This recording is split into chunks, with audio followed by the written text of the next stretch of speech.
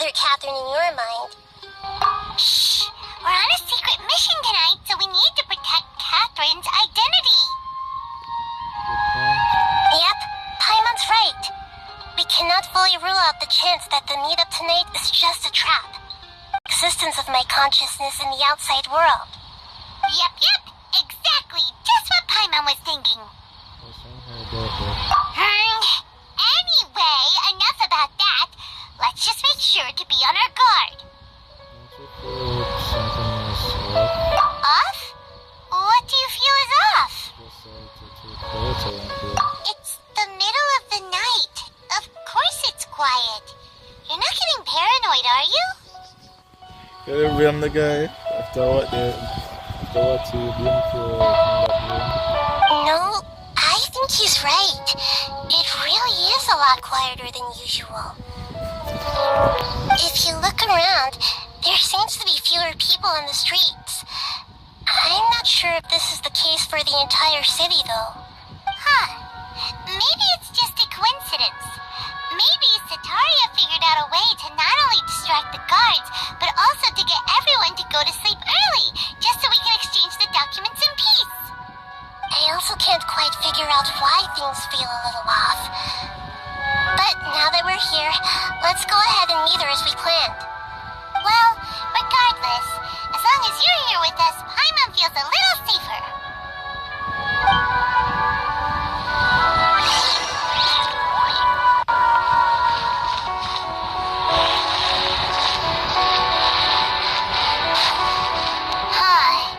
There really aren't many people out right now. Let's hope it'll be this quiet in front of the academia, and that Sataria managed to distract all the guards.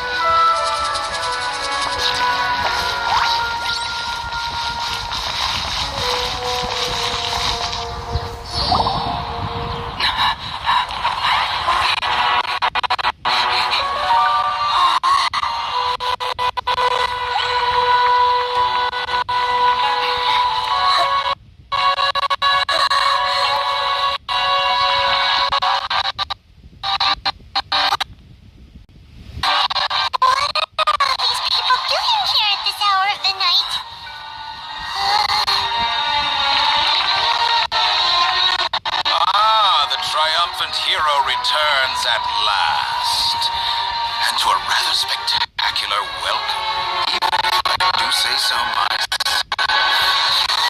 The outcast, expelled from the academia. Indeed I am, although these days they tend to call me the Doctor.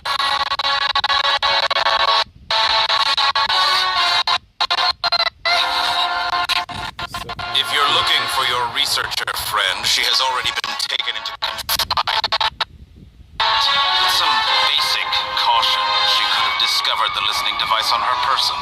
Clearly, she lacks the degree of rigor expected of a true scholar.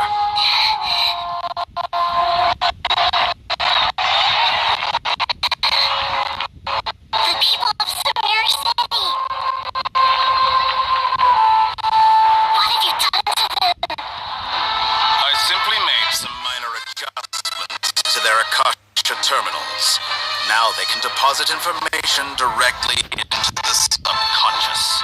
As you can see, all these lovely people now believe this traveler is a hero who has just saved the world.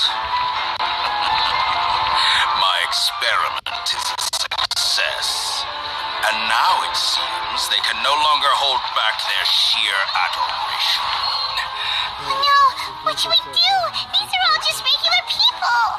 Leave now. You need to get out of here. But that guy's a Fatui Harbinger. We can't just leave you here. Nor can I abandon the people of Sumeru.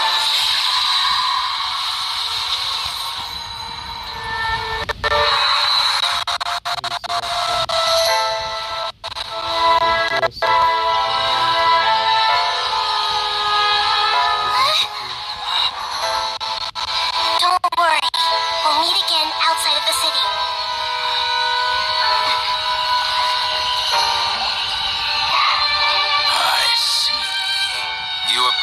to have overridden their mental faculties with your own consciousness. To possess such a powerful mind, you must be the god of wisdom. So that's the doctor.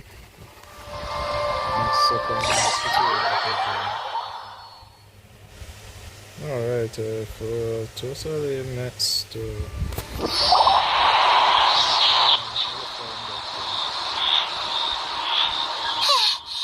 This should be far enough. Whew. Paimon needs to catch her breath first. Is Nahida going to be okay? We only made it out because of her. She can jump between them until fully sure before. Paimon wasn't counting on running into a new harbinger here, let alone such a high-ranking one. That guy was number 2. So scary. Yeah, that means he's stronger than Archon. He called himself the Doctor. Remember, Tainari told us about him. Sataria did say that someone who once got expelled from the academia came back recently. And that even the sages are wary of him. Yep, sounds like she must have been talking about the Doctor. We underestimated the skill of this program. But now that the number of bodies Yeah, now that the Doctor's in the picture, we're no longer just dealing with the academia. They're in cahoots with the Fatui. But what are the Fatui after this time? Another Gnosis? I need to find a way to reunite with Nahida. Yeah, things would be a lot easier with Nahida's help. Nahida said we'll meet again outside of the city. But we can't just keep waiting around, right?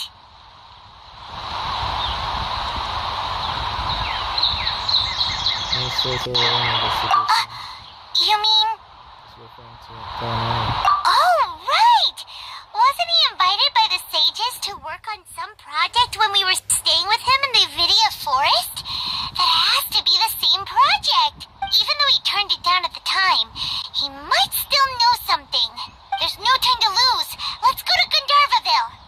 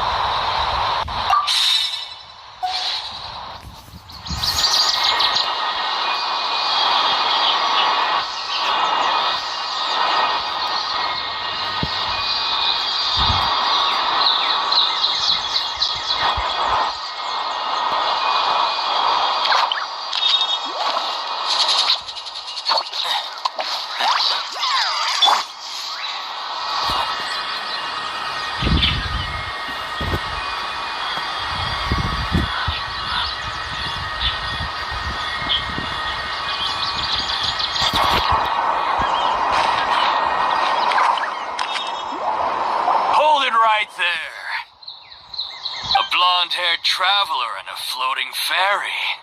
We've got you all right. Take a look around. You've fallen right into our trap. Are you mercenaries from the Corps of 30? Did you come here to arrest us? Corps of 30? We're nothing like those government lapdogs who don't even get scraps for their work. We are an elite brigade that commands the highest commission rate in all of Sumeru. We're here on the orders of a client known only as the Outcast. The outcast? An outcast from the academia? But why wouldn't the doctor just send the Fatui after us?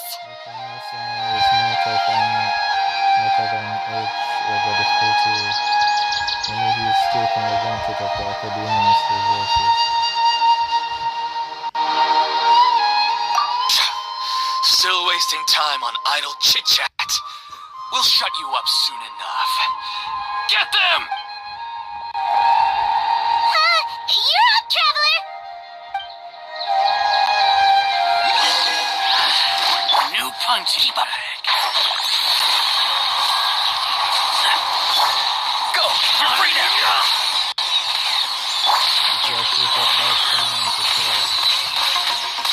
Take that!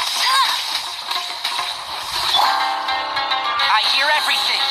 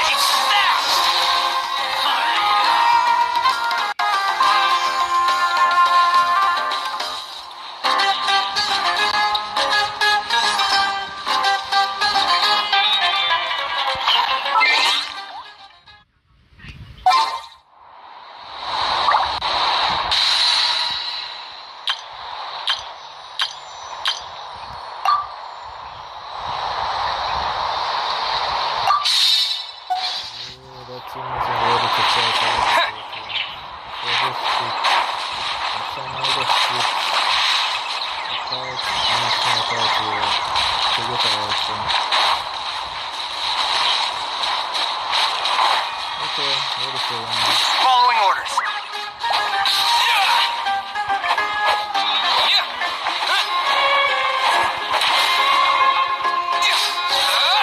Scatter!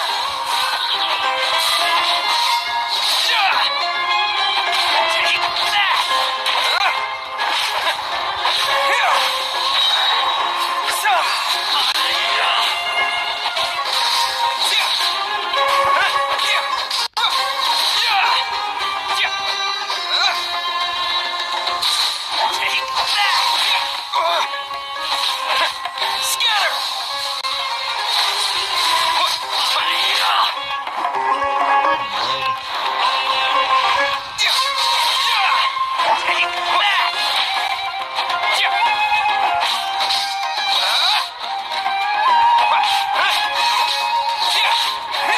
that!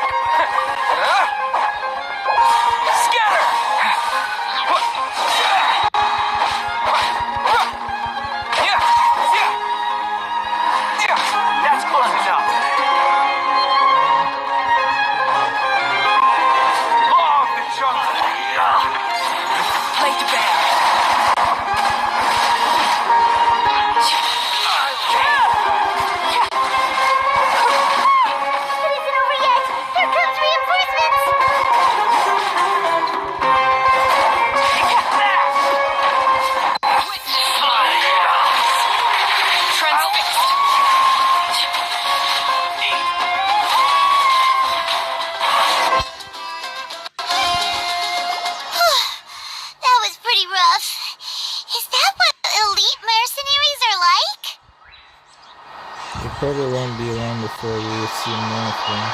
Yeah, looks like we'll have to keep our guards up. But this doctor guy seems like a pretty tough opponent. He knew exactly where to set up an ambush. Did he predict that we would try to find Tainari? Going up against smart people is tough. Anyway, let's keep going.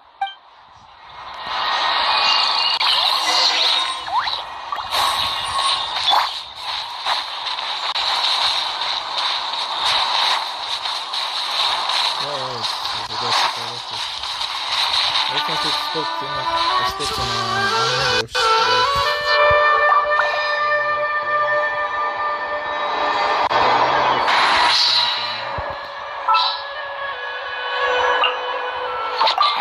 Who ate a poisonous mushroom this time?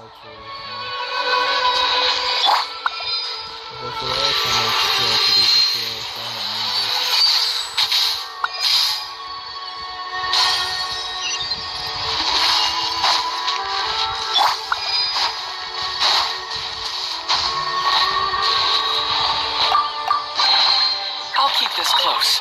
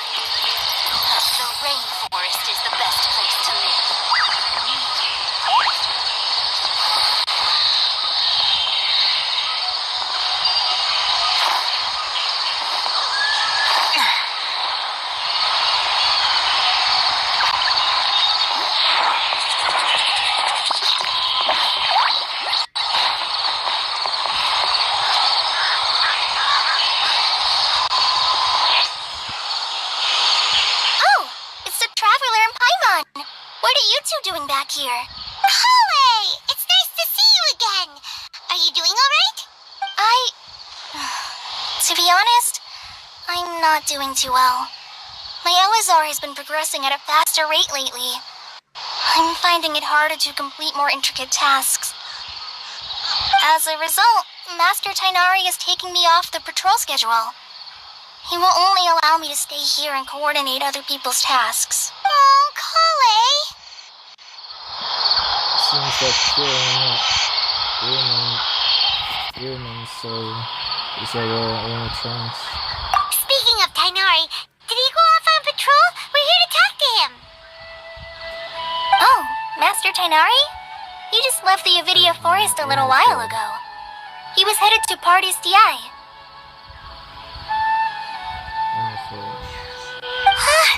He left? But isn't Tainari always saying that he never wants to leave the Avidia Forest? He even turned down the sage's invitation.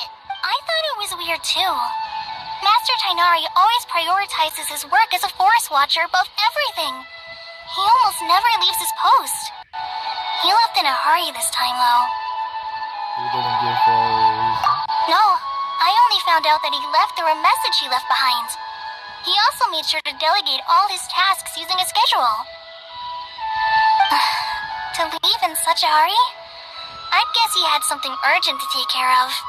Master Tainari originally studied in the Amorta Darshan of the Academia, and Partis Di is something like the Amorta's research base. Many rare shrubs and grasses have been planted there for research. I know that before he became a forest watcher, Master Tainari once spent a long time conducting research at Partis Di. A research base, huh? Gotta wonder what kind of research Tainari just decided to work on all of a sudden. Oh, we don't have a lot of time, so let's go look for him at Partis Di. He's so cool. Don't worry, I'm fine. I'm used to living with Elazar by now. If you run into Master Tainari, please send him my regards. Got it. Will do. See you later, Kale.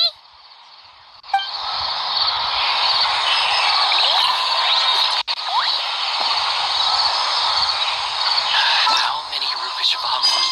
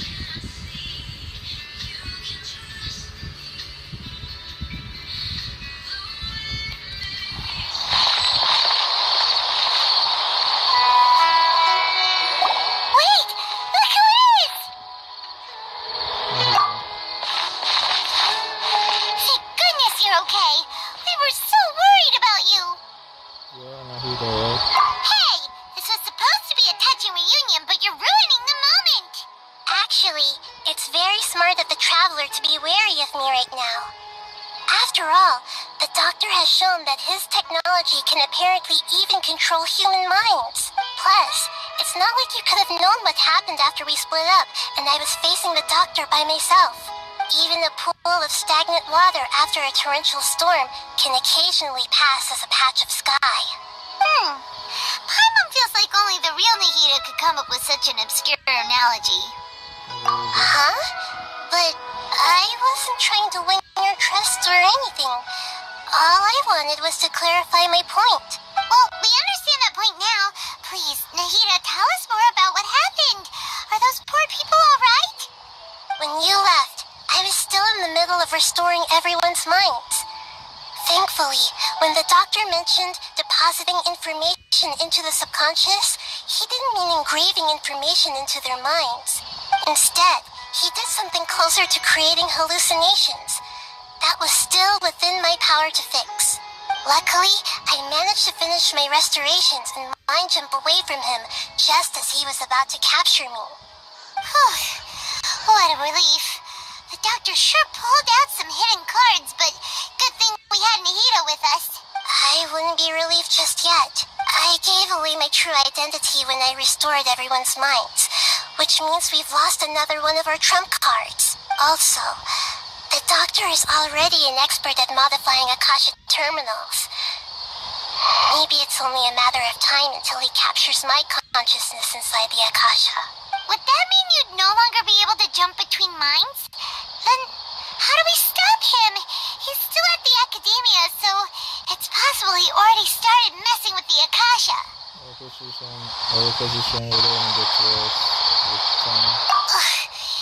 like he's toying with us. What a nasty piece of work. Plus, the doctor's combat ability alone is apparently enough to make him worthy of being number 2 of the Fatui. We shouldn't give up hope just yet. Let's try to find another way to attack this problem. Actually, Nahida, how did you know we were trying to get to Party's DI? Have you been waiting for us? Yes, I have. I can see the traveler's elemental energy, so I deduced your destination by looking at the direction you were moving in. You didn't come here for sightseeing, right? Did you find any leads?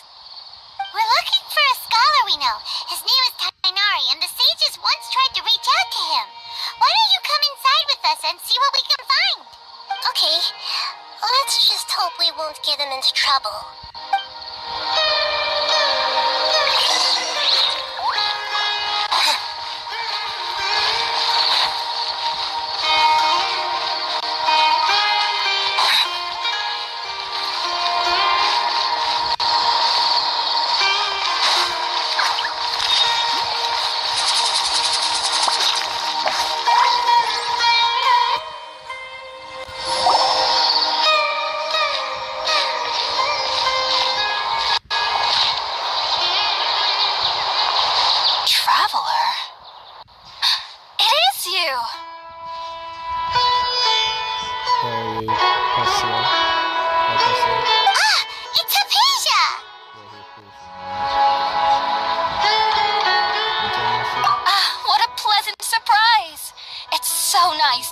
Of you again.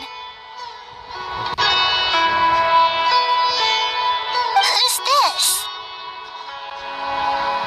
She's a scholar we met in the Avidia Forest. When we last saw each other, she was still training in the, what's it called? Satyavada life? Oh, I see. That's right, we're old friends. You've come at just the right time. Ever since I've come here, hardly anyone has even talked to me. Hypatia, you're way too excited about this. Actually, for you to leave the Avidia Forest means you're not in training anymore? Wait, no. Did you already finish your training and reach Pariporna life? What do you think? My consciousness has already managed to make contact with the divine. You did it! Congratulations! It's so exhilarating to share this sublime joy with others at long last. When my consciousness made contact with the gods, what a supreme and unparalleled experience that was. That sounds incredible! What you were here for, Tony? Oh, all right. Actually, please wait. I haven't forgotten my promise to you. Remember? I promised to help you understand what you saw from Irminsul once I gained deeper insights. My current self has not only gained true insight, but I can even help you establish a direct connection to the consciousness of the divine. You can do that? I've never heard of anything like that, but if you want to give it a try, I'll do my best to protect your consciousness during the process. Hold on. I brought some spirit borneo with me. This is still a crucial part of the ceremony. We're using that incense again? All right now. Hold my hand. I'll help you establish a pathway to connect your consciousness. Okay. Ready?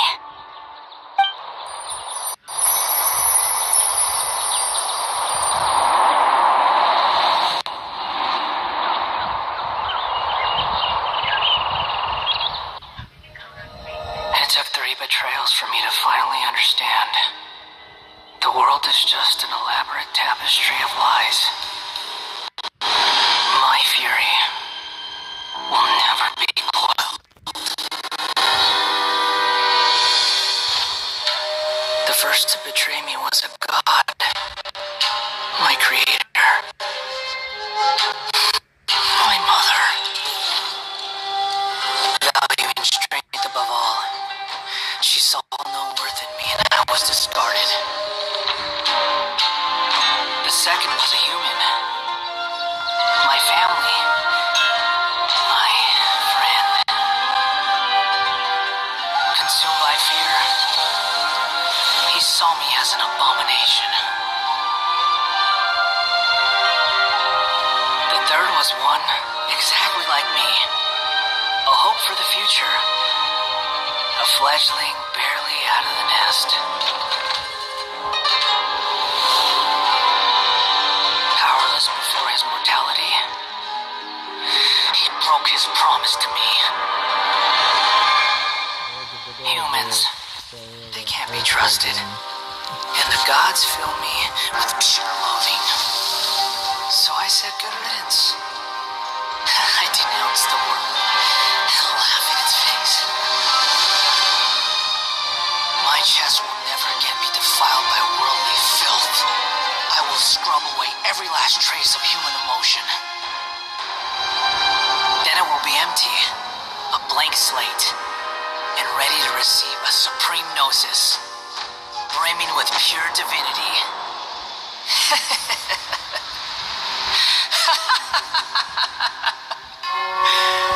There is no need to fear. The pain will be brief. Your era is coming to an end.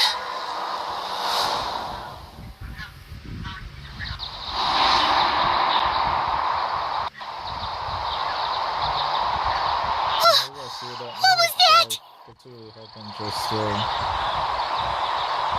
This is near the elevator towards consciousness. No, King District's consciousness. Did we actually just see the Balladier's memories? Everything matches what we know about him. Yeah, no idea. What's his name? But how is he connected to the divine consciousness that Hypatia was talking about? You saw it, right? You felt it, right? Such a majestic god. Such a noble will. Such sublime emotion. Alas, shame. If only that which beats within my chest wasn't a filthy mortal heart. Oh, great and merciful God, please grant me forgiveness and salvation. Do you understand now? I'm afraid this is no periporno life, but rather... Wake up, people. You! Why are you so mean to me? Why is everyone hiding from me? I found divine wisdom. Shouldn't I receive praise and honor? Haven't I uncovered that light in the darkness? Hypatia? That's how I always thought everything should be. Wait. Have I already lost my mind?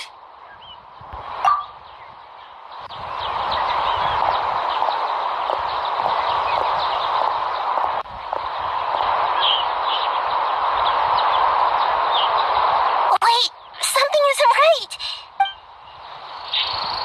Yes, something definitely is about.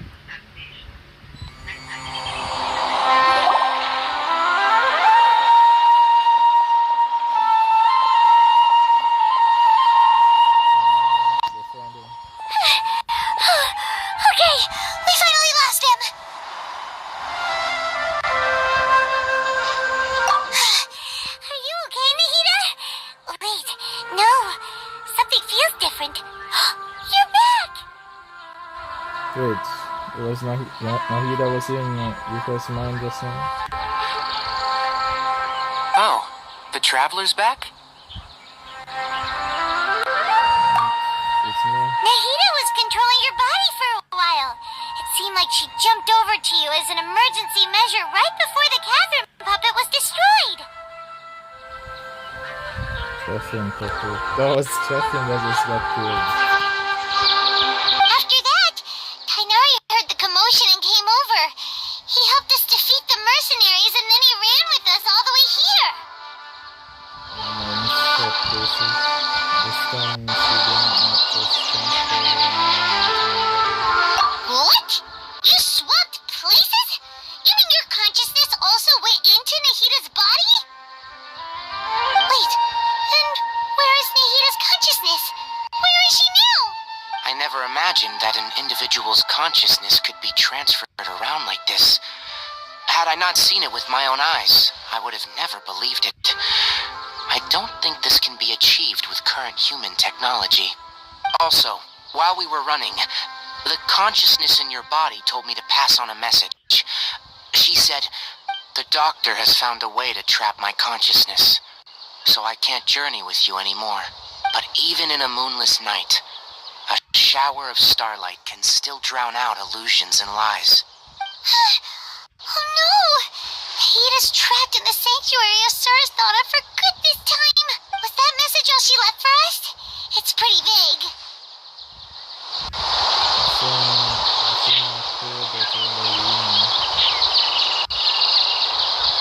Oh, that makes sense. Since the doctor captured her, she won't be able to say anything without him knowing. She's being extra careful. Even in a moonless night, a shower of starlight can still drown out illusions and lies. Huh. Paimon knows the moon illusions and lies are from that alchemical divination at the Sub-Zero's festival. Didn't Nahida use a starlight analogy before?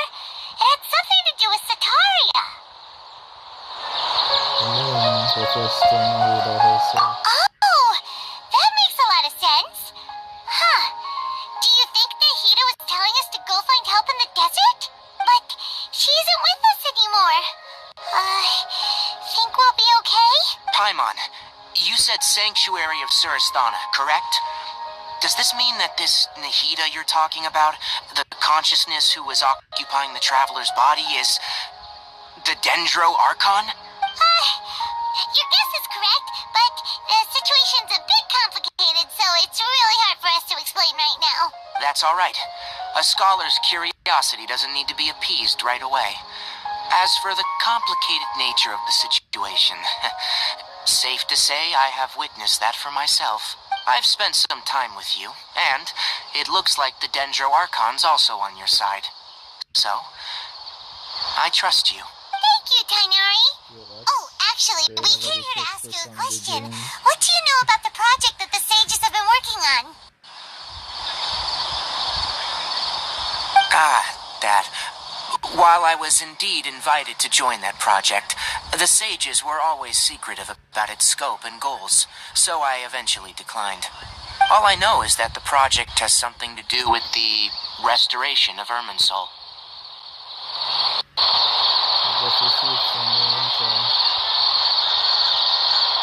Huh? Did you see something when you were in Nahida's body?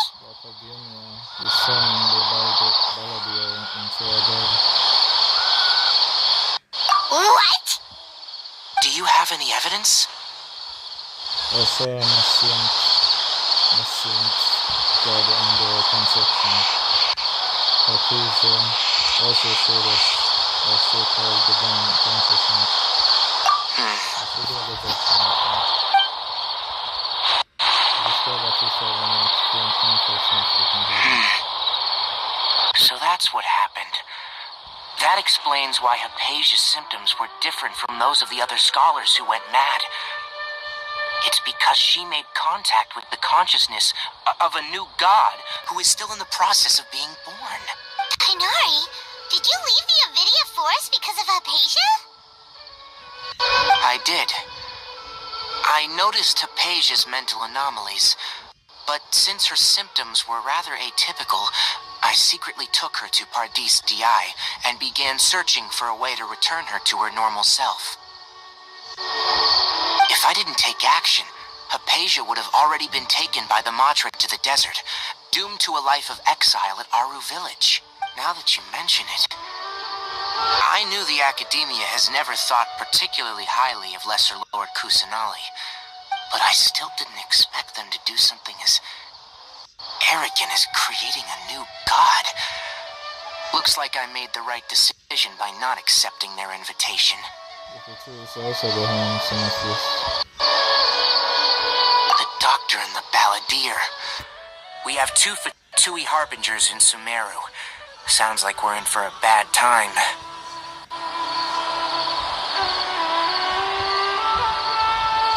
From your description, I don't think they've completed their project. There may still be room for us to intervene. But then, what is the connection between creating a new god and restoring Irminsul? Yeah, it feels like we're still nowhere close to figuring out the sage's goals. Let's head to the desert for now. Right. We've pretty much gone over everything we need to know, so we should head out. How about you, Tighnari? What are you going to do? I'll stay here for now. I still want to try a few more things to help Hypatia. If you're planning to go into the desert, start by heading for Caravan Ribat. That'll be your fastest route. Come find me here if there's anything else I can do to help. May the spirit of wisdom go with you. Thanks, Tighnari. Hopefully Hypatia will feel better soon. We're off then.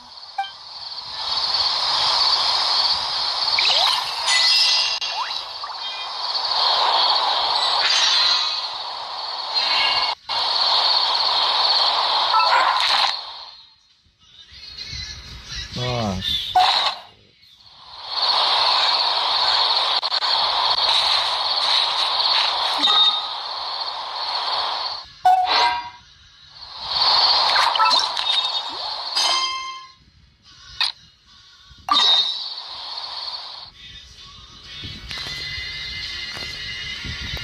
I totally forgot.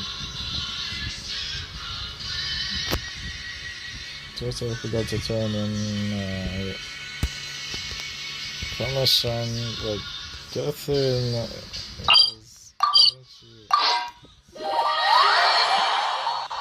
is Catherine.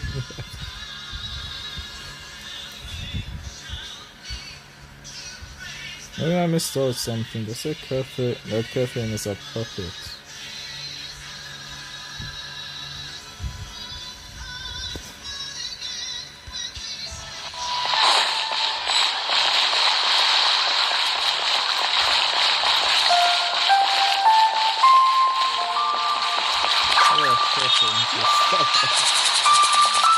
Ad Astra Abyssosque. Welcome to the... Thank you for completing today's commissions. Here is your reward.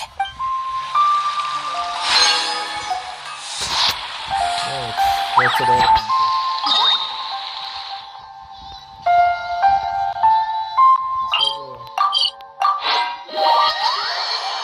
Really was Catherine.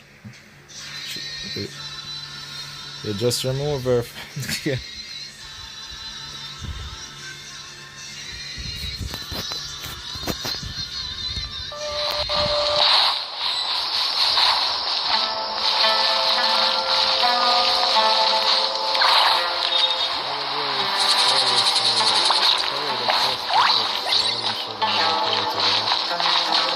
That's what you're in my necklace.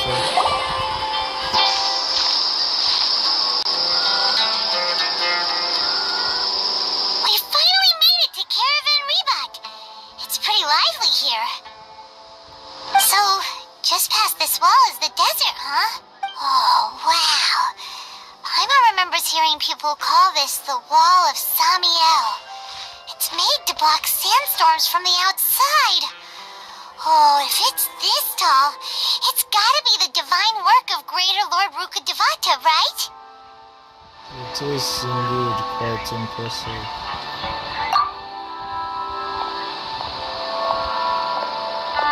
Enough gawking. Come on, follow me.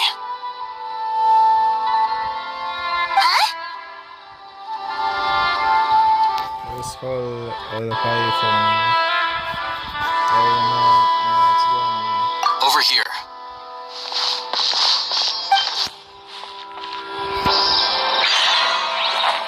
Ethan went that way.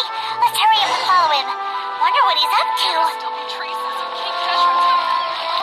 What should I say after I've done with this? Don't say that.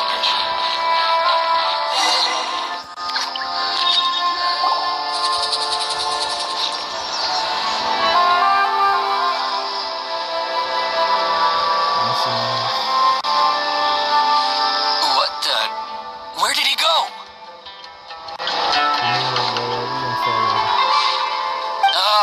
How did we lose them? They were just here a second ago. More Eremite mercenaries? Who are they working for this time? Anyway, Traveler, it seems like we were being followed again. You were too careless. You should have noticed those hopeless amateurs trailing you a long time ago. I'm sorry, There's no need to thank me. I've never cared to keep track of personal favors. All I did was correct a mistake I happened to come across. It's a habit I developed at the academia. You really gave Paimon a scare, Alhaitham. We never thought we'd run into you here. Last time we met at Port Ormos, didn't you say you were going back to the academia? Wait, don't tell Paimon that you're here to take us back on their orders. That'd be ridiculous, Barman. That was the case would have done that instead of trying to get us away from the people that were following us, which is a mercenaries. Oh, so you've already landed yourselves on the academia's hit list. I can't say that I didn't expect it. You didn't even know about that either. However, had I wished to turn you over to the academia, don't you think you'd already be the Eremites' honored guests by now? Exactly what I just said. Oh, right. You do have a point. Participating in a celebration project. I have no interest in running errands for that project. As a scholar, I've always belonged to the camp that promotes researcher autonomy. And these days, you're more fascinating than anything the sages can offer. So you are actually looking for me? Not quite. To tell you the truth, I'm still investigating the divine knowledge capsule. Unfortunately, I've run into some difficulties. Well, can you explain everything while trying not to look cool? Everyone says the capsule originated in the desert and was eventually moved to Port Ormos. If I'm to get to the bottom of this, I must understand how the capsule first came to be. Which brings me back to you, and why you're so interesting. The leader of Ainul Ahmar used the divine knowledge capsule right in front of you, and upon seeing him, your expression became perplexed, and you were lost in thought for quite some time. To have that kind of reaction, I think you must have realized something. Are you interested at all in sharing what you've been hiding from me? It must be because I was so shocked to hear those words again. Well, forget me. Alhaitham, you really have a ridiculous eye for detail. What kind of person even notices or remembers stuff like that? The situation is a little complicated. I can't show what I mean just yet. So that's your answer. Well, I do work for the academia after all. So considering that, it is indeed wise to keep your cards close to your chest. But that does prove you do have some undisclosed information about the divine knowledge capsule. Am I right? No matter. Rather than simply learning the answers from you, I'd still prefer to investigate on my own. Speaking of, you two are also headed to the desert? Also, that means they're going to... That's right. We have the same plan as you. But we don't really have any concrete goals at the moment. Then I'd suggest starting with Aru Village. It's the largest settlement in the desert, so it'll probably have more resources and intel than anywhere else. Well, would you like to head there together?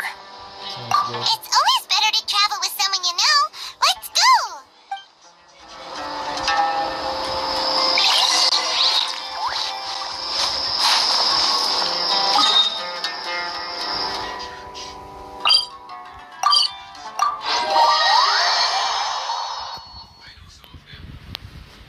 wish those guys could have followed me after all I've been doing is teleport.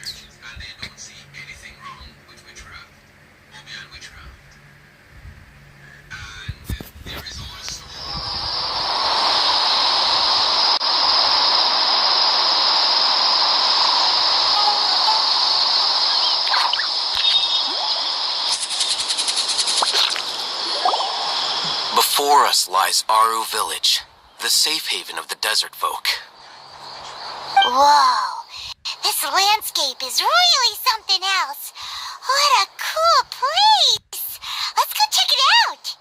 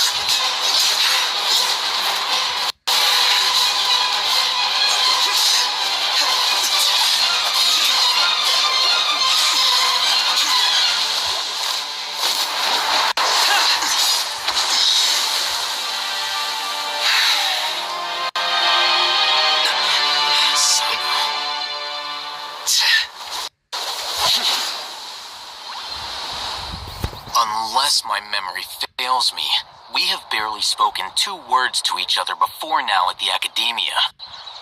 Would you care to enlighten me as to when and how I invited the General Mahamatra's wrath? Oh, Hatham. Do not think you can escape my judgment just because you managed to escape my attack.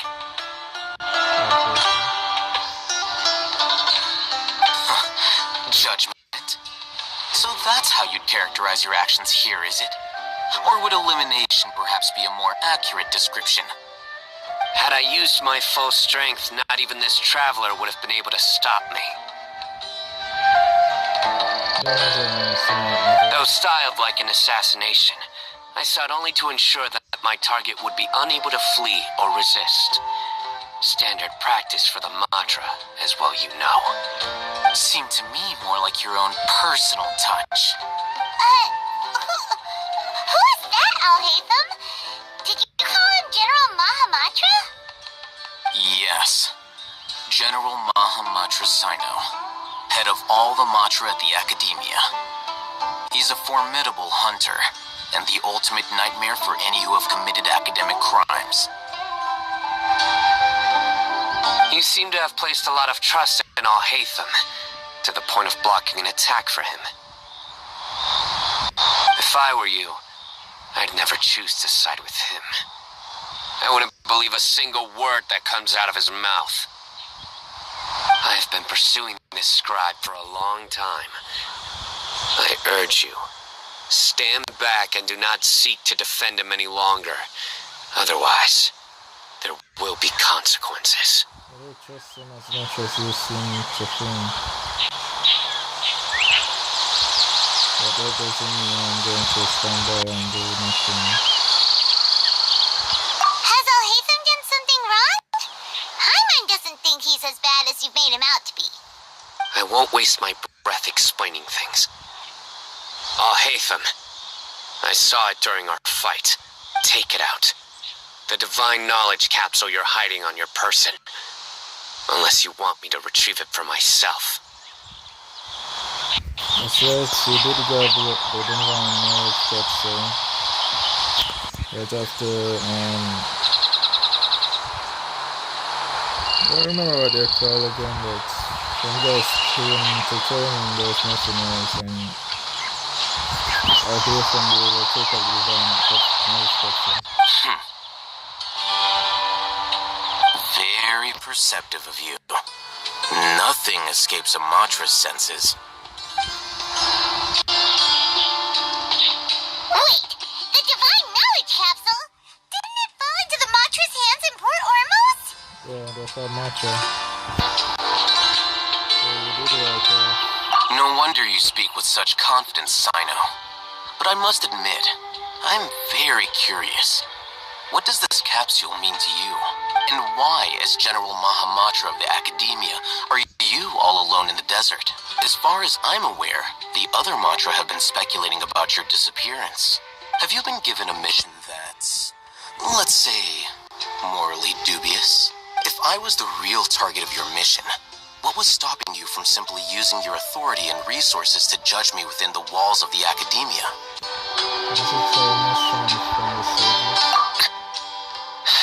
I should have known you'd be difficult to deal with.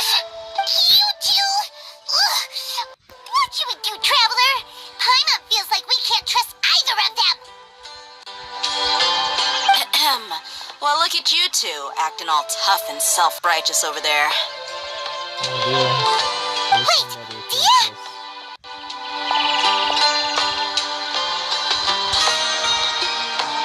Great! Finally, someone that we can trust! You gotta help us out here, otherwise these two are gonna start fighting again! Yeah, sure looks that way. Two giants from the Academia duking it out once and for all. Not something you get to see every day, that's for sure.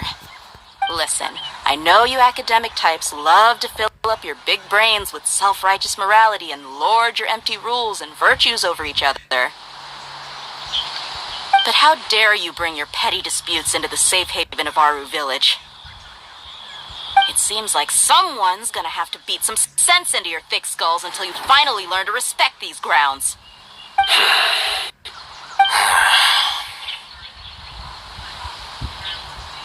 Neither of them can afford to be distracted by the...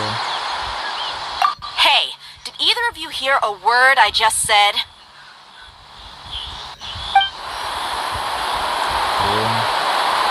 Whoa, what's going on? The wind's so strong! Is this a sandstorm? Paimon's gonna get blown away! Another sandstorm? What's up with these recently? Hey! All of you, over here, quickly! We have to take cover! Someone's calling for us! Oh, this wind is too strong! Let's get over there! That sounded like Candace. Yeah, I don't understand this one. Come on, you two! Jeez, are all of you academia folks such hard work? Move it! All right, stop yelling.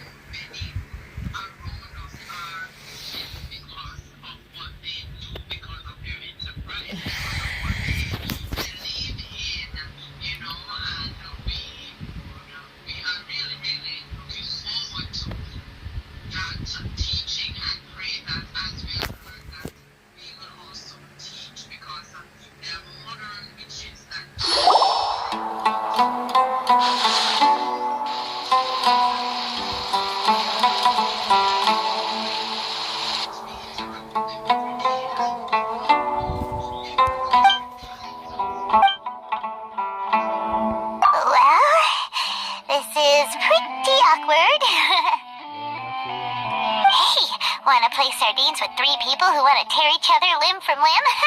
Sure, why not? Sounds fun. The air is so thick and heavy. Paimon can hardly keep floating anymore. My sincere apologies, everyone. This is the home of our village chief. I will have to ask you to make do with this small room until the sandstorm dies down. Please, let me introduce myself. I am Candace, protector of Aru Village. Our savior has come at last! Nice to meet you, Candace. The name's Paimon.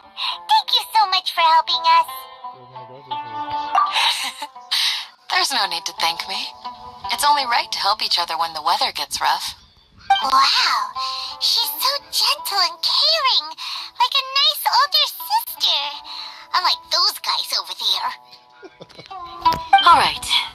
Now that we're all better acquainted, we shall return to the topic at hand.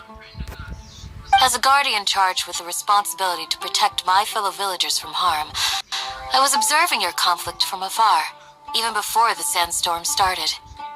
And now that you have set foot within our village itself, it is all the more my responsibility to make absolutely sure that you pose no threat whatsoever to us.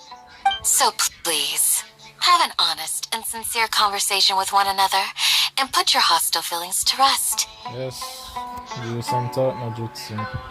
If anyone dares to start anything again while they are under this roof, I will not hesitate to send them out for some quality time with the creatures of the sandstorm. Oh, on second thought, Paimon may have misjudged Candace's character. And that goes for you too, Miss Dia. Yeah, what? Yeah, I was only trying to stop them from fighting. Do I make myself clear? Alright, we got it, Candace. That's what I like to hear. So, which of you will begin? I was supposed to be a mediator, but I might have gotten a little too involved just now. Anyway, one of those two should probably start talking. Wait, that was you trying to be a mediator? I have nothing to hide, so there's no shame in explaining myself. While Alhaitham wasn't wrong about the other Matra not knowing my whereabouts, it's not because I've been assigned a morally dubious mission. Rather, I've chosen to exile myself. I don't know, why do these guys always try to look cool? Huh? Exile yourself? A little while ago, I discovered that there was data missing in the Academia's project planning and development files. What little they did report clearly did not match the project's actual progress. As General Mahamatra, I had the responsibility and authority to request an audit. However, to my surprise, the person responsible for the erroneous data was none other than Grand Sage Azar himself. I tried to investigate the issue myself before submitting a formal audit request, but I soon found that all leads and potential pieces of incriminating evidence were carefully concealed from me. I began to realize that they were cautious of me from the very beginning. Unsurprisingly, the Grand Sage rejected my audit request as soon as the submission reached his desk. He even said to me, "The power of the General Mahamatra is granted by the sages. You have no right to judge us." So they really are up to no good. I realized then that to the Grand Sage, the Matra are nothing more than tools for the sages to assert and maintain their control over knowledge. The vows that we took, the principles that we strive to uphold, they are meaningless to the academia of today. So you then decided to exile yourself? I believed it would be wise to flee the academia before the sages had a chance to take action against me. This way, they can no longer see nor predict my actions. I will never give up on this investigation. There's no need for someone else to give me power or authority. Once I find the truth, I will administer judgment by my own name. You're told by a mere glance, you're the kind of guy who has a strong sense of justice. Alhaitham is very mysterious. Sino seems to have the same goal as us. We're all investigating the sages. Yeah, pretty much. Plus, now that he's no longer the General Mahamatra, he somehow feels a lot less scary. Still too early to trust him completely. Well, Sino, if that's your story, then why did you see Alhaitham as a target? Because of really bad knowledge capsule. When I was investigating the matter in the academia, I overheard a conversation between Alhaitham and a sage. The sages asked you to investigate a blonde-haired traveler. Do you dispute this, Alhaitham? Oh, yeah. What? Like many parts of the project, this assignment was undocumented. Now throw in your suspicious behavior with the divine knowledge capsule, and I think we deserve an explanation. From the very beginning, Alhaitham was...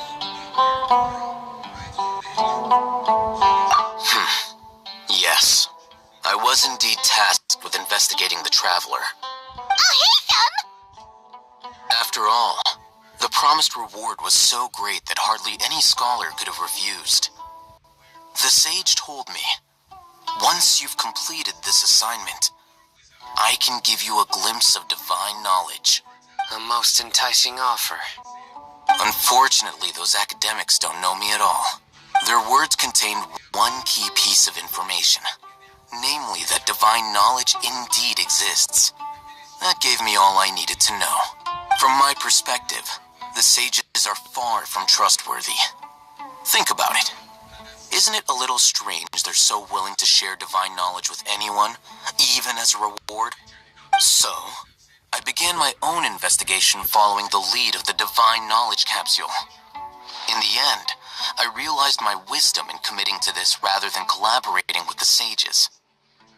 Had I been less guarded, I probably would have ended up like that Ainul Ahmar mercenary, incapable of remaining sane for long enough to hold a conversation. You mean that the sages originally planned to dispose of you, using one of those capsules that drive people insane? Was the curse? It's a later encounter with me. I'd already given up on the assignment by then. I only told the Academia I was waiting in Port Ormos for you to appear so they wouldn't suspect anything. So it came as quite a surprise when I encountered my erstwhile target while investigating the Divine Knowledge Capsule. Criminals do love to talk about coincidences. Even though I ran into the Traveler by chance, I had no intention of providing assistance to the Academia.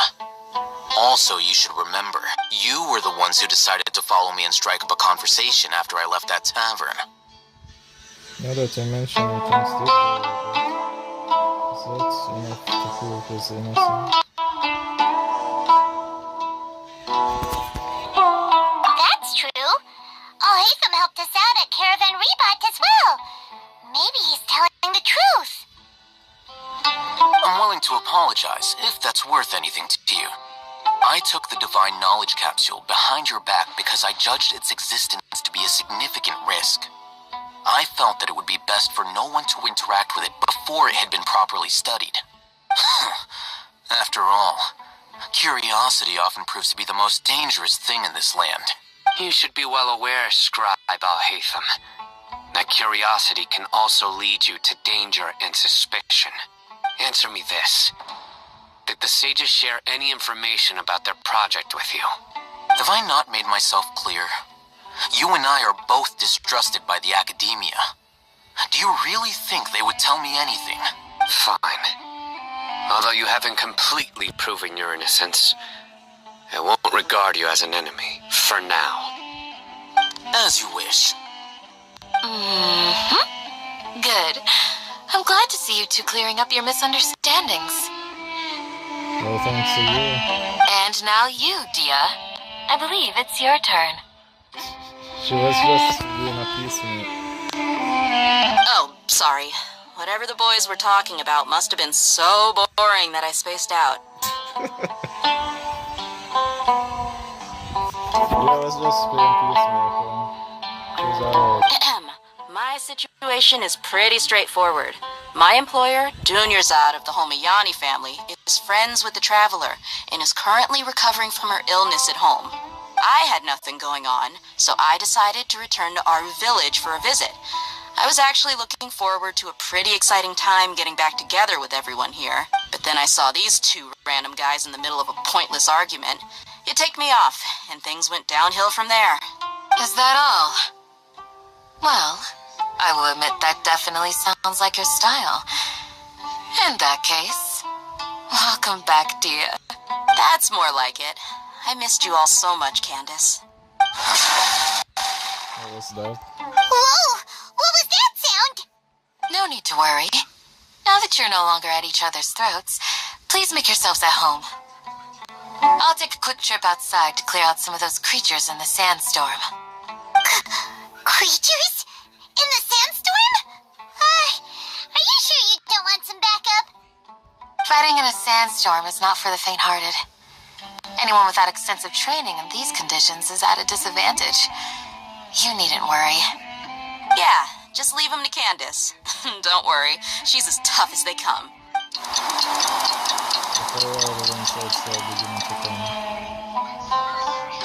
The winds died down.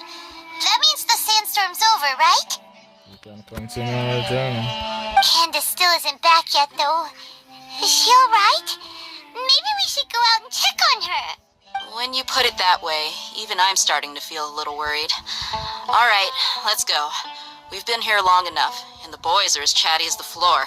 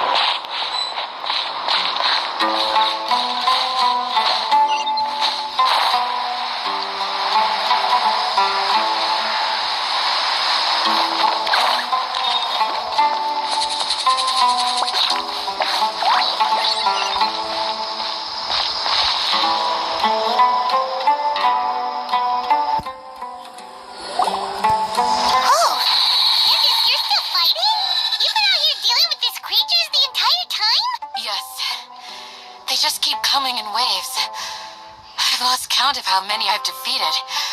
Before I realized it, even the sandstorm had stopped. Oh, she's really strong. The storm is also something else. Hey! Here comes another wave! Leave this round to us. I got interrupted earlier, but now I have something to take my anger out on. It's been quite a while since I've seen the flame main in action. I'll leave these to you then. I'll be sure to put on a good show. Let's go!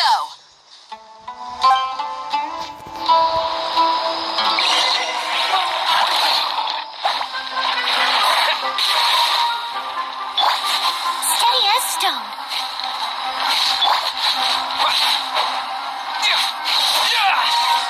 Propagate! Terminate!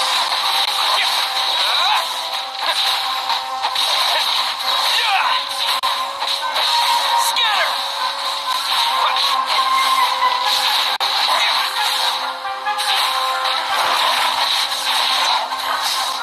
As a beautiful maid would.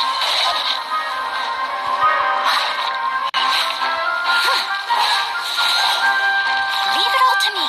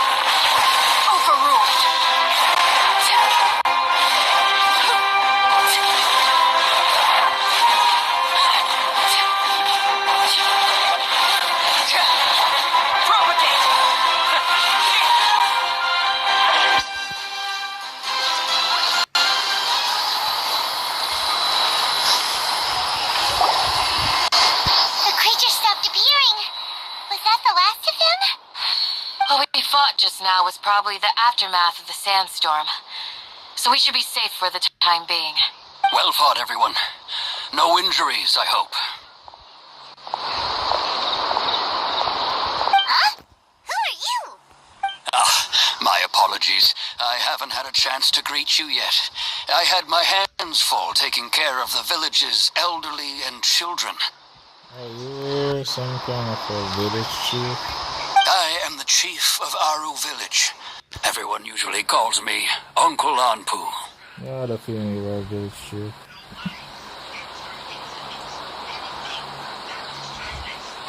So pleasure to meet you. Sir, I am also originally from the desert, but I have not been back for some time now. May I ask if such sandstorms are common? I can't say they've always been common, but recently the storms have become increasingly severe and frequent. Besides sandstorms, we also occasionally get earthquakes. According to an investigator who stayed in the village a while ago, these unusual natural phenomena are related to the withering of Irminsul.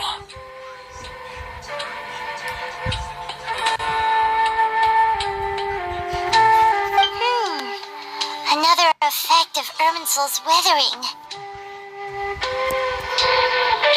So, Irminsul's withering causes withering zones in the forest, and sandstorms and earthquakes here in the desert?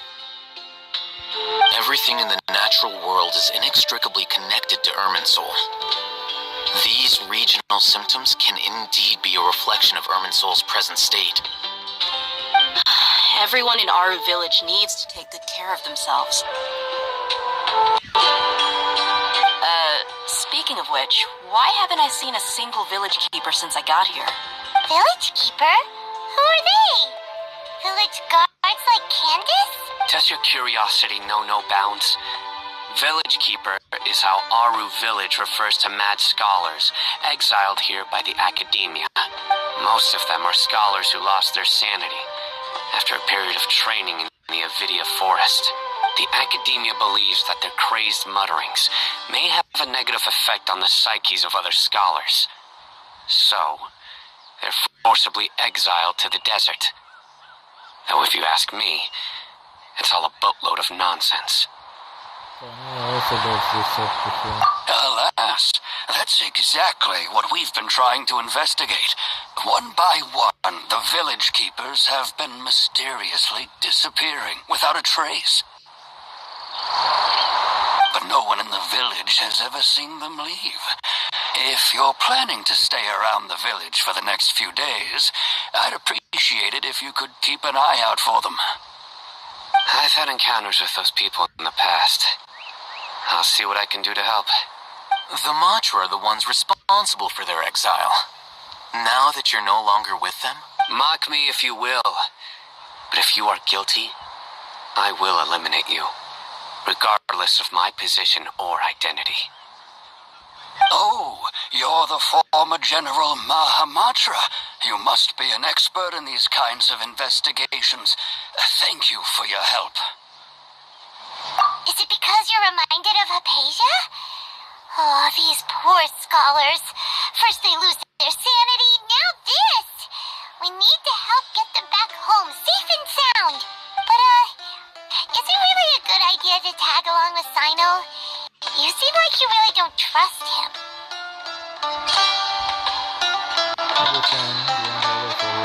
I'll be grateful for the assistance. No doubt you will do a better job than some of my former subordinates. Let's start by finding a spot to share what we know so far. Thanks for the compliment.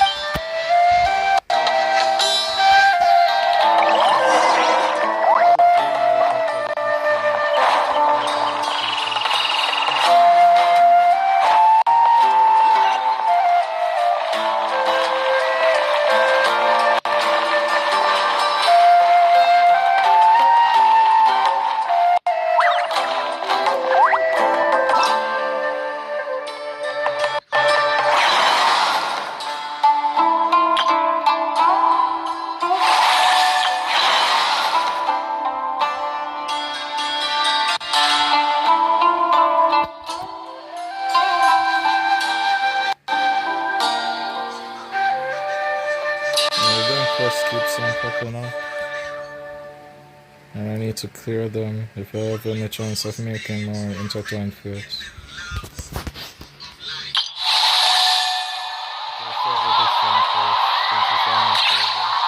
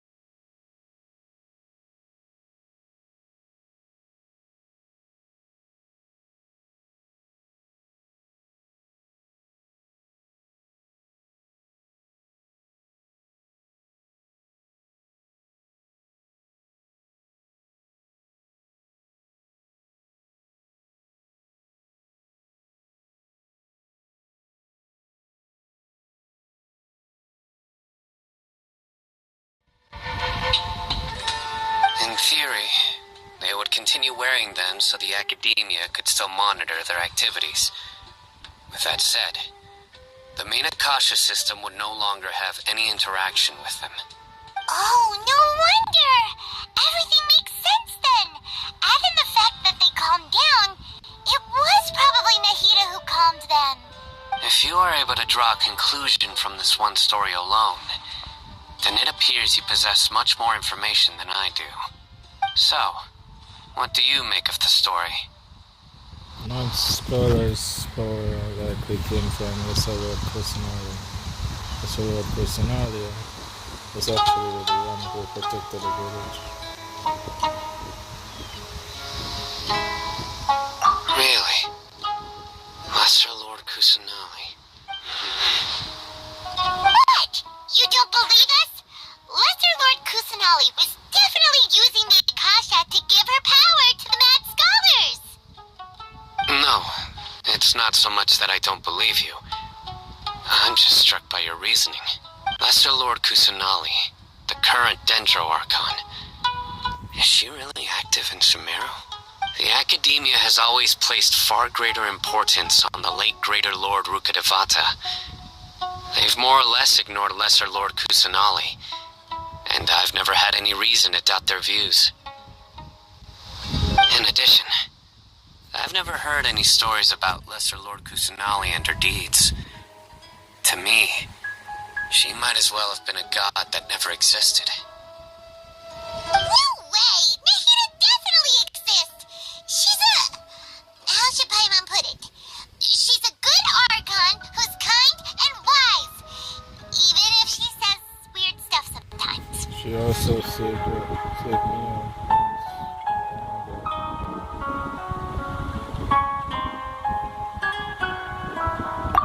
I've spent many years interrogating criminals, so I can easily tell when someone is lying. Good! Then you should know that we're telling the truth. That look in your eyes. I've never seen that from a liar. You two really must have met Lesser Lord Kusanali. How can this be? To think, our Archon has been amongst us this entire time. Alright, now it's our turn to put our skills to good use for this investigation. But easier said than done, especially since we don't have any leads. Maybe we can start by knocking on some doors. Excuse me, are you here to help me find my grandpa? Huh? Who are you? By the sounds of it, a resident of this village. My name is Isak. You'll help me find my grandpa, right? Is your grandpa a mad scholar? Hey, don't say that. Grandpa is just Grandpa. Why do you have to call him that? It's not like he's a bad person or anything. The person you're referring to is not a local, yet you are. Why do you call him Grandpa? Grandpa is just Grandpa. He's my family. I heard everything you said to the village chief. Please, you gotta take me with you. I want to find my grandpa. I swear I'll help. I won't be a nuisance. Ah, so you're the one who was eavesdropping on us around the village chief's house. I was planning to go out and take care of whoever it was, but I had a vague feeling that they didn't harbor any ill intent.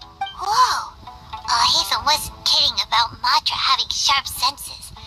Sino, he's just a kid. All he wants is to find his grandpa. Let's find a way to help him. Sorry, I was only listening in because I wanted to know where Grandpa went. Honest, if you don't believe me, you can ask Miss Candace. Just help him, Sano. All right. But first, let's confirm the facts with Candace.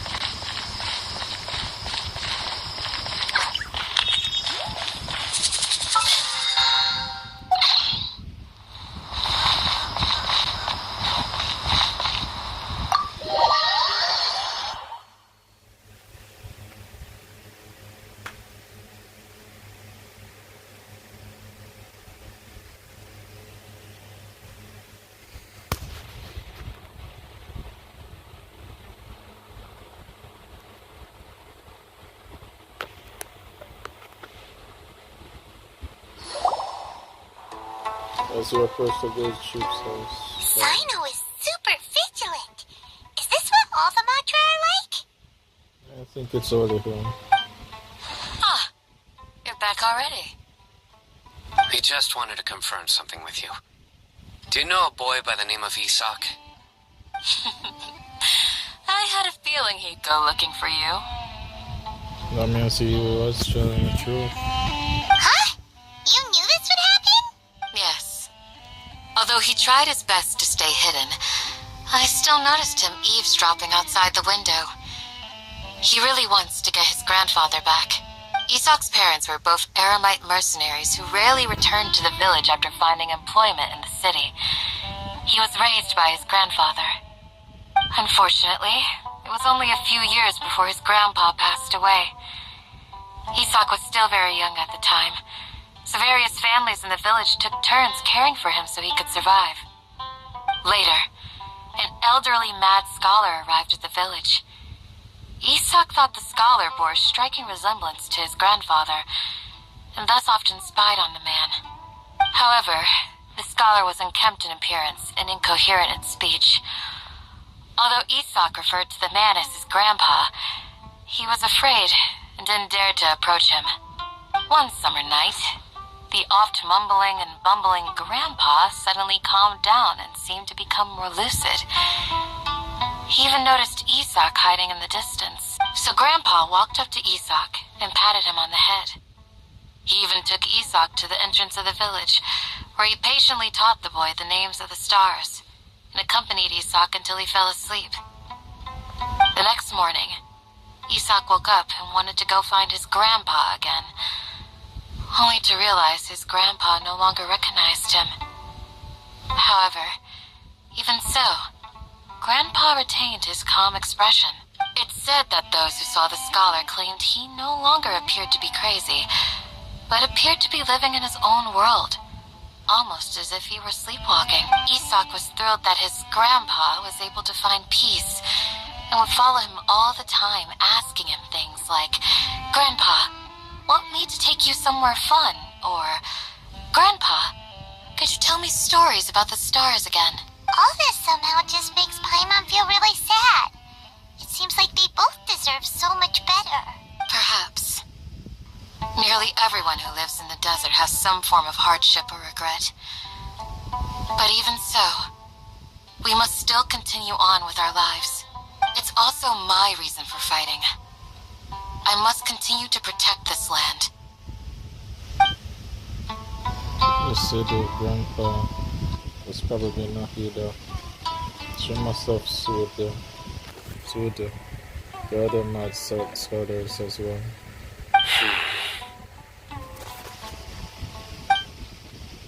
From the look on Sino's face, he's probably connected to the dots as well. Maybe the people have always had a considerate god watching over them. Huh? What did you say, Sino? No, nothing. As long as Isak keeps his word and doesn't get in our way, we can take him along. Perhaps you are more compassionate than I gave you credit for. Please accept my thanks on Isak's behalf, Sino.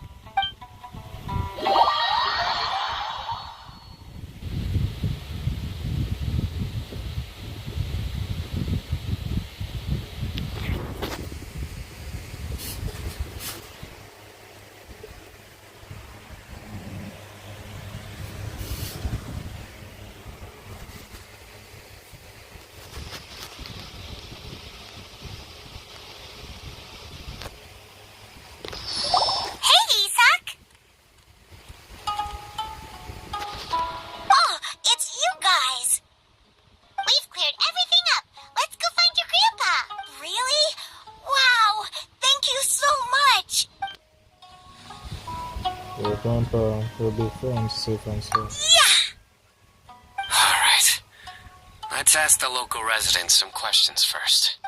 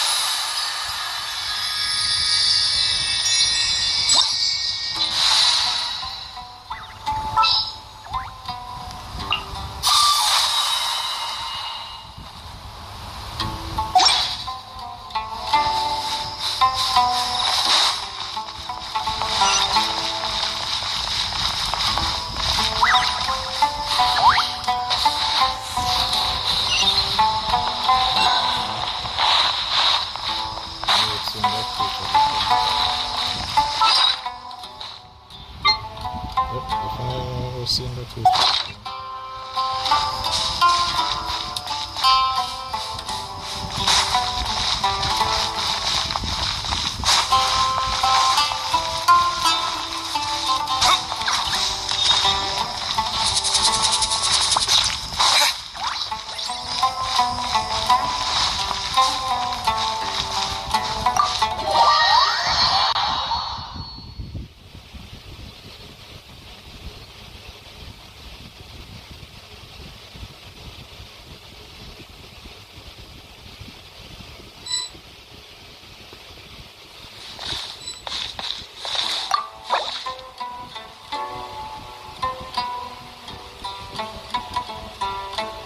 Did they just never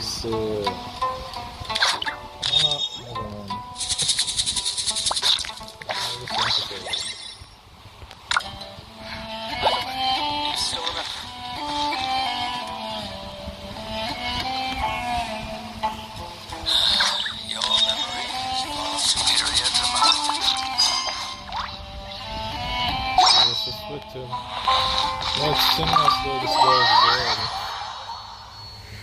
I'll let him help me fight Archon. That way I can get Archon to the next level.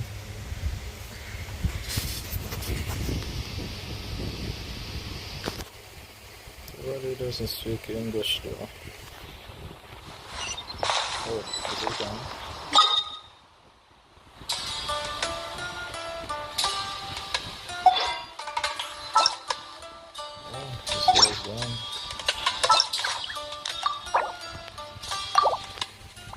I can't see the Archon first, since he's gone.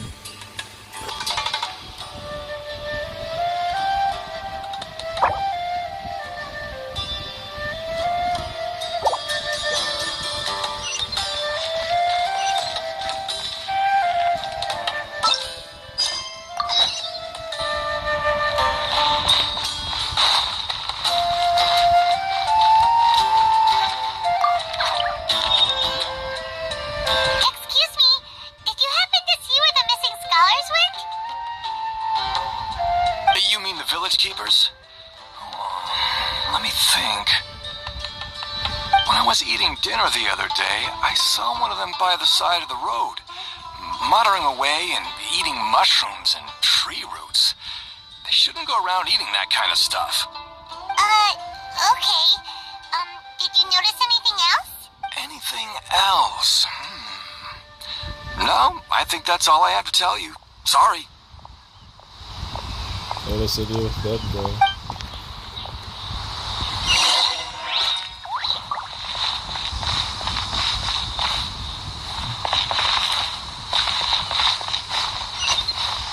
Alright, I don't know, man. I was going to the Archon structure to hear all the characters. But I got interrupted by another floor.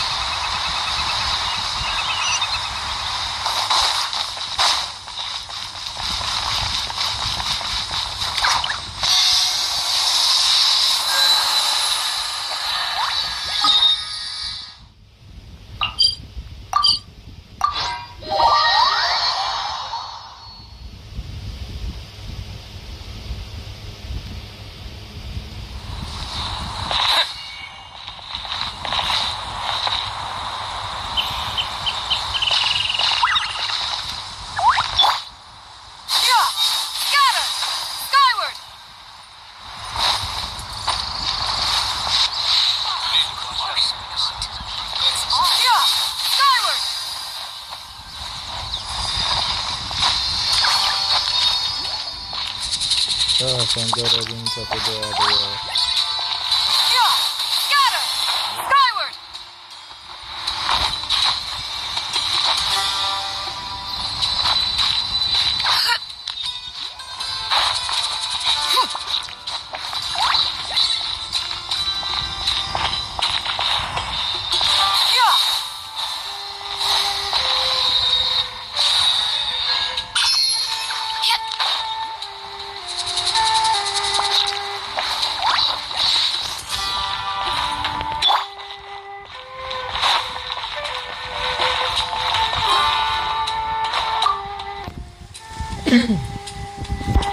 The scholars that have gone missing. Have you seen them? Those eyes. Those fierce eyes. You look like a real fighter. Yeah, and... Don't change the subject. Right. You were asking about the the mad scholars. I think it's been a few days since I last saw them. I usually go to bed pretty early, so I'm not too familiar with what goes on at night. But honestly, I feel quite sympathetic towards them. Even though they act a little strange, they've helped me in the past. If it weren't for them, my house would have collapsed long ago. Do you also think Grandpa and the others are good people? Grandpa? Oh, hello there. It's little Isak. You mean that nice man who looks like your grandpa's long-lost twin, right? He was actually real now that I think back on it. Did someone teach them how to do that? Well, whatever the case, I'll always be thankful to him and whoever taught him to look out for others. I'm pretty sure that if I ever went mad, I wouldn't be able to do anything like that. Gotcha. Thank you.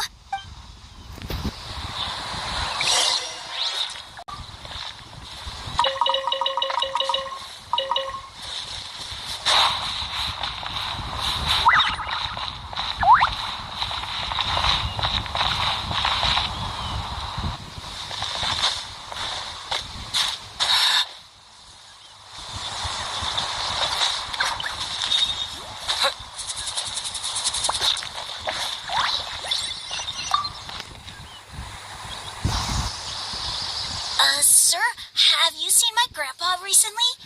You know, the one who likes to sit and space out near the village entrance. Oh, well, if it isn't Isak. Oh, your grandpa, huh? It's been a while. The last time I saw him, he was spacing out by the road as usual. I went and asked him if he'd like any of the food I had prepared, despite my wife's protests. Like many people, she's really quite terrified of them. Speaking of my wife, she's still always complaining about how I don't make enough Mora. Might explain why she's always mad at me. Oh, thank you. Thank you for taking care of him. It was nothing. You're looking for him, right? Did he go for a walk and get lost? Yeah. That's no good. Well, once you found him, come by my place again and I'll cook a little something for the both of you. I've known you since you were very young. So as far as I'm concerned, you're family. Please feel free to come by anytime. Wow, what a nice guy. Okay, thank you, sir. What's wrong, Sana? Did something happen? Don't say anything for now. Isak, stay here. Enemy is nearby. Let's head over there. Stay quiet as you move.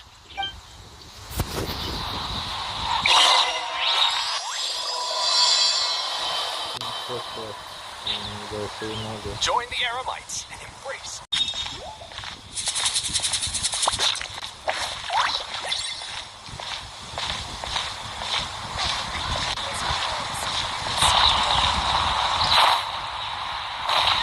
Oh, of course not.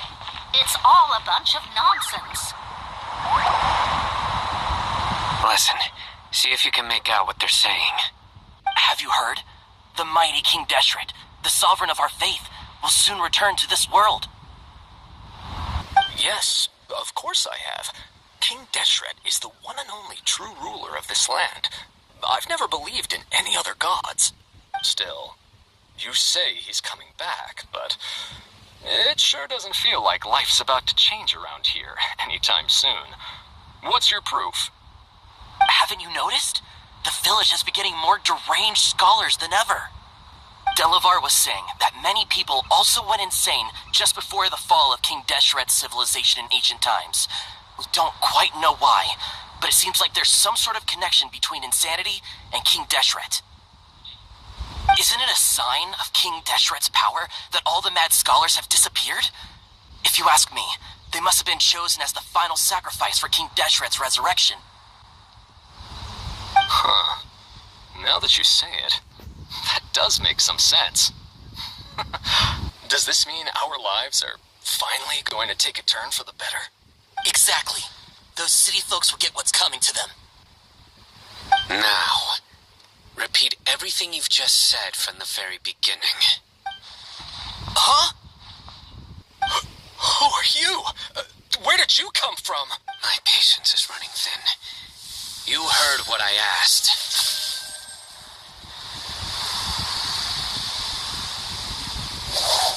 Yeah. Bro, this guy's something else. Just look at his eyes. One wrong move, and he's gonna flay us alive. Let's not get on his bad side, okay? I am no match for this guy. Oh, okay, good sir. What is it you would like to know? Tell me about King Deshret's resurrection. Well, I only know a few things from hearsay. I went for a drink the other day and heard others talking about a rumor that the madmen will disappear and that King Deshret will return to this land. I'm not making this up, I swear.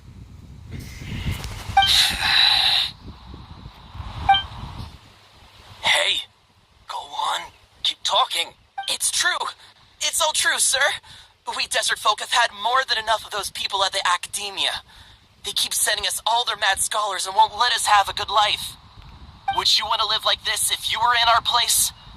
The radicals were even more thrilled than me when they heard the news. We're all praying for King Deshret's speedy return. Delavar also said that once King Deshret returns to our side, it's only a matter of time before we conquer the land on the other side of the wall. They're all willing to serve under King Deshret and fight for a share of the glory. Is that so? Seems like he still wants to know more. Keep talking. Got it. At first, I told myself it was just the drink talking, but then all the mad scholars vanished without a trace, just as the rumors said. Please, don't beat me up just for mentioning these rumors. If I'm guilty, then everyone else around here is also guilty. I'm just saying what the others said. The people here really like King Deshret, but dislike the Dendro Archon. Academia is probably the true target of their hatred. Where is this radical person you talked about? I haven't run into him over the past few days, so he probably hasn't been around the village. What about you, man? Have you seen him at all? No, not at all.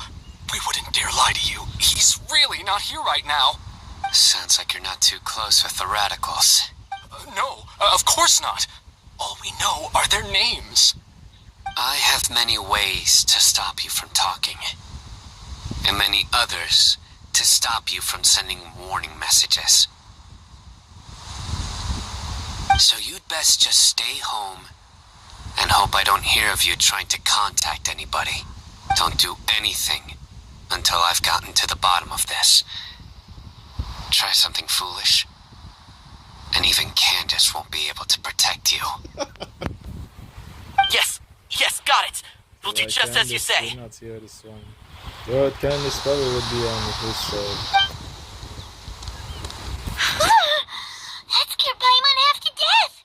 Saito is pretty terrifying. But I'm not one of your enemies. He didn't try to reassure us at all. It's like he's used to hearing that. Oh, Paimon bets lots of people have told him that before. Well, the more reason for you to not get on his bad side. I heard that. Sorry. It's part of being a Matra.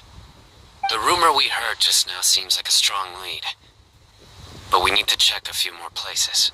Maybe we could check the scholars' rooms. Very well. Isak! I'm here. Where's your grandpa's house? I can take you there. Just follow me.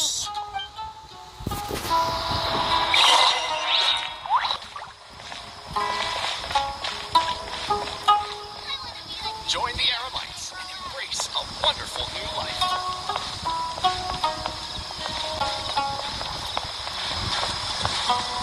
Grandpa? Oh, he likes to be alone. Sometimes he stares at the sky in a daze, and other times he just pokes at the ground with his fingers. Every now and then, he yells out at the top of his lungs, so a lot of people are really scared of him. But he's a good person, really. I know he is. I swear, he's just like my real grandpa.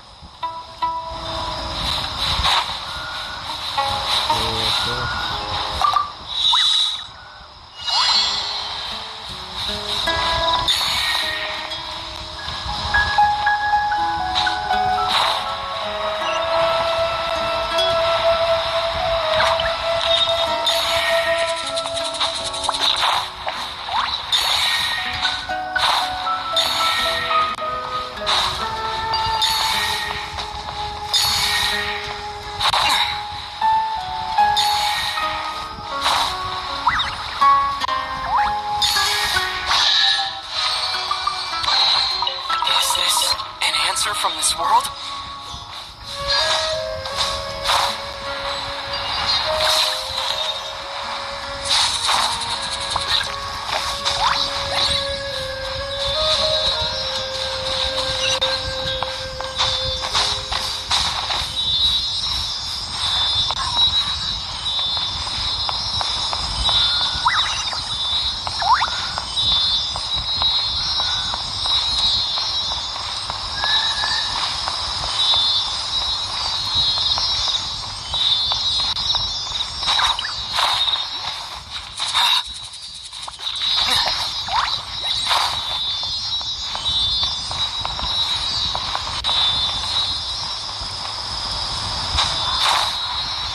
I said this before and I say it again.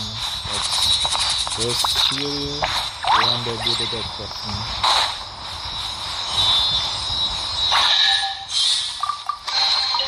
Is this an answer from this world?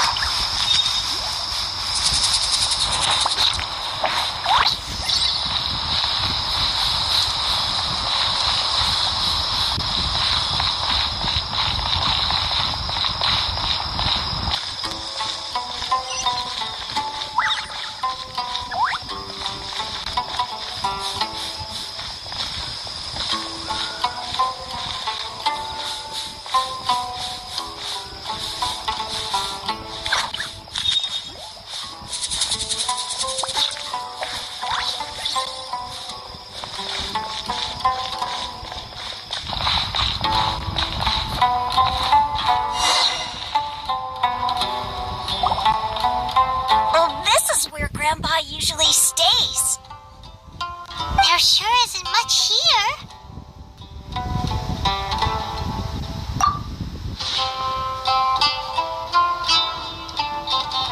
Did you catch a faint whiff of incense? No. Incense? Please don't say it's the same one as before. Definitely that But are you okay? Are you getting dizzy or need to lie down? There's a scent that you can sense, but I can't. one. Probably works on all those who are familiar with it. A certain traveler here once passed out from that smell. Thankfully, Tainari saved the day. And then he gave us a long lecture to explain all about how it worked.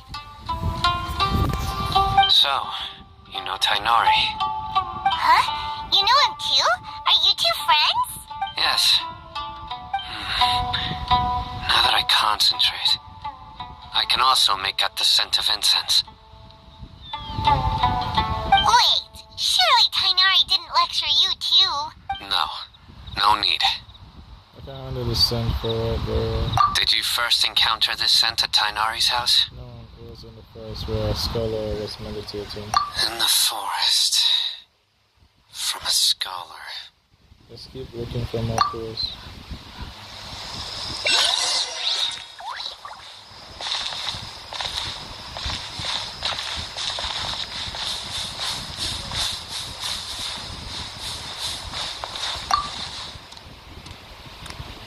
Just like someone has been within here this entire time.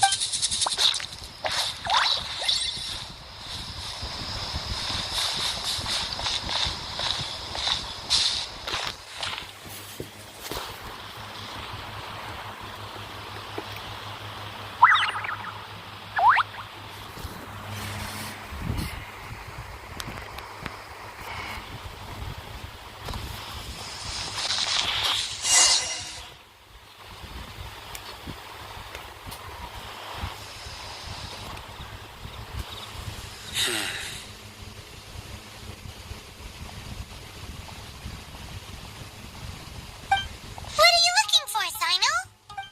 Here it is. Take a look right here.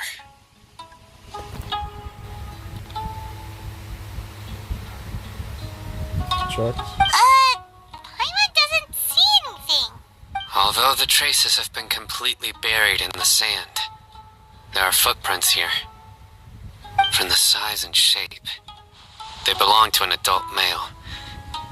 This pattern is a common one from this area. Local shoes. This was probably someone from the village. The scent is quite faint, but still extant. I mean, someone else has The been... footprints head in that direction. But who would come looking for Grandpa? He doesn't have any friends. We'd have to ask whoever lured him away with the incense. Lured him away, so that's what's happened. Huh? So you can lure someone away with just a scent? Get lured away by food I was on. Hey! What's wrong with liking good food? Everyone's got something they love in life. Exactly. Most scholars are fond of incense, since the smell supposedly helps them clear their minds and discover new knowledge. Even deep within the clutches of madness, they still yearn for their knowledge-seeking days, and will follow the scent whenever it presents itself. No, Grandpa. So, someone's taking advantage of their weakness? Huh. Still, why would anyone want to abduct all the scholars? This is to resurrect King District. Are the rumors really true? That's the only lead we have so far. Could the disappearance of all the mad scholars have something to do with the radicals? It's highly likely. Please, you have to save my Grandpa.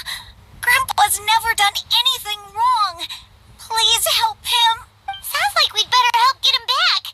Don't you worry, Isak. We won't let whoever took him get away with it. Let's head to Aru Village and inform Candace and the others about what we learned here. After that, we'll set off to find the scholars.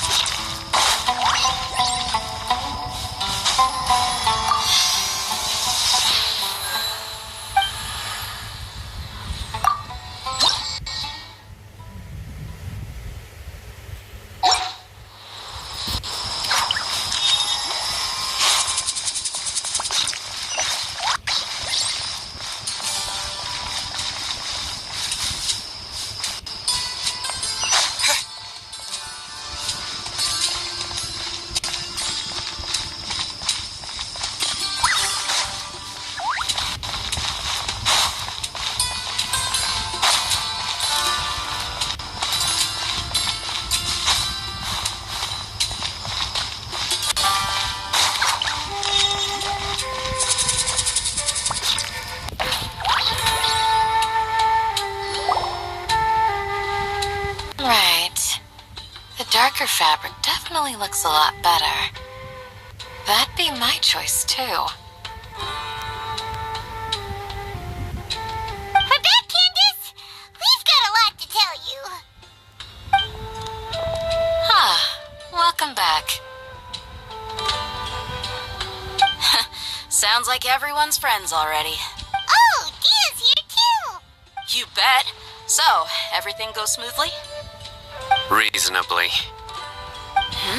I'll hate them didn't go with you? We haven't seen him at all.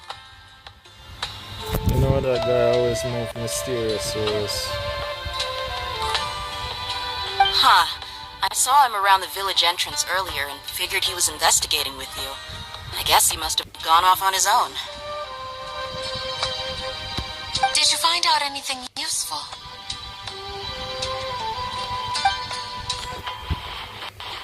So Candace and the I see. So someone used a kind of incense to lead the exiled scholars away from the village.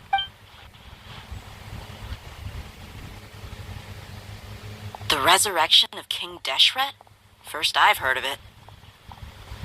Far as I know, the kind of incense you just mentioned is only popular beyond the wall. the sneaky bastard is eavesdropping. Scholars are fond of it, but as you can see, there aren't many scholars still studying around these parts. No seller would be able to make a profit here. Not to mention, making incense is a labor-intensive process. You won't see anybody in the desert with the patience to make or sell something that requires that kind of effort. It seems someone from beyond the wall must have been supporting this. Makes sense. So what should we do then? Do we go back to the academia and search for leads there? If it was any other day, that would be your next logical step. But today, you've got me on your team, so you get an extra tip.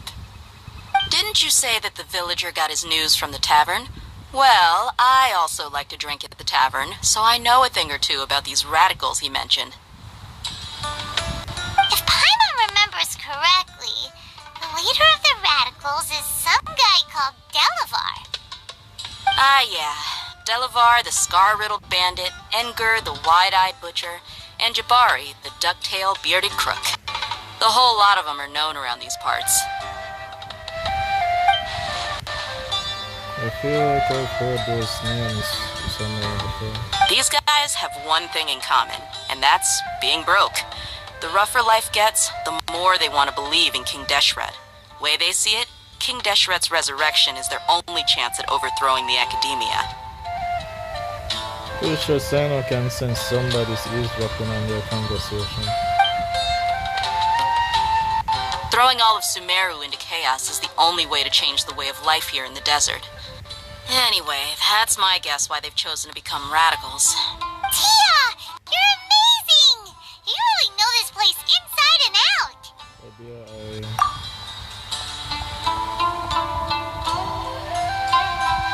Huh? Dia is winking at me. Maybe I should stay quiet for now. No merc can afford to slack off on gathering intelligence.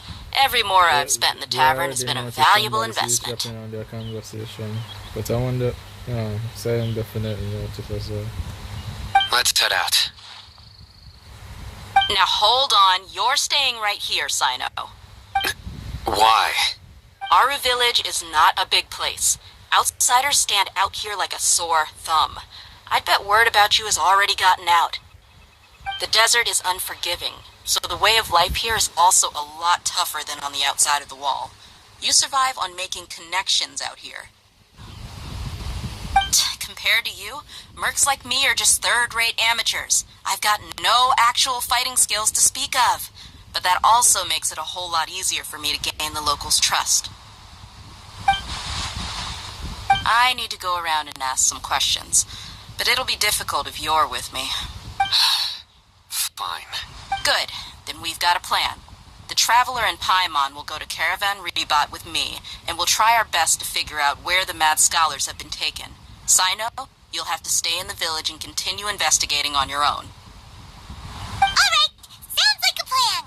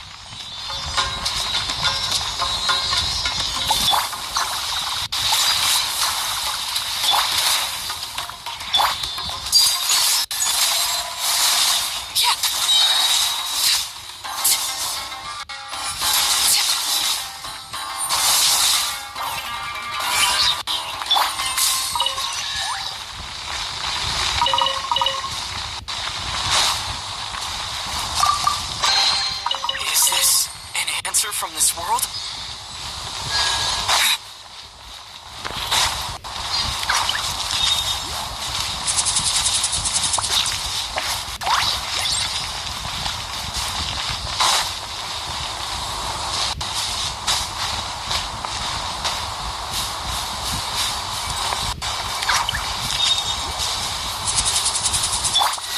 I must have lost.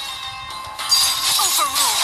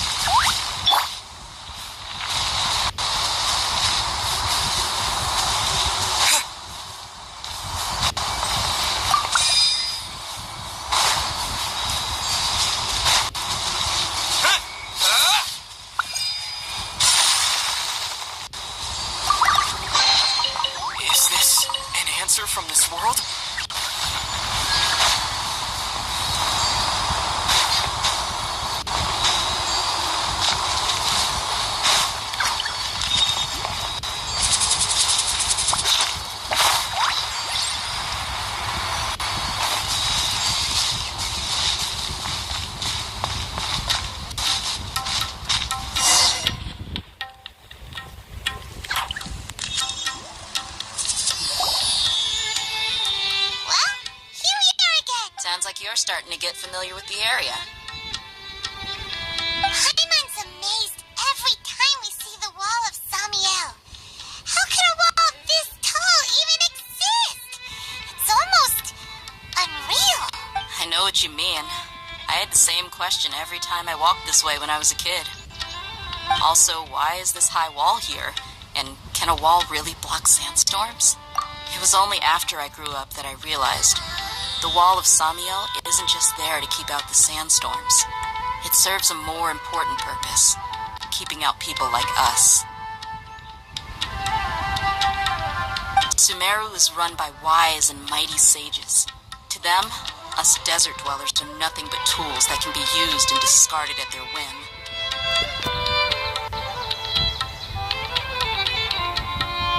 We're cheap labor, like livestock, but easier to control. Nothing more.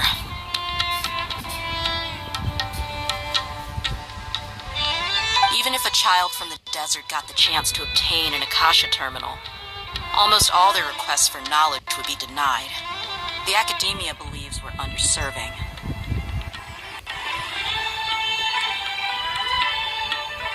Geniuses like Sataria are one in a million. The other children never get a single chance to try and rewrite their fate. Even though the academia knows very well that we're humans, just as they are. That's terrible. I would tear down this wall with my own hands if I could. I understand how she feels. Hey, Dia. You're not thinking about doing anything scary, are you? No, not at all. This place just gets me thinking, that's all. Besides, we're here to procure information, aren't we? Yep, we gotta catch those. Shh. Caravan Rebot is crawling with people, so be careful what you say. We don't want anyone to find out what we're here for. Our mission started the moment we arrived here. Let's go check out the tavern. Maybe we'll find someone I know.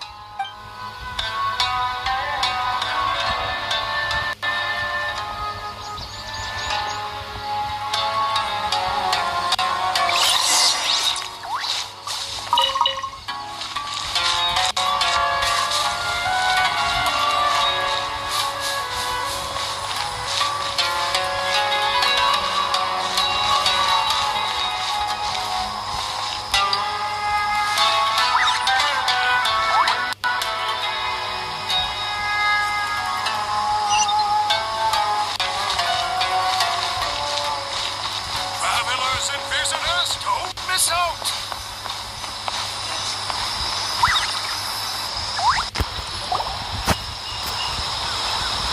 Just our luck. None of them are here today. You mean, you don't see anyone you know? Dia, is that you? What a coincidence. You here for a drink too?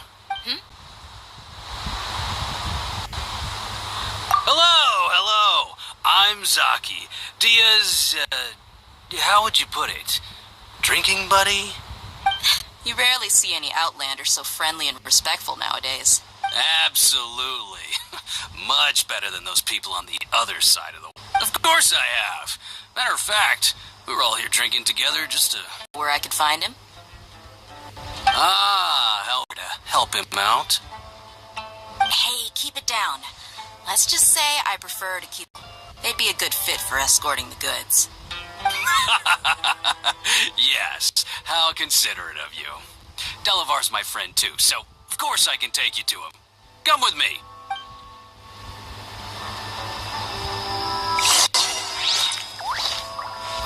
What?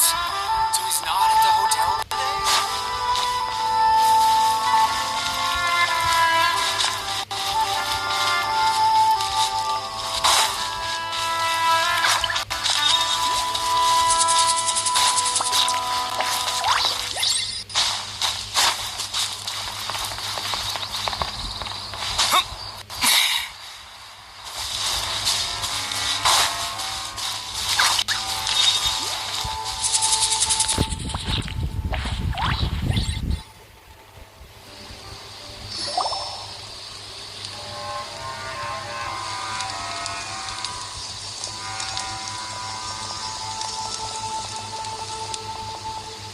Are we there yet?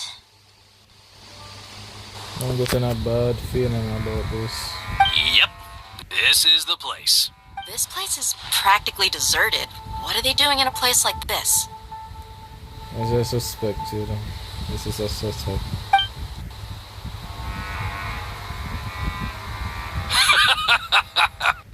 Why don't you take a guess? Go on, a wild stab in the dark. You're like lambs to the slaughter.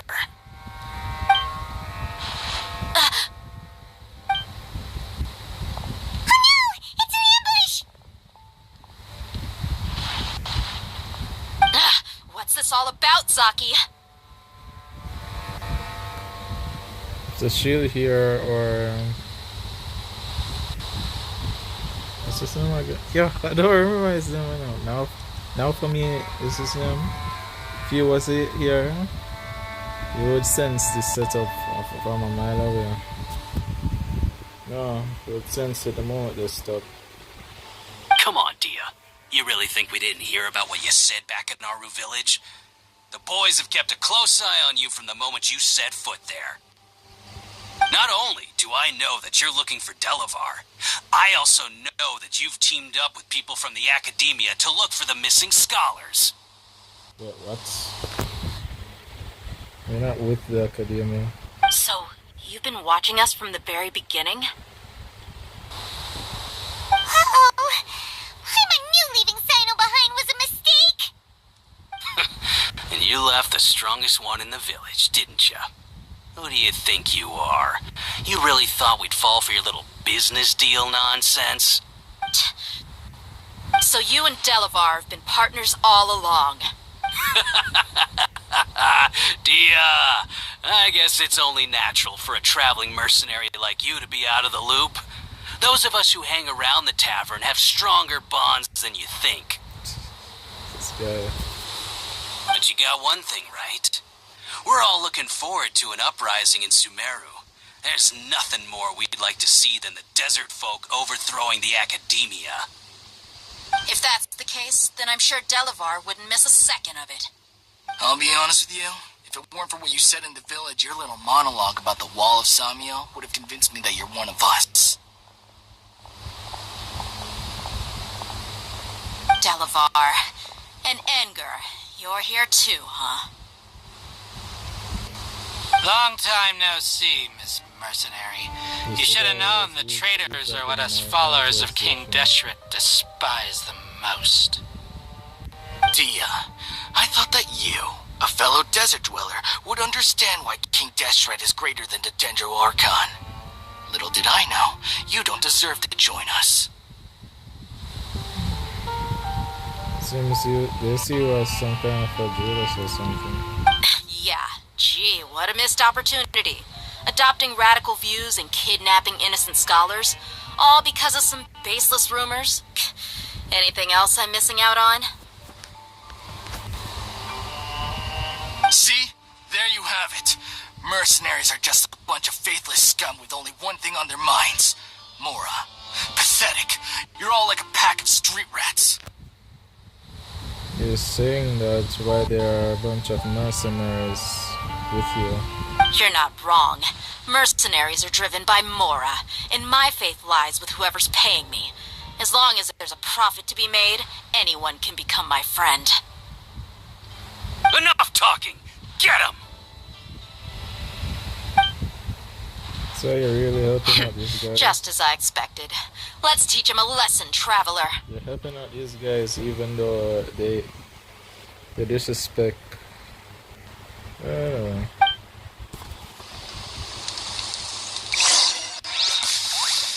Just following orders. Punching.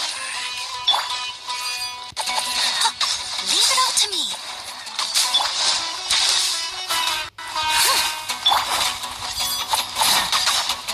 Here's another thing.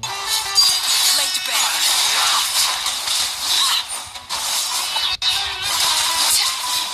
Time to clean up.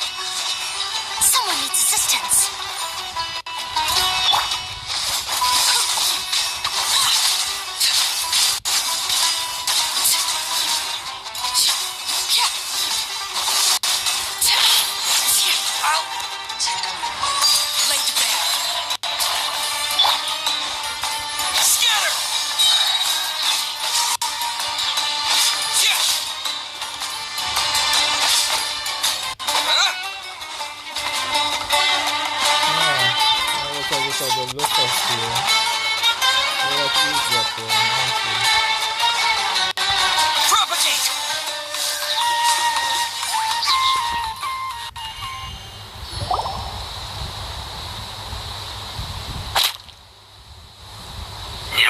impossible. How could you? So, what do you think about your meticulous network now, Zaki? How did you say it? It's only natural for a traveling mercenary like me to be out of the loop. I'm guessing your informant told you that I'm just an incompetent merc with no real fighting skills, correct? I mean, that is what I said after all. And of course you would believe everything he reported. The only thing you know about me is that I'm a mercenary, but you've never seen me in action. Pathetic loser. Even though you heard we went to handle monsters together, you called Flame Mane is just a fraud. She admitted it herself. She just uses her connections to gain the trust of others. That's what you thought, right? You lied in the village because you figured that we'd have people watching you. And you were stupid enough to fall for it. I figured as much the first time we drank together. You all thought you were so smart. Pathetic. With one sick kick, yeah. Okay, that should be all of them. Whoa! So you've been planning this since we were in Aru Village? Yeah, she noticed somebody was eavesdropping. No task can be done without preparation. I just happened to notice a couple suspicious-looking people while you were out investigating. Oh, but instead of catching them right away, you let them report back. Those two who were snooping around were just a couple small fries. If we want to get the real catch, we have to be patient and give it some time. So those names you mentioned. Oh, you mean the funny name she mentioned back in Uncle Ampu's house? The wide-eyed butcher, scar-riddled bandit, Paimon can't remember them all. That's just a bunch of drunk talk. Edgar and Delavar like to talk themselves up when they're drinking. Edgar, the wide-eyed butcher, and Delavar, the scar-riddled bandit, are the nicknames they came up with for themselves. Alcohol has a way of making people share what they really think. So Edgar and Delavar are always rambling in the tavern about how King Deshret is a superior deity. What about Zaki? He's just a numbskull who fell right into our trap. Zaki was probably the best hidden of them all. My initial plan was to find Delavar first, and then try to track him down. So who is the duck-tail bearded crook? That's what you wanted to ask when we were at Uncle Anpu's house, right? Jabari is one of the villagers you talked to. You know, the one who wanted to treat Isak and his grandpa to some food. Wait, so he's a radical too? No, he isn't. I just needed to tack on a random villager name to make the eavesdropper think that I was making some wild guesses based on my impressions. Wow! What a genius idea!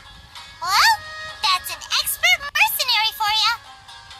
Ah, you're too kind. It was straight from the usual playbook, if I'm honest. So, that thing you were saying before, is it really true? About what? About how mercenaries only care about Mora, and that anyone's a friend as long as there's a profit. Does that bother you? I don't think we're that kind of person. What makes you so sure? Because even without an employer, they're still helping us out. Dia, do you dislike the Dendro Archon like the other desert folk? You two are pretty sharp. No, I don't have anything against the Dendro Archon. I've heard a lot of nice things about the Lesser Lord from Dunyarzad. I can understand her devotion and gratitude. Dunyarzad's just an ordinary person. There's no way a god would be so involved in the lives of everyday people unless they were truly compassionate. I've begun to realize that the sages are behind everything that's happened recently. The radicals' blind belief in King Deshret, making the Dendro Archon out to be an enemy. It's all the academia's trickery. But I see through it all. And unlike them, I can never be hostile towards anyone who's never done anything wrong. Dia. Anyway, looks like we're done with business here. Traveler, lend me a hand. Let's tie him up and bring him to the village.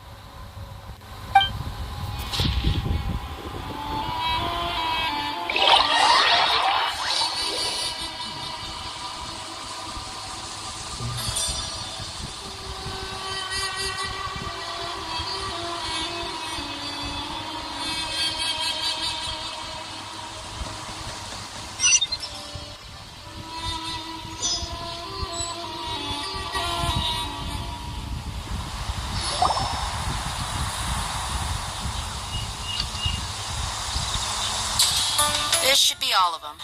I'll let you take it from here. All right. I'll be in touch.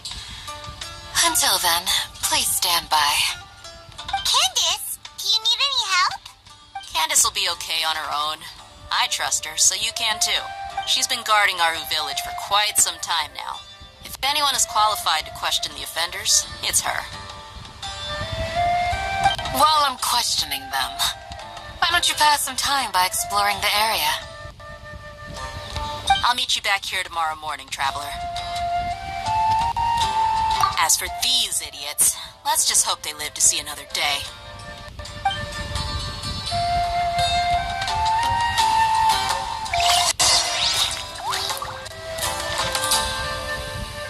Another way. I'll circus in the meantime. Candace is an expert at dealing with people like this. All we have to do is wait for her word. I feel so I can feel sorry for them.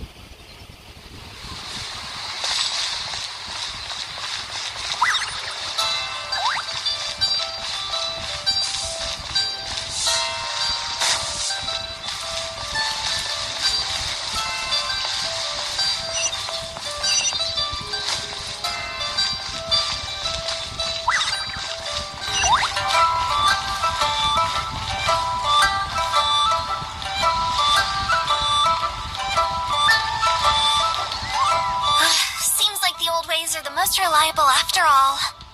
Mung, are you done preparing our promotional materials? My apologies. I'm only about halfway through. Do you really think they will be effective? Trust me, they're going to work wonders. This marketing strategy has been used by Wangsheng Funeral Parlor for generations. Clients in need come to our door and write down their commissions on blank wooden tiles. Then they squeeze those inside the parlor through the crack under the door. I fulfill the request written on each tile to make sure our clients are satisfied with the service, no matter if it's an obituary, cremation, or funeral that they seek. Although, it is a bit of a hassle with the constant back and forth. If only we could burn them by the batch. No, Director, I'm not asking about the wooden tiles themselves, but about the special offer they advertise. Wangsheng Funeral Parlor should keep up with the times. Just think about it. If we don't attract new clients, we'll be left with nothing, won't we? Business development is a crucial element of every prosperous enterprise. I've been trying various marketing strategies ever since I became the director. I put up posters just like all the other shops, but the Millilith promptly removed them.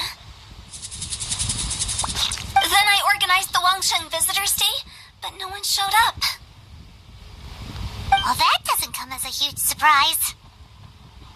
And finally, I discovered that the traditional ways are the most reliable after all. I took inspiration from the wisdom of previous directors. So now, I go from door to door looking for people and organizations willing to cooperate. Just like during our visit to the Adventurers Guild. That's what I mean by business development. The other method I'm trying is using the wooden tiles as coupons. Just by writing things like, buy one, get one free for the holder of this tile on them. What do they buy and what do they get? A solid and durable second home, of course. They may not need it right away, but they can be sure that when they do, it will still be as good as new. It won't start deteriorating before you finish doing so yourself. That's the Wangsheng Funeral Parlor quality guarantee. Alright, Mung. Keep adding those special offers to the wooden tiles. The future of our business depends on it. I'm still not sure this will work. Oh, I get it. You think that our special offer is not comprehensive enough, right? It is true. I was offering all kinds of great benefits to the Adventurers Guild because they are a new client. But in doing so, I neglected my old clients. You're right. It's unfair. Let me do some market research. Wait here, my faithful assistants. I'll be back with you in a moment. It shouldn't take too long. Paimon already told you we're not your assistants! Guess we got dragged into somebody else's business again. Let's look around while she's away. I'm pretty much used to it at this point.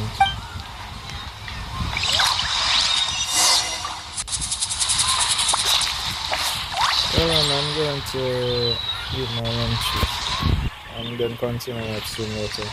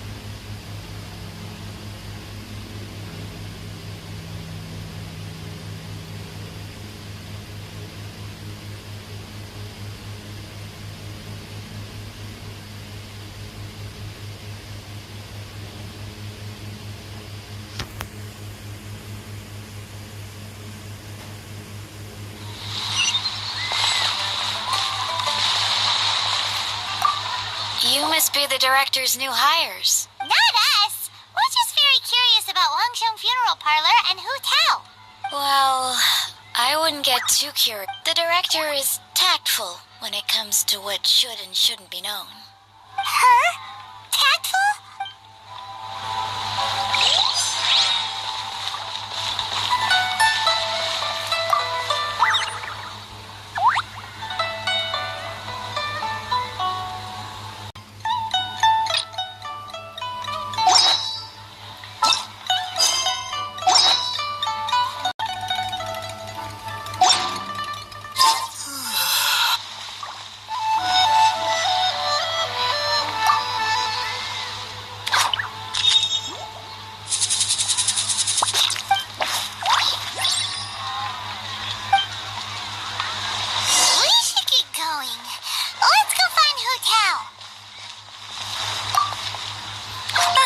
Then, write it like Sarah. I love it. Better than all that lifeless brochure stuff. We want people to feel warm and fuzzy. But Director, isn't Lifeless the name of the game in this industry?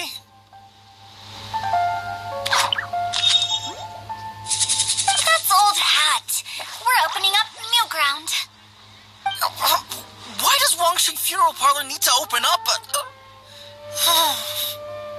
Yes, Director. Poor guy's given up. Right. Who else? Do you see anyone else around here? Oh, well, you probably wouldn't see them if there was. Oh, sorry. Everything you see is everything that's present. For the moment, at least. Lighten up. The way I see it, people make death scarier than it really is. What people truly fear about departing this world is suffering and regret. To deal with the trauma, they let their imaginations run wild with notions of ghosts and evil spirits.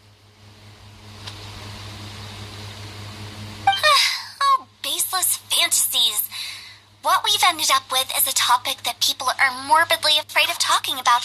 If I don't broach the subject, then Wangsheng Funeral Parlor won't be long for this world. Oh, more approachable and appeasable than you'd imagined? Paimon wouldn't say that. Let's just say at least it didn't hurt us. You must have come across a particularly ferocious entity.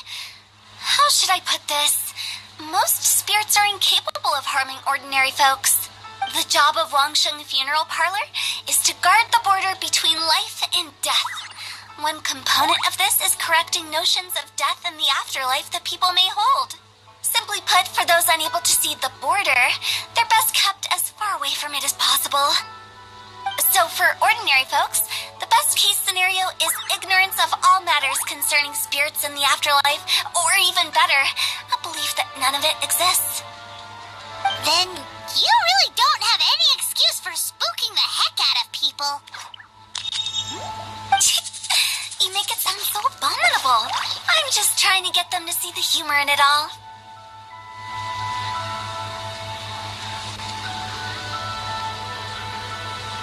I never thought you'd be such a bore. Never mind. If you stick by me, everything will become clear. Alright, let's get going. Follow me. Director, wait. What about Big G? Don't forget. Care of. Should be a piece of cake. Where are we going? To visit an important potential client. I'll lead the way.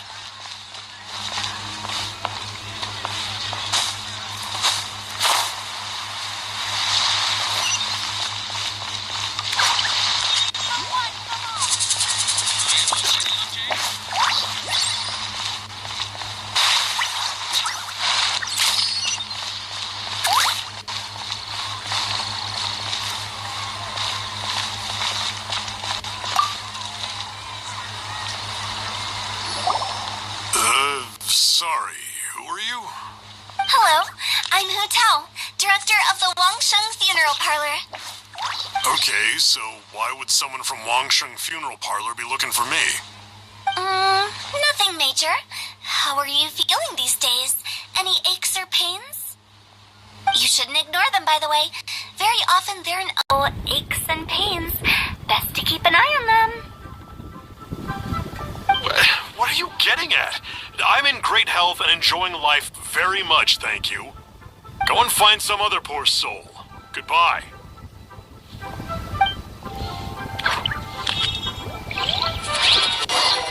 Why did they get angry? What's wrong?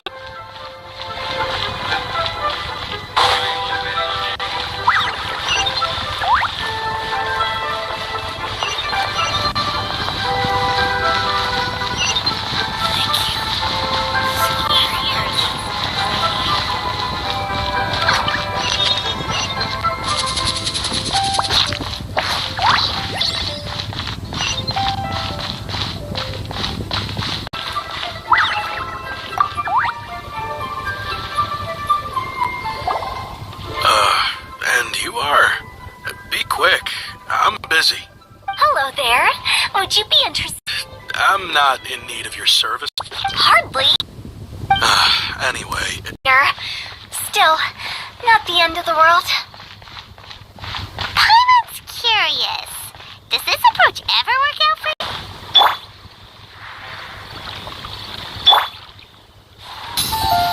I know you're to know us. We've got a new sale going on. Ever hear the saying, out with the old, in with the new? Well, going out with a bang is the best way to start. Okay, relax. We're leaving. But Wangsheng Funeral Parlor awaits your distinct. Are better than most people. Then what was it exactly? Traumatization for its own sake? No. As it turns out, people I suspected of being followed by Big G. But having seen them...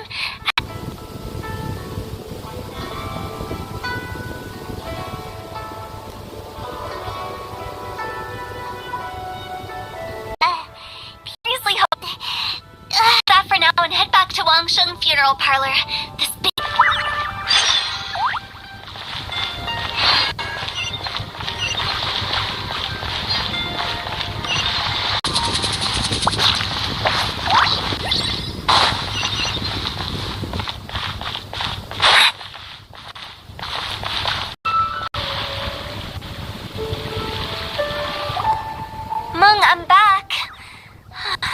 I'm afraid we're still no closer to finding Big G.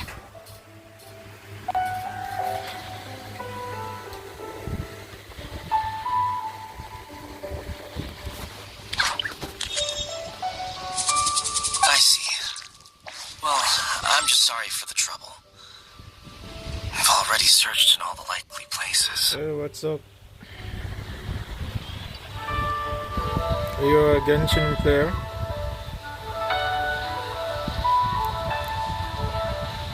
Who is this Big G anyway? I guess I should start at the beginning. My home was in the vicinity of Wuwang Hill. In my youth, I had a good many friends there. Big G was one of them. We were the best of friends. Inseparable, really. I see you. But one day, there was an accident. And that was the end of him. I've never forgotten. Too many memories, I suppose. I often return to Wuwang Hill. America. That's my server.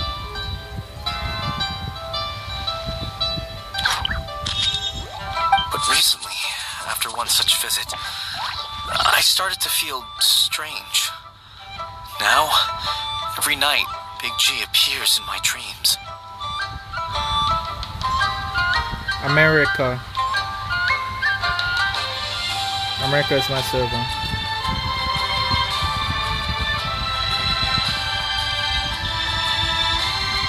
I can't help but wonder, did I disturb him somehow? Perhaps. I don't have proof, but I can't stop worrying. I get more anxious every day. How would I ever come to terms with my childhood friend becoming an evil spirit? That's why he joined Wangsheng Funeral Parlor. In place of a salary, I'm helping him deal with this matter. And in fact, what Meng has said is entirely plausible. Spirits on occasion do find a way into our world. But as for evil spirits, I think you're scaring yourself. Even I have only encountered malevolent forces a handful of times. But are you sure there's no danger? I couldn't bear for him to go around harming people. You see what I mean? Look at the state of him. If we can't find Big G, it'll eat away at Meng forever. Those people we found today were also Meng's childhood friends. I thought there was a good chance Big G might have hidden among them. But here we are, empty-handed. Wuwang Hill, childhood friends? Seems like we're out of leads. Sorry, excuse me. Is this Wangsheng Funeral Parlor? My name's Luo Chung. I've had this awful feeling recently, like something's staring at me. Some of my friends and I went to Wuwang Hill the other day on a dare. After I returned home, I fell ill. I've been having recurring nightmares, but the doctors can't find anything wrong with me.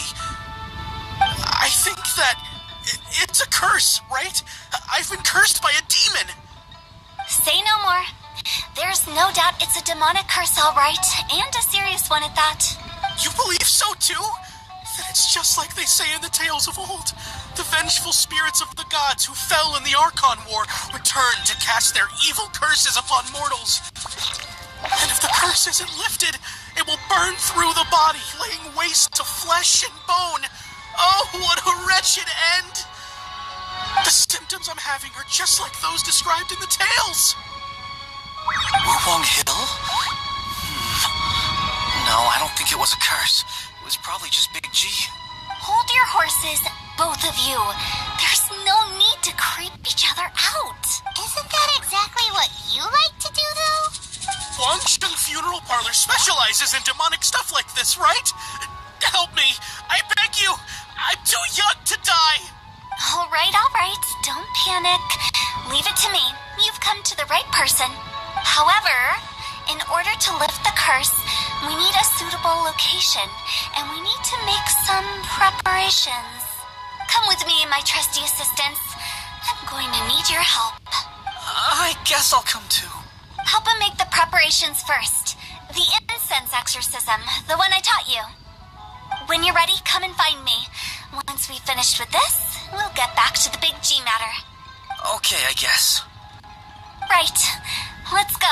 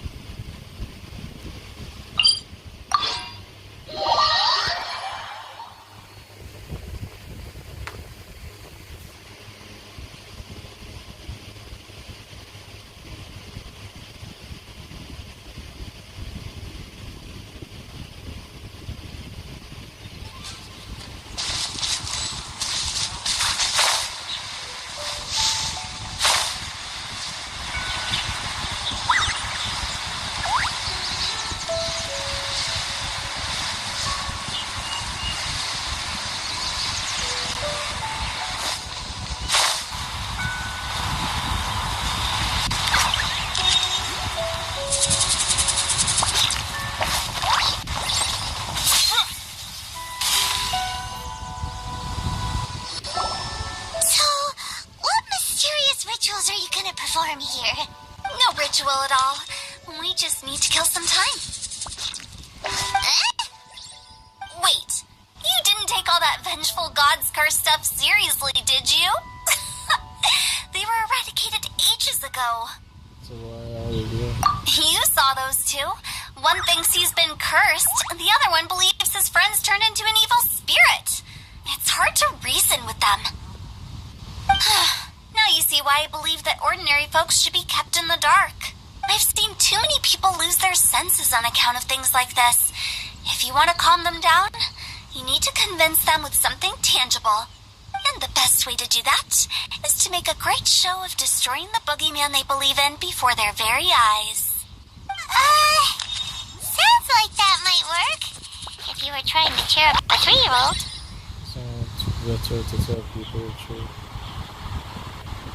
How old are you? Come on. Why would you ask that? Paimon just wants to know why we can't tell everyone the truth. Because you can't guarantee that telling an ignorant person the truth will improve the situation instead of exacerbating it. What I can do is pretend to pull back anyone who believes their time is nigh. But since the curse is imaginary, our fix will also be make-believe.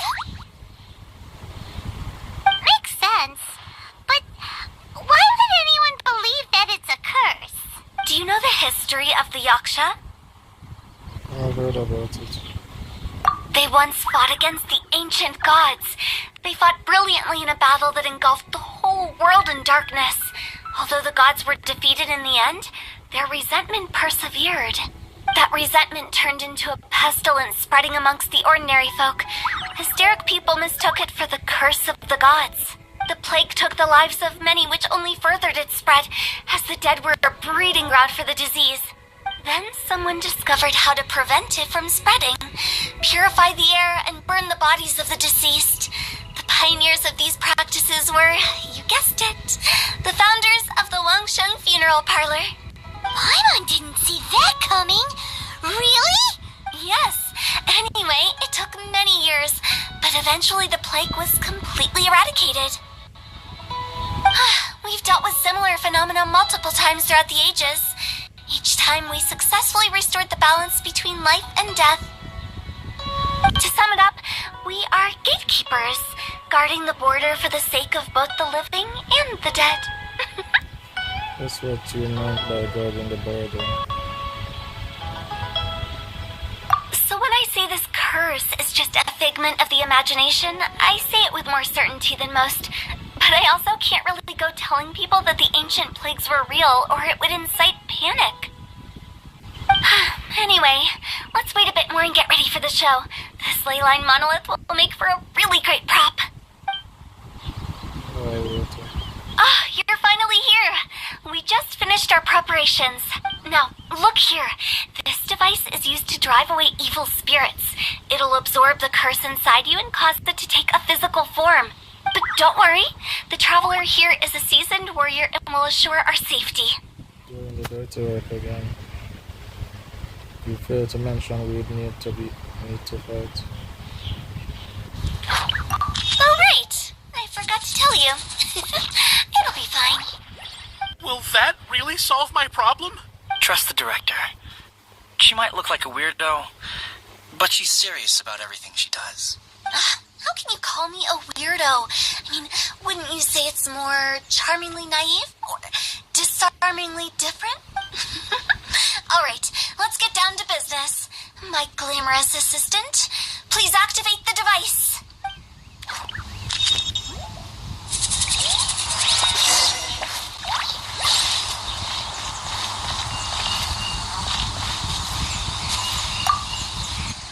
Is it really possible to materialize the curse?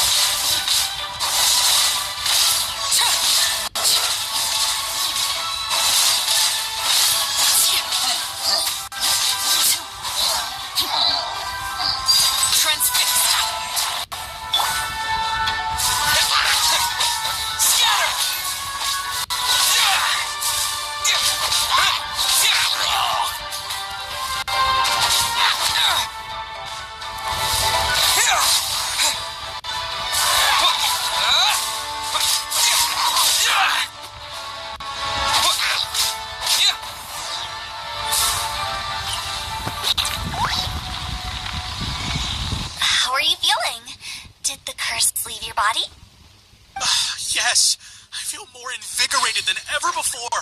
I'm cured. I can't express how grateful I am for your and the Traveler's help. If it hadn't been for you, the curse would have taken my life. Great. In which case, I guess now I can tell you. You've been pranked. What? This exorcism device? People like you wouldn't recognize it, but it's just an old ley line monolith, deceptively effective at attracting monsters. And those were real monsters, not a manifestation of your curse. So riddle me this. If I didn't do anything to lift the curse, then what's the cause of your sudden recovery? The curse wasn't real? Then why was I sick?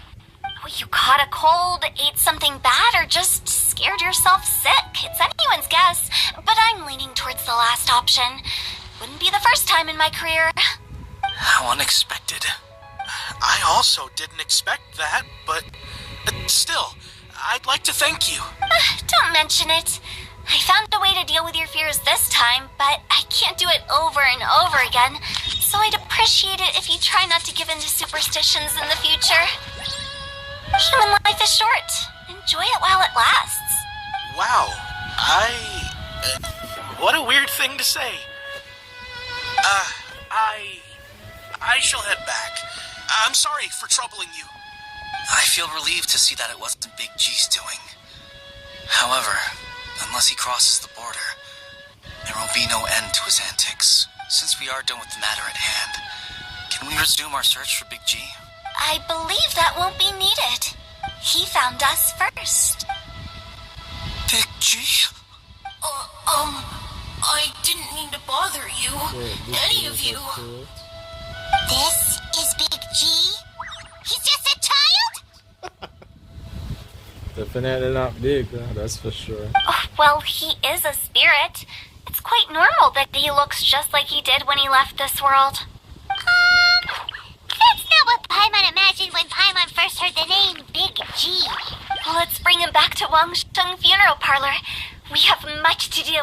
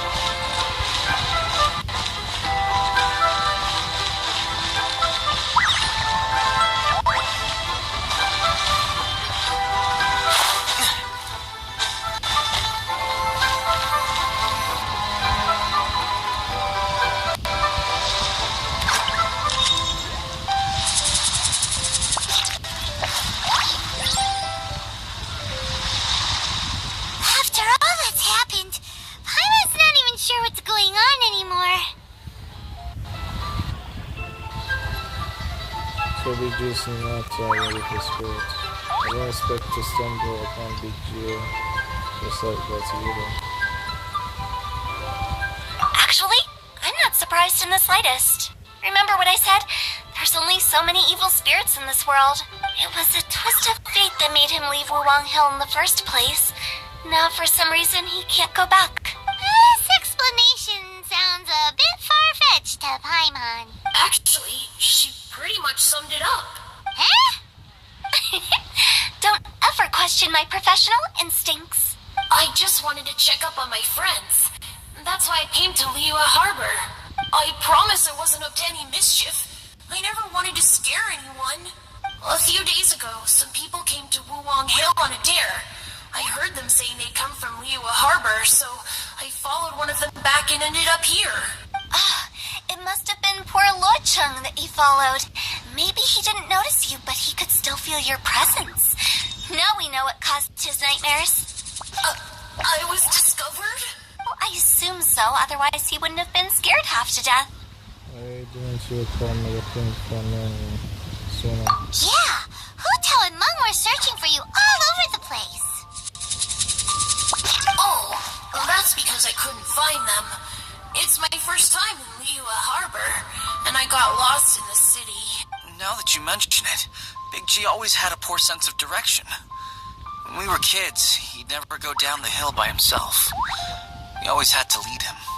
So in other words, he's just like Zora. So, all of this was just because you got lost? Why didn't you just fly? Like any other ghost or spirit? Don't you think it's much easier to find your way from up above? I don't think it's that kind of spirit. I can't. It's too high for me. I'd get scared. That's right, yes. He used to be so afraid of heights that he wouldn't even so much as look down the hill. You haven't changed a bit. One thing they didn't probably told you. I knew I wasn't supposed to show myself to the living.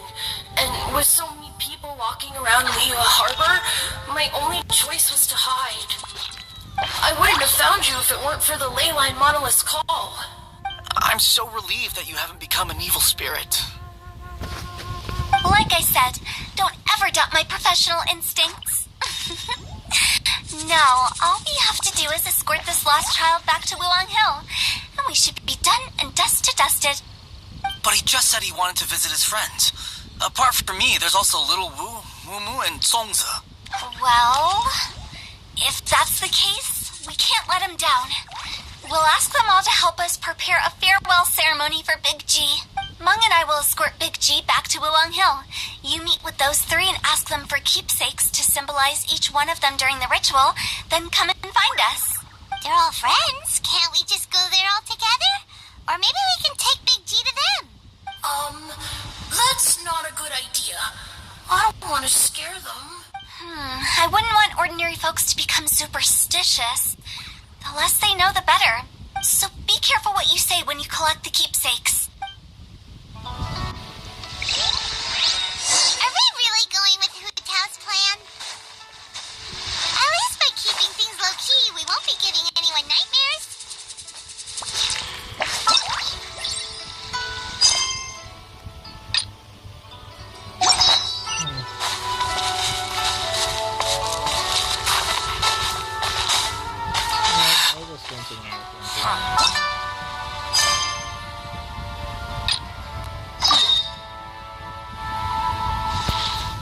I was doing at store because I was to buy time until Candice is finished interrogating those bandits.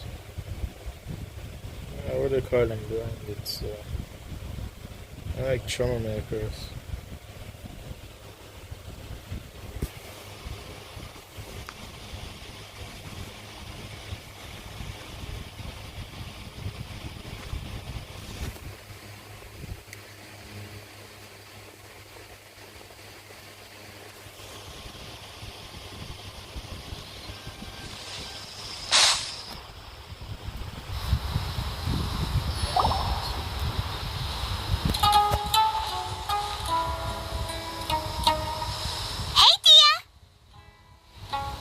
Time. Did they run anything from the criminals? We'll know any moment now. Iman's been wondering. You seem to know Candace pretty well. Have you been friends for a long time? Well, they're supposed to be sisters. We've known each other for some time now. She's a pretty interesting person. Even though she's an extremely strong warrior, she never misuses her powers against others. Yep, she always uses it to protect others. Oh, Paimon knows what you mean. Like a lot of martial artists say, never take the fight outside the ring. Yep, I guess you can put it that way. It takes strong convictions to be as dedicated as she is, and shoulder that kind of responsibility. Us mercs, on the other hand, we pretty much live from one day to the next. Well, Paimon thinks you're great, too. Really? Thanks for that. Oh, Sino's here, and he's pretty early, too. Yes, I was here yesterday to help out a little. Yeah, do not torture them, right? To help out? By doing what? Sharing some interrogation techniques. Yeah, we just didn't know enough. Oh! You mean you taught Candace some more persuasive methods? I just didn't know. Sino is that type of guy. Right. Come on in, everyone. Come on, let's go inside.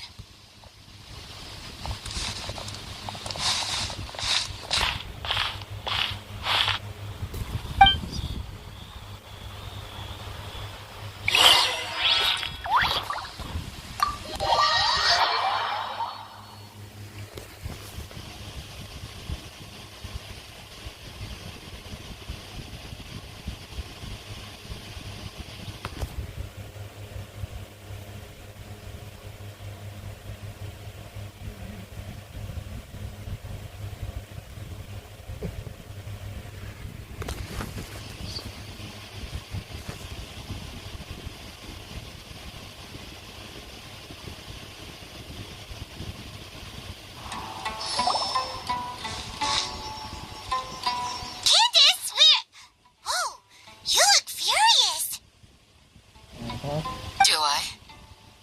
Huh. What gave it away? It was her eyes. Oh, there's no mask that can hide true bloodlust. Cover up your eyes, and it'll still show itself at the corners of your mouth. Perhaps I need to work on my composure. Still, it's perfectly understandable why I'm angry. I'm sure everyone present would agree. Yes, ma'am. Please, don't beat us anymore. We're gonna die. Well, looks like Sino taught her well.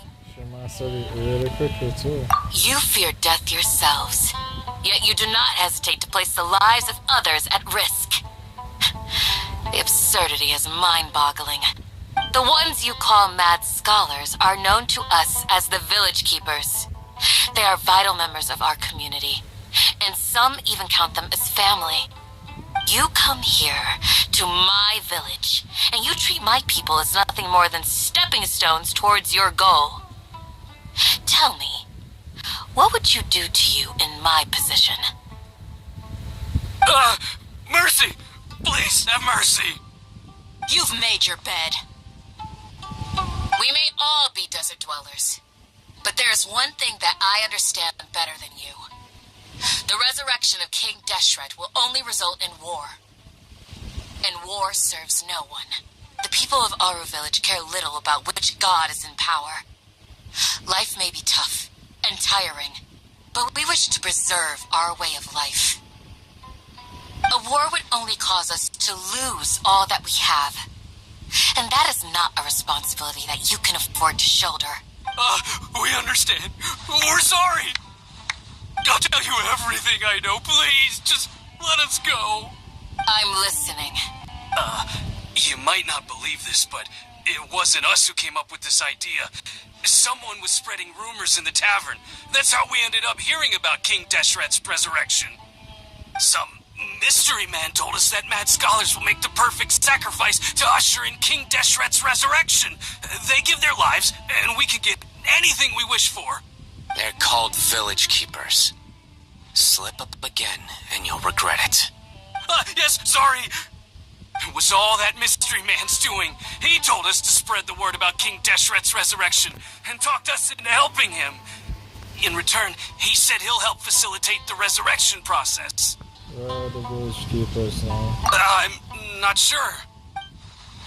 That's one. Huh? One what?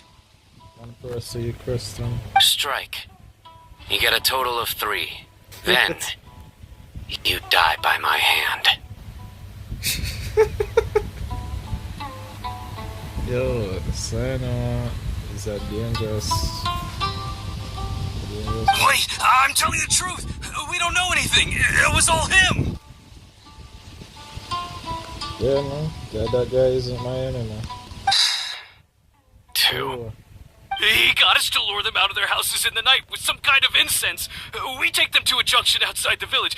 Then the mystery guy takes them from there. And I doubt Candice will stop him. You gotta believe me, please. I'm telling the truth, I swear. Just ask them if you don't believe me. You can sense when somebody's lying. That's the reason why you threaten them. If they don't answer the truth, you will kill them. That was indeed the truth. Traveler, go on. Do you have any idea who that mysterious person might be? You have to believe me. If I knew that, I would have told you his name right away. I'm not risking another beating to keep his secrets. No way. That guy, he wears a cloak, and he's always careful to cover his face. He calls himself King Deshret's envoy. I wonder if it's the Fatoya. I believe I may know what's going on. Uncle Anpu? Fatoya was here. What do you mean?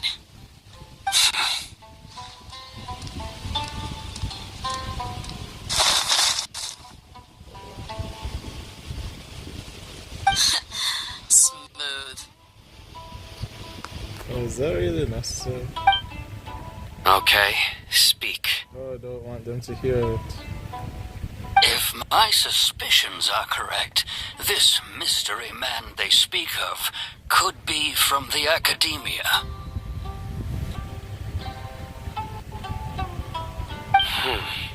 Some time ago, people from the academia attempted to take the village keepers away. I refused, insisting that they are part of our community. It strikes me now that this secretive character shares the same goal they had. Would Which means it's highly likely that the Academia was purposely spreading a false rumor to trick the radicals into delivering the village keepers right into their hands. They were the ones who brought them here to begin with. Now they're trying to take them back? We aren't gonna let that happen. Not the Academia again.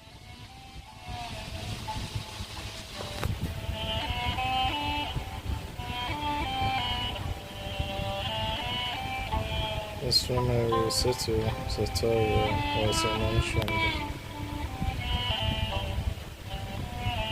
King Death's resurrection is just the Academia's misinformation campaign. Just as I thought. But what could they want with the village keepers? For experiments, probably.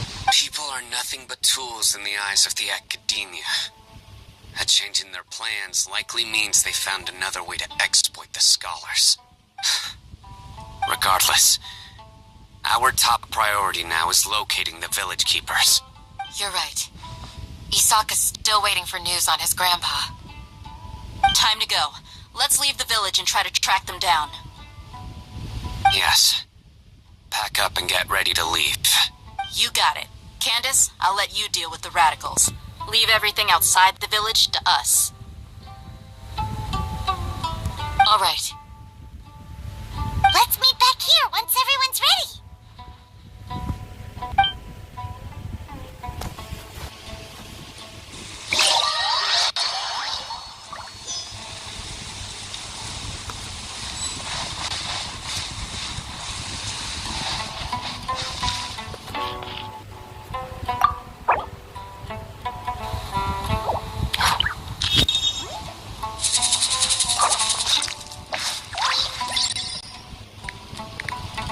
Hello there. Is there anything you need?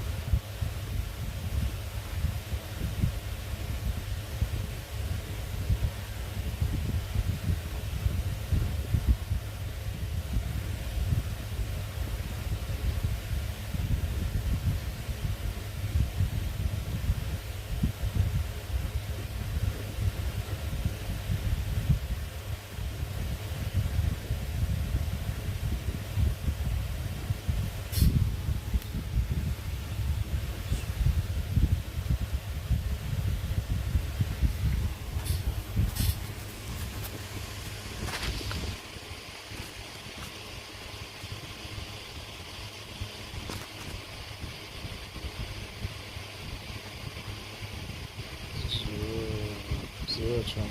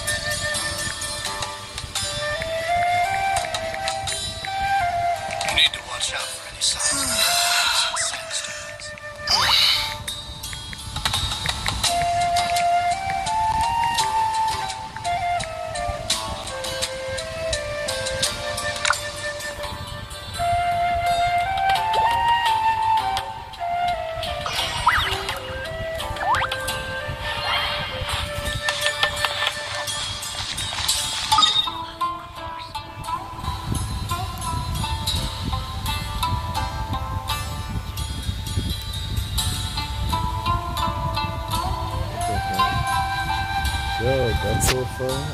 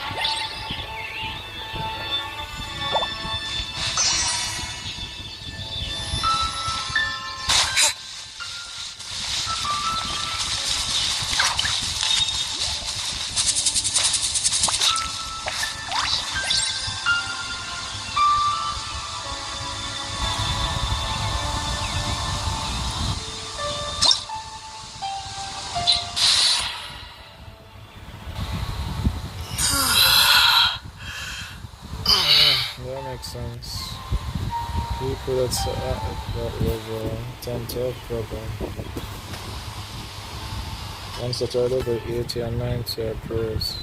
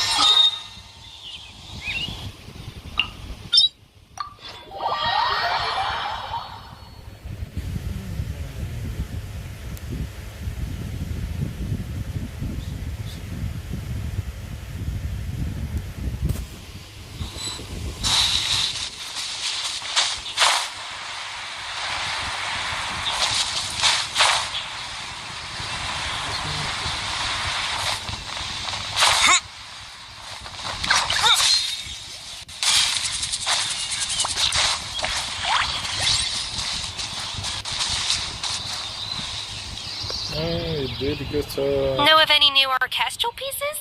I like to swap out the background music in the kitchen once in a while. It's a great way to find new inspiration.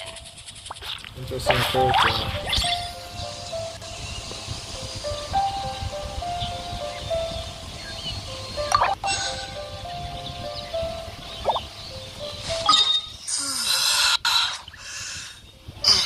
Oh, I guess he's showing.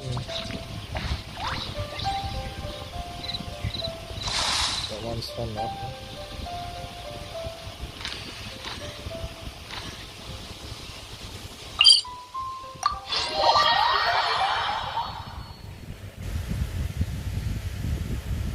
Ever since I completed that world quest for the place, there's nothing to reach out to me now.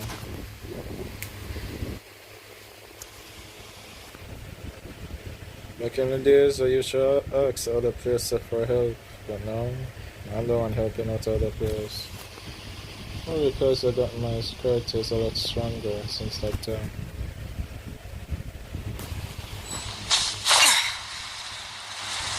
Yeah, so this person. Oh, I got teleport again.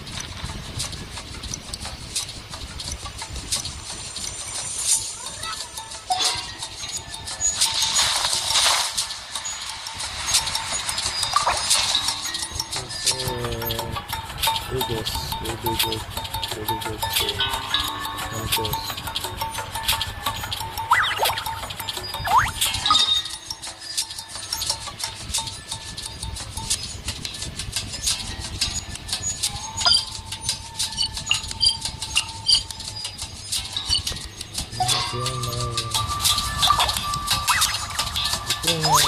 I'm not in Israel, he's in Norway.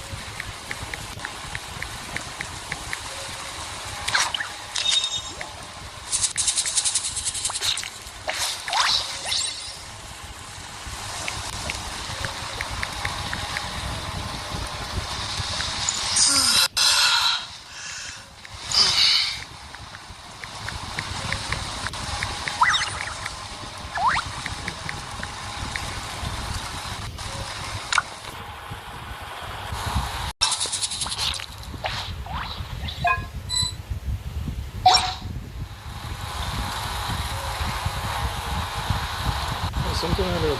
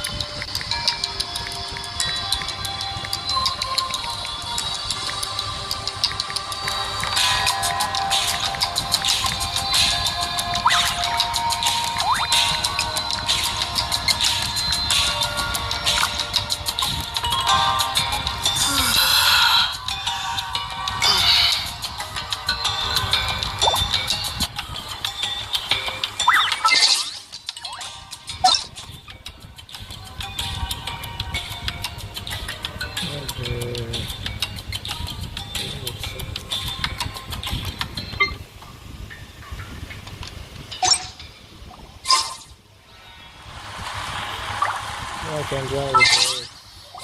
I'm accepting my benefit. That's a service, okay.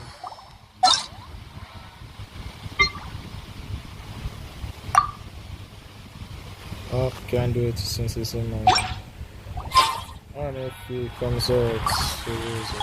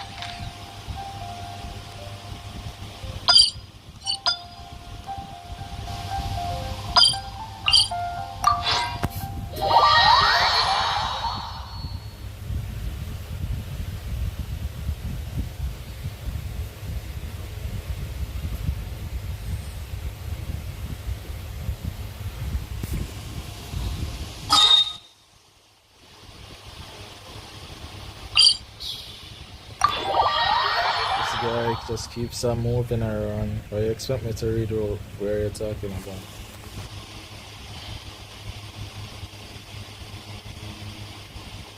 I'm pretty sure you can't collect anything from Bounty because I defeated my way.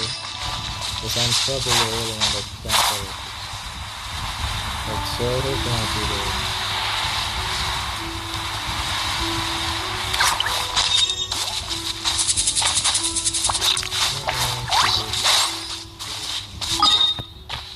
This is what we're talking about.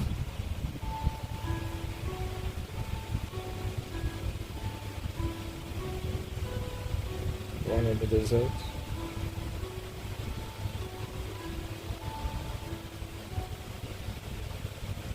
Yo, the brother just keep on move around. You can't read him.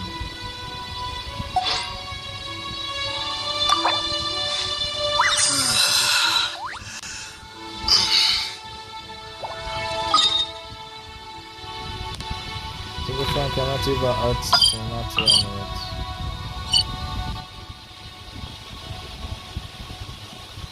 I think I have to get to Nathan first and then I can get to Fontaine first and then get to Nathan. Then after Nathan it's back to Mondstadt.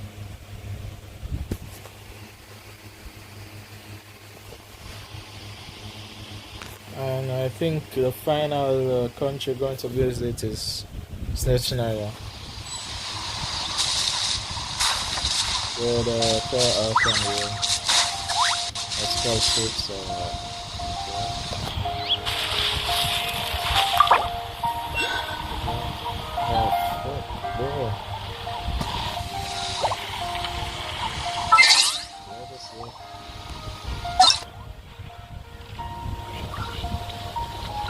Yes, it's there.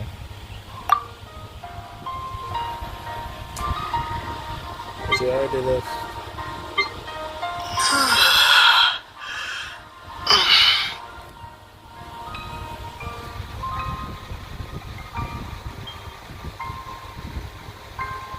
Alright, these are people with deep on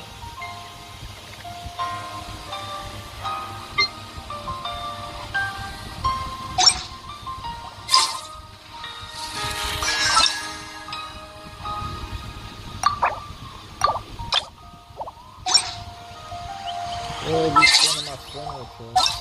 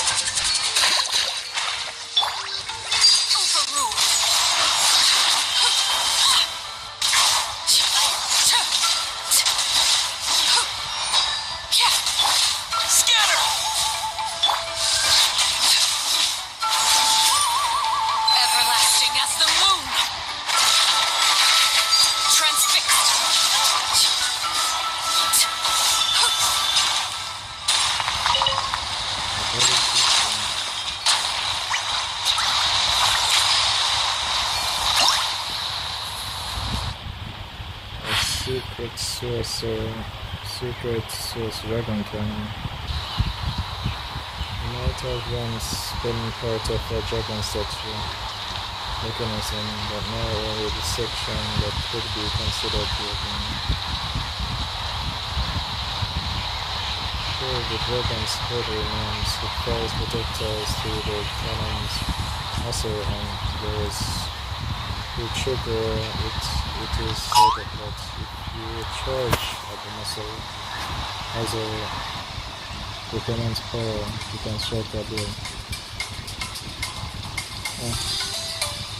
So now I'm in a field.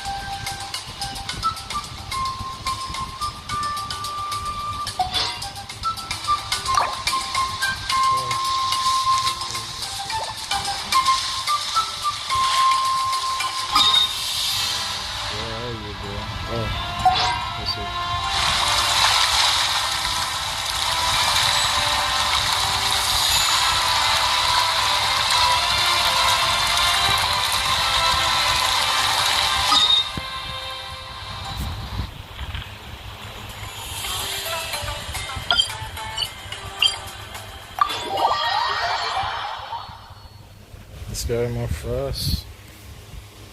Hey, what's up?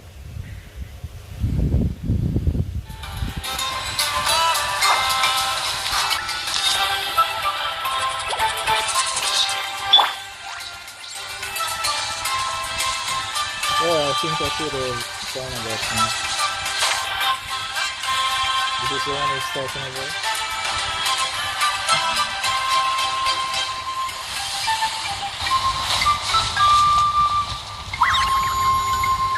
Set on ID. But you want to know my ID?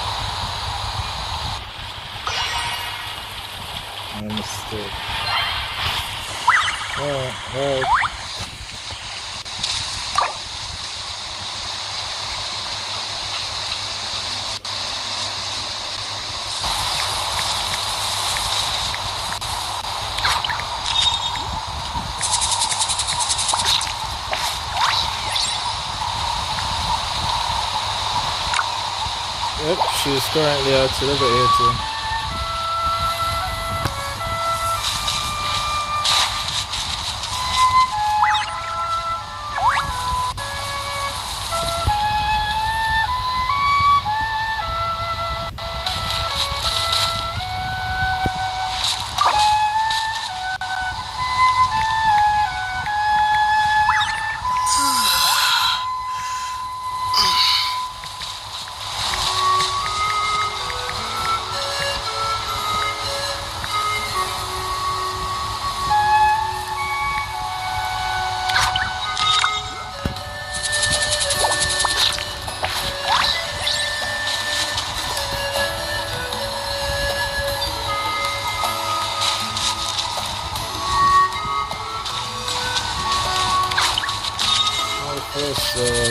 They were supposed to disappear and then they're supposed to appear again.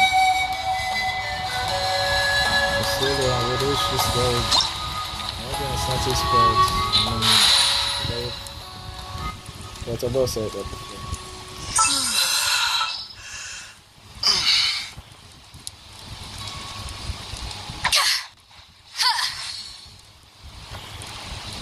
Oh, you want to see it? I never did. You come a couple.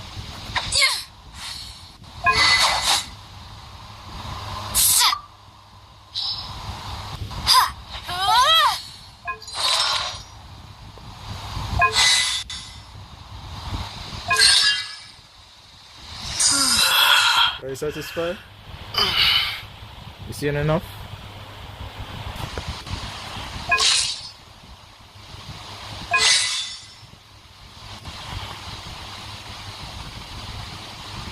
Over 18, Nani.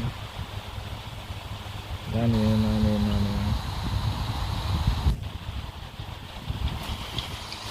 don't think I have that character.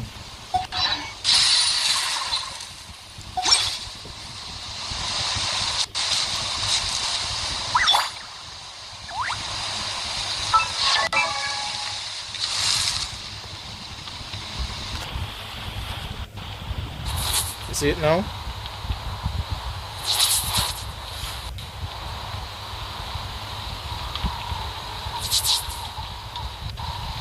Something you wish to report? Go on. You have my undivided attention.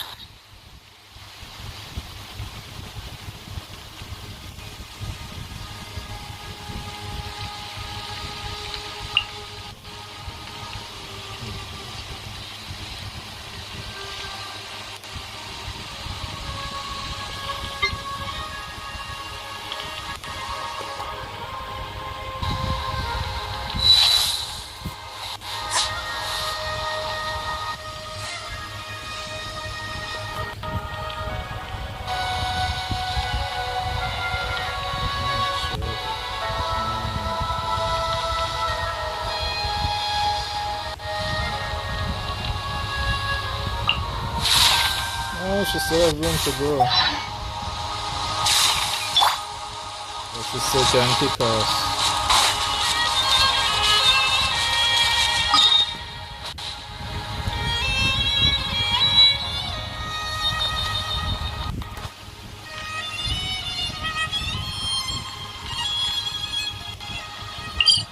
Oh, let's help with this load. There seems to be a pirate fucking pirates, man. I'm going to need all the Hydra. Fortunately, the strongest Hydra I have is Mona.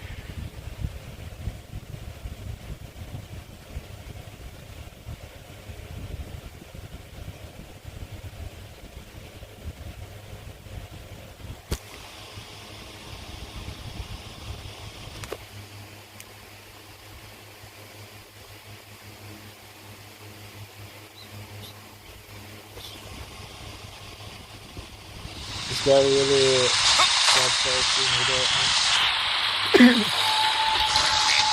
Okay.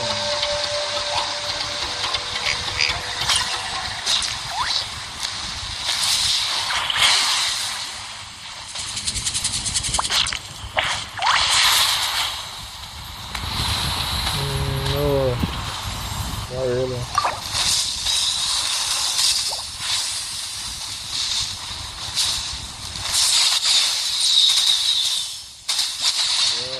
Yeah, could have just it. It's hard to begin with it.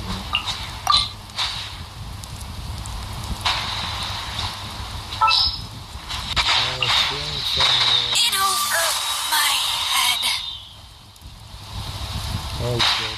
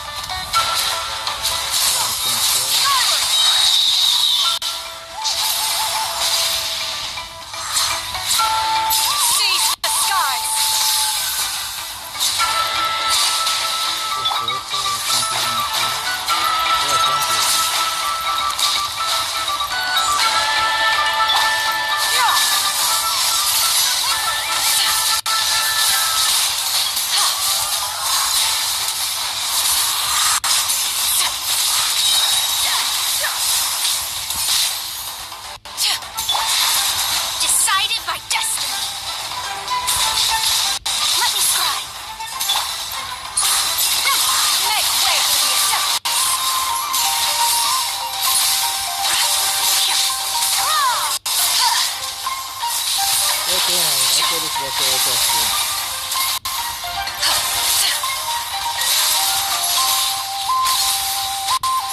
Skyward! Scatter! Shadows of fate! Hang in there!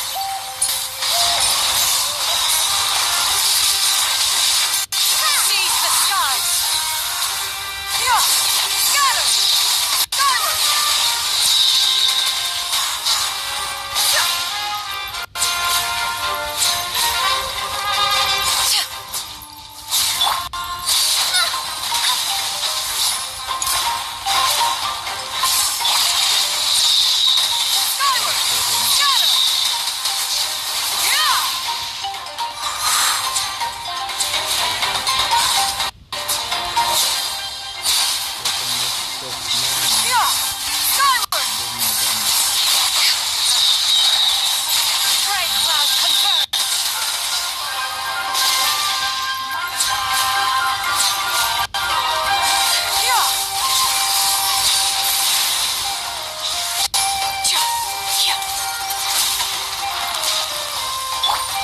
Let me scry! Gonna go that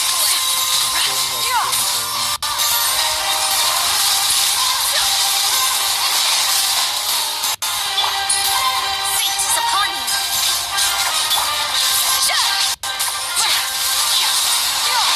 Skyward!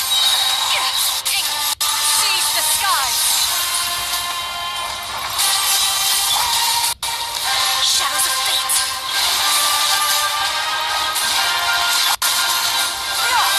Scatter! Skyward!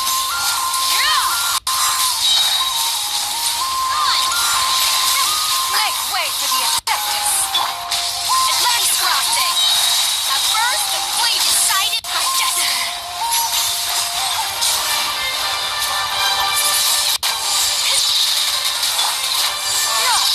Skyward!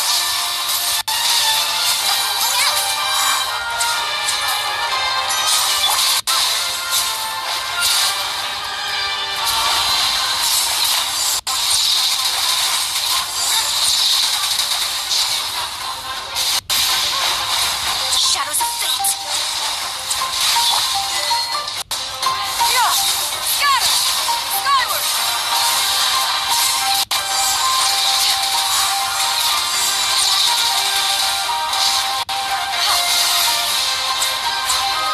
Skyward!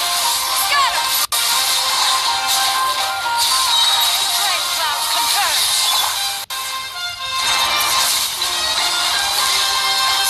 Delve into destiny!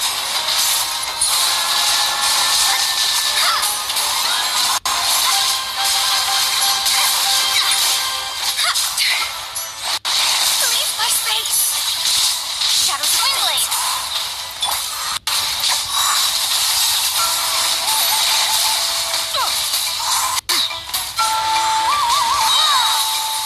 Gonna go that way! Make way for the Adeptus! Written in the stars!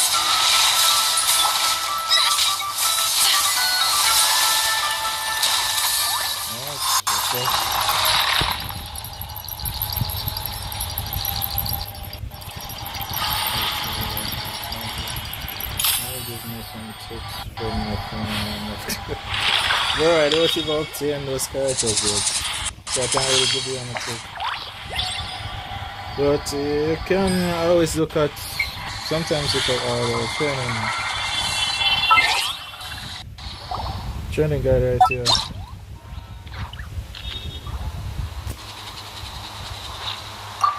We can give you a tip on how to what weapon that's suitable for the character and the artifacts. I get some people say it don't work every time, and I agree with them. But sometimes it do work.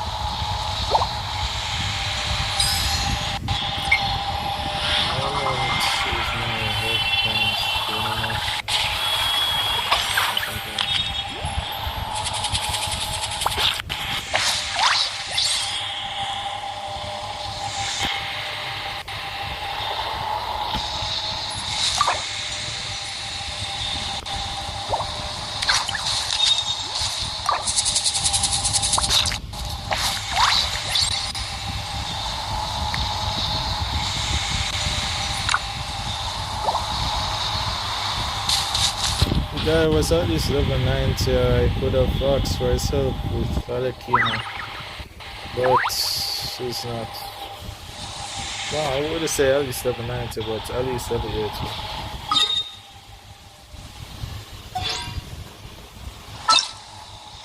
Oh, I hope enough further there.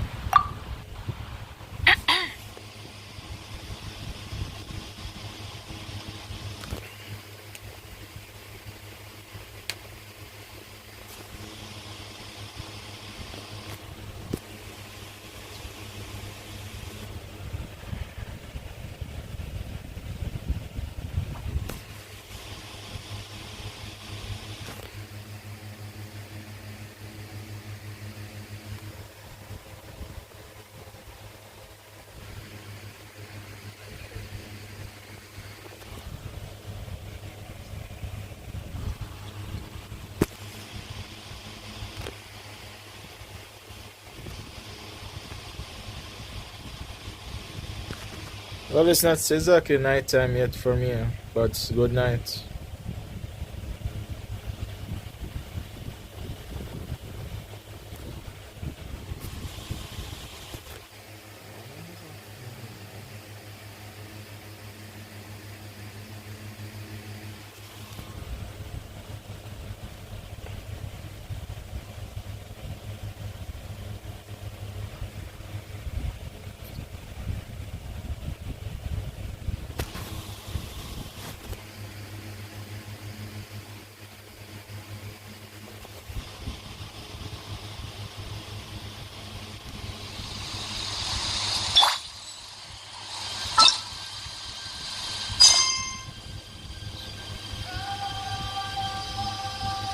Back to the Archon quest.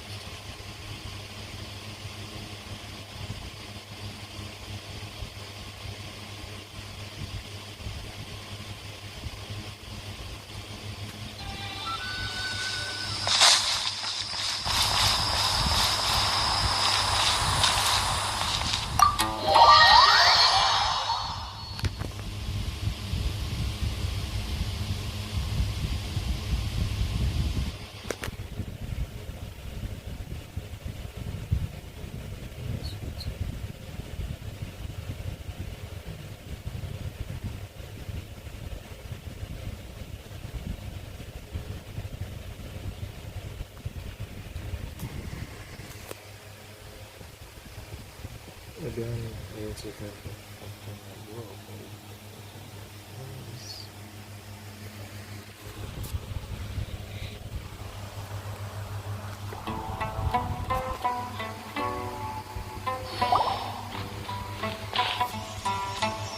Candace, whoa, you look furious. Do I? Oh, there's no. Perhaps I need to. Still. Yes, please. Well, looks like Sino taught her well. You fear death. The ones you call mad scholars are known to us as the village keepers. They are vital members of our community, and some even count them as You come here. Mercy! You've majored. We may all be the people of a war would own. I'll tell you everything. I'm listening. They're called village keepers. Slip up. Yes, it was all that mystery man's doing. He told us to spread the word about King Deshret's resurrection and talked us into helping him. That's one. Huh? Go on. You have to believe me. I believe I may know what's going. Uncle On?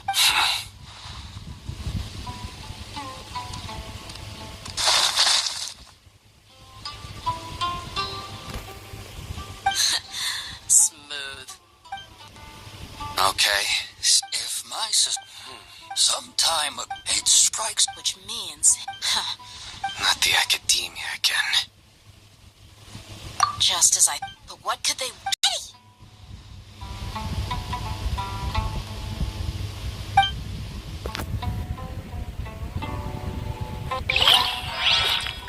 Yo, I believe some parts I skip out that weren't necessary.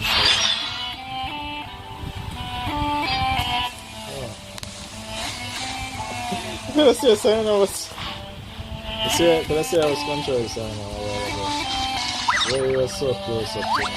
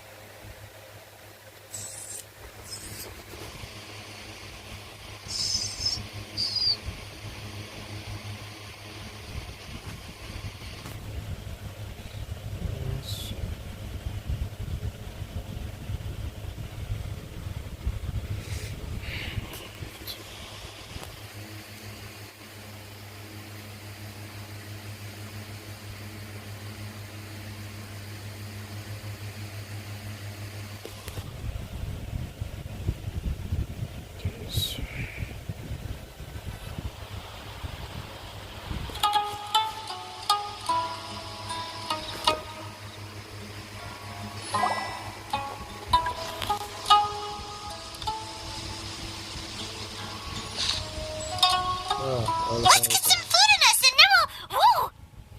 Okay, man. Hi, fam. Where'd you come from? Well, as you can see, I am merely sitting here and reviewing what we have deduced thus far. Or you are eavesdropping what's going on in there. You were gone for ages, and now you're suddenly sitting here musing to yourself? Where have you been anyway? Hey, what's with the silence? You never think things through before asking questions. I'm giving you some time to make up for that. Paimon's so mad! Paimon's gonna give you an ugly nickname! Go ahead, I want something. Never mind! Paimon's got nothing. There's just nothing super obvious to pick with this guy. It makes it so hard. Just call him the mysterious guy. Well, you've heard nothing to suggest I left this whole time. So clearly, I stayed in the village to investigate. Anyway, you plan to leave Aru village and keep searching for the truth of this matter, yes? Yep. We're not gonna find out anything more by staying here, so we thought that we might as well take the search elsewhere. Enough with the silent treatment! Maybe he's giving us time to think. No. I'm just surprised that you decided to team up with him. All Hatham, you haven't helped us out at all ever since we arrived at Aru village. Bold of you to question our choices. Yeah, you're all talk. While you were investigating, I had my own work to do, which I've now finished. Really? Paimon doesn't believe you. To be honest, we aren't really a team, so I have no obligation to inform you of my whereabouts.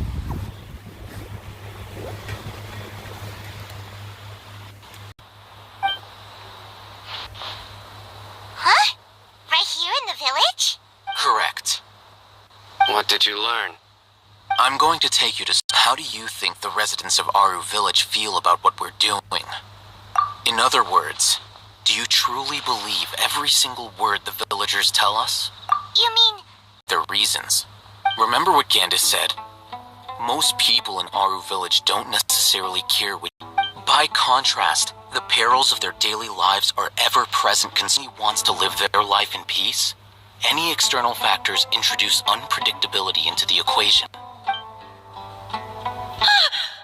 Those eyes. Those fierce eyes. You look like a real fighter. No wonder she was freaking out just by looking at Sino. Don't change the subject. It's quite obvious that she's intimidated by Sino's authority and strength. Right. You were asking about the mad scholars. She corrected herself mid-sentence because she's aware that there are King Deshret fanatics in the village. If she sounds too friendly towards the village keepers, she could easily make herself the radicals' next target. Are you saying she's on Mascara too? I think it's been a few days since I last saw them. I usually go to bed pretty early, so I'm not too familiar with what goes on at night. Remember? She made a point of denying her involvement in anything that occurs at night. But honestly, I feel quite sympathetic towards them. Even though they act a little strange, they've helped me in the past.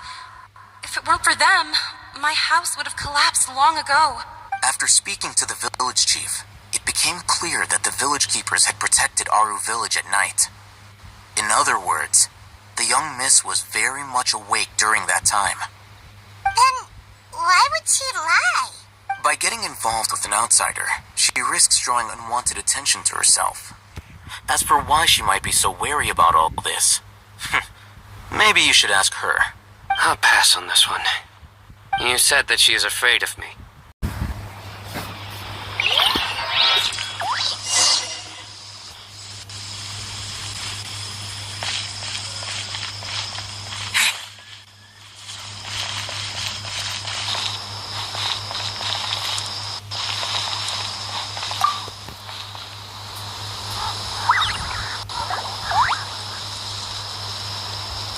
Miss Shawnee, as we discussed earlier, I've brought someone with me. Mr. Alhaitham, I'm aware of where you stand, but how can I make sure that your friends think the same as you? Huh? What do you mean? We need to clarify our stance or something? Go ahead and talk to her. You'll get the answers you want. Go on. Earn her trust. Is it really that simple? May I call you Traveler? Sure thing. Hi, Miss Shawnee. Hi, Traveler. I want to ask you something. Do you think the resurrection of King Deshret can truly change Sumeru for the better? No. Why's that? Because he's one result in conflict. That's very similar to what Miss Candace says. I know you two are friends. That's why I'm willing to talk to you, even though I do have some reservations. Before, I wouldn't even have the courage to ask something like this. Traveler, do you believe our lives will get better? I can't promise anything, but I'll do the best I can. Yeah! We came here from another nation, so it isn't wrong of you to be weary. And we aren't really residents of any one nation. But even so, we've met lots of people from different places, and we've always fought for what we believed in. We have friends in Sumeru, and we want to help them. That's why we decided to stay here for a while. I want to trust you. My apologies for posing my questions like that. But to be honest, I didn't expect you to come back for more information. Alhaitham told us you have your reasons. It's okay. We understand. The fact is that only one side of my family is desert folk. I don't really fit in anywhere in Sumeru. Some believe in the Dendro Archon, while others believe in King Deshret. I don't belong to either side, and neither side would want me. Speaking of which, the radicals mentioned that they despise traitors. Do they just think that anyone who's different from them is a traitor? Yeah. Some people can be so narrow-minded when it comes to bloodline and beliefs.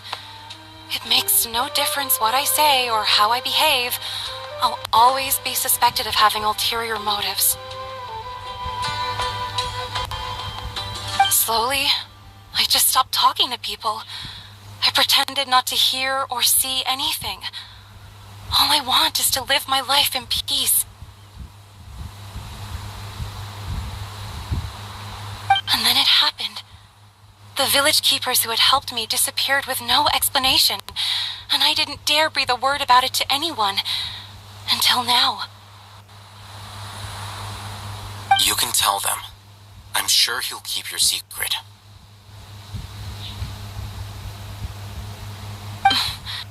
All right. I'll tell you what I told Alhaitham. actually have a sharper sense of hearing than most. Sometimes, I hear strange crying sounds in the night. There are ghosts? Perhaps. I'm not sure. It's faint, but it's definitely the sound of crying. It comes from far away in the distance, and always carries very raw emotion.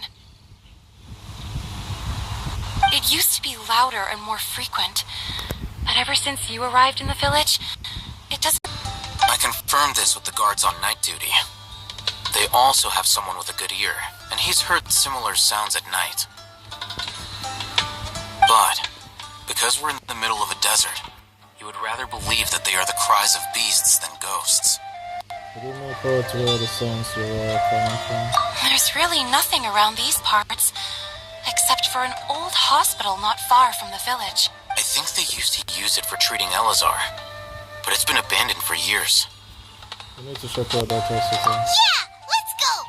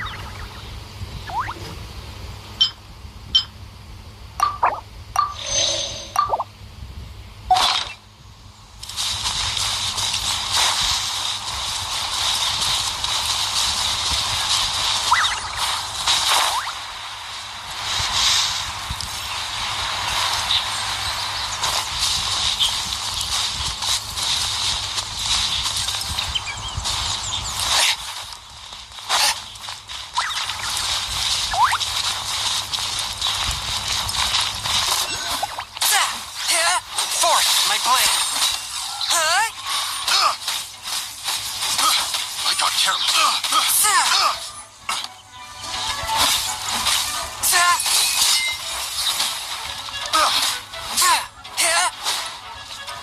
touch of frost. I got careless. Picked the wrong test subject.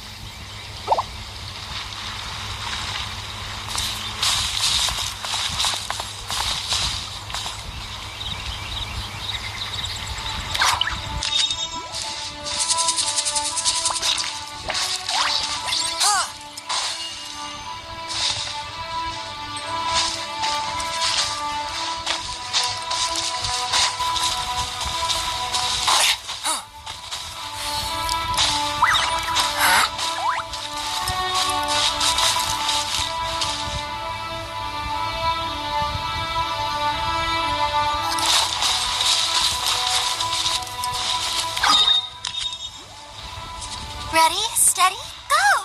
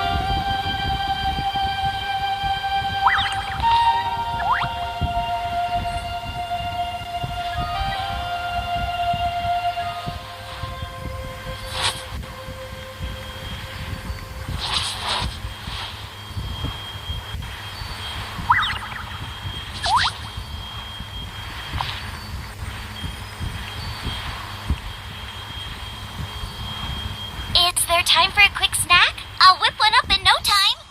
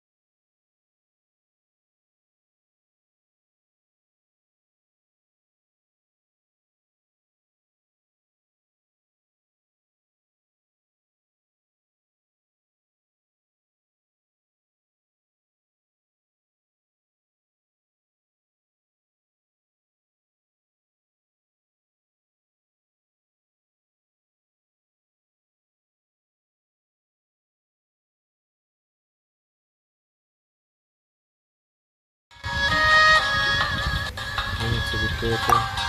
Good idea. Let's approach him slowly without alarming him.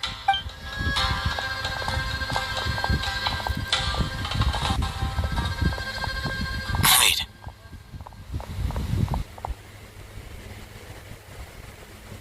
You're...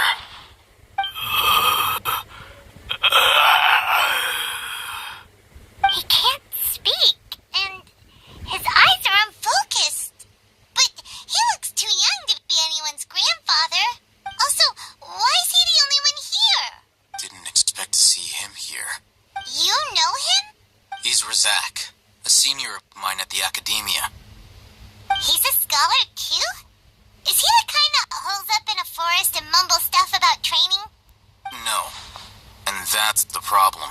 Razak was never involved in any of those things. He never trained in the forest, let alone reach Satyavada life. So did he become at this? Leaving that question aside for the moment, him being here alone means that we might be too late. Looks like they've already taken everyone away. For whatever reason, they left Razak here. Perhaps they simply didn't have time to come back for him. There are drag marks on the ground. They're clearer by the doorway. Someone was forcefully drawing the cart that was loaded with something heavy. Loaded? Why do you say that? Allow me to jog your memory. Recall your time at Port Ormos. Don't you think his symptoms look familiar?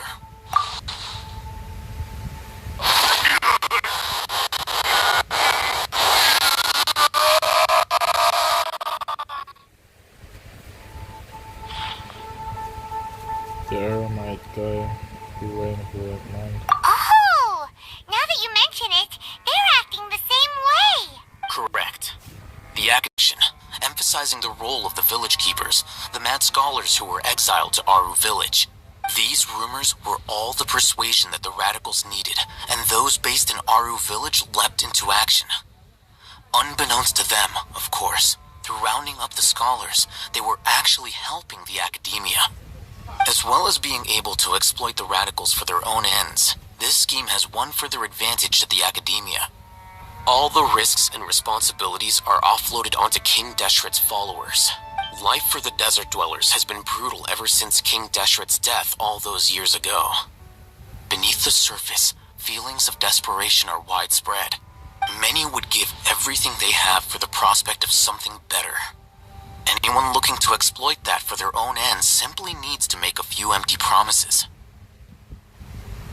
Even if complications arise, people will see that those involved are all followers of King Deshret and look for no further explanation than differences of belief. A deep-seated mistrust of the desert and everyone in it by the rest of Sumeru will make sure of that. The notion of an academia plot wouldn't even cross their minds. It may seem like a simple strategy, but it is able to work wonders under Sumeru's current circumstances. Oh, that makes a lot of sense.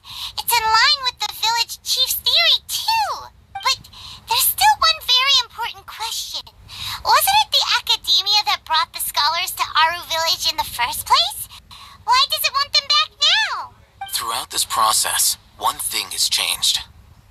First, they were scholars. Then, they became lunatics. After that, they were exiles. And finally, they become missing persons. An exile is still patently a living, breathing human being. But when someone becomes a missing person, that is brought into question. If you can't find someone, you have no way of knowing what exactly happened to them. That makes missing people an ideal resource. Resource? For what exactly? One possibility is that the information in their brains could be extracted into knowledge capsules. Extracted? You mean, canned knowledge comes from people's brains? With the technology of the Sumeru Academia, it's entirely possible. Perhaps the process caused them great suffering, which is why they cry out in the dead of night, when no one is watching them. So, the human brain...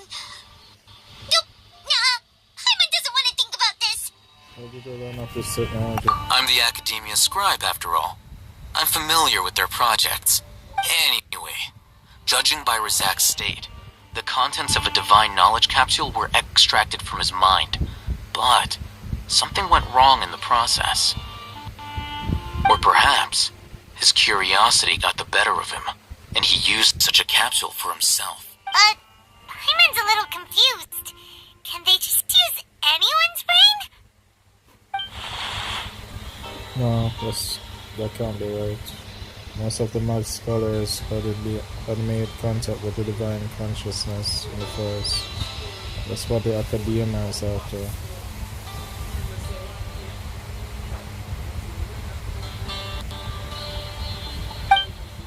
It's also safe to assume that this knowledge has something to do with the Fatui, the Doctor, and also the Balladeer.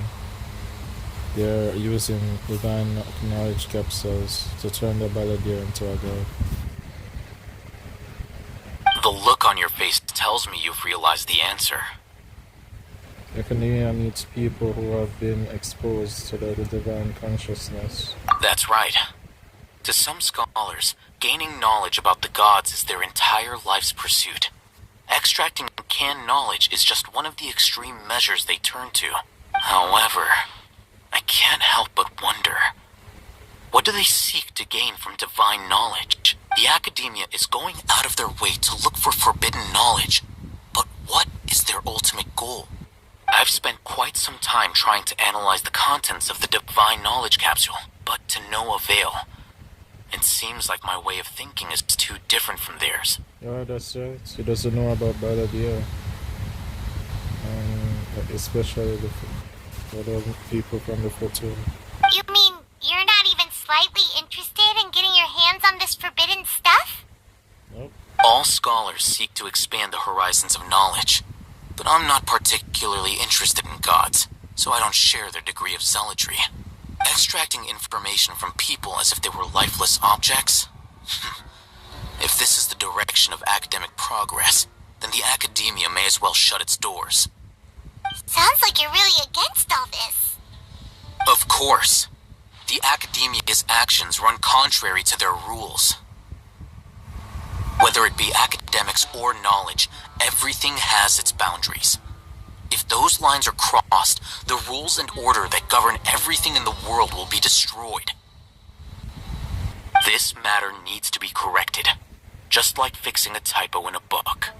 Wait, didn't you step in to help because you felt sympathy for those poor people? Not to be callous, but no. My criteria are a little more restrictive than that.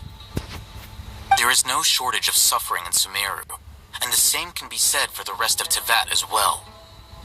What do you plan to do about that? Save every last person? Probably not. Paimon's not sure. You can say that. Simply put, I don't blindly place my faith into strength or heroism. I do what I want.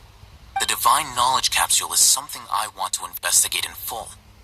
That doesn't mean I'm willing to take action for the sake of a few strangers. Though he rejects the notion of greater moral responsibility, he justifies his action because they are true to his personal motivations. Someone like him might actually make for a better era. Paimon's been wanting to say this for a while. There are a lot of bad guys in the academia, but you're not one of them. You're their weirdo. You're probably right. Though I must say, I quite enjoy this feeling of being the odd one out. Uniqueness is also an asset, is it not? Wow, that's a great way to think about it. Paimon's really impressed. If only Miss Shani had a similar mindset, her life would definitely be a lot easier. I'm just a more likable person than her in general. There's nothing more to it than that.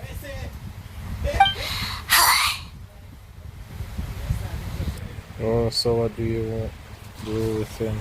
He won't last long if we leave him here. Let's take him with us. We'll work out our next step after we return to Aru Village.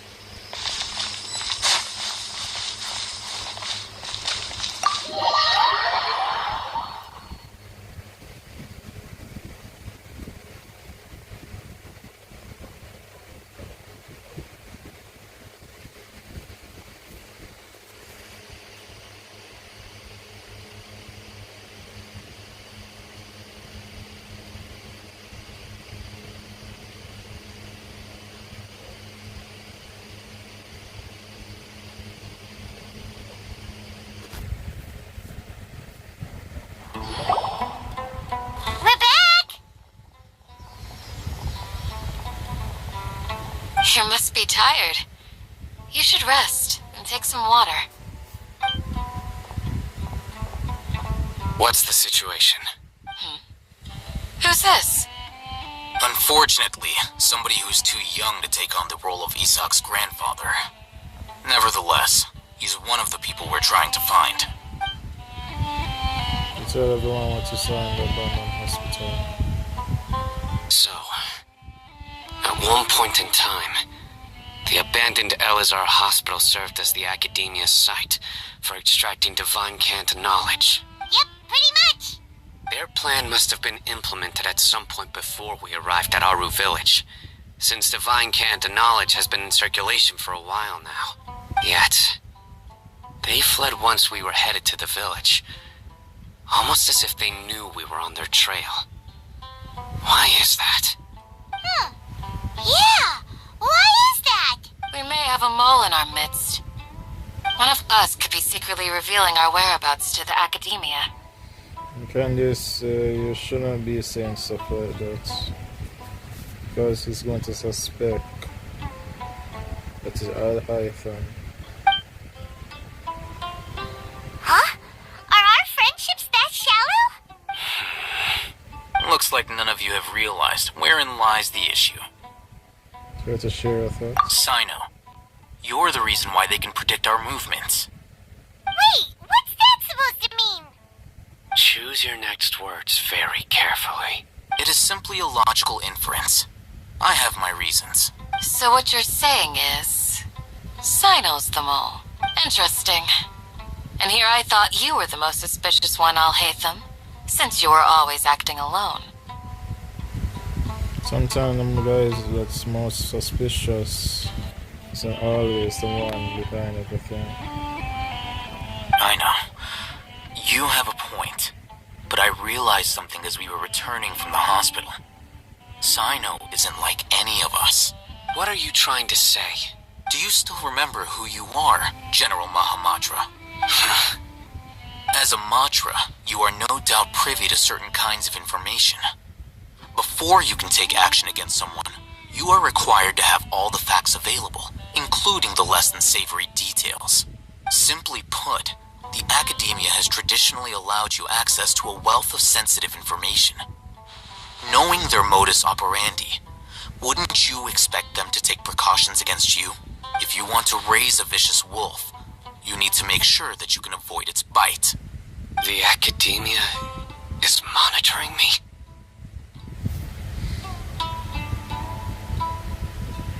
Yeah, I had a feeling that was the case. It's not that simple. The Academia has eyes all over Sumeru, but they have a special protocol for dealing with you. Every so often comes a Nyagarbaha Day. On this day, the Academia enters new information into the Akasha through knowledge capsules.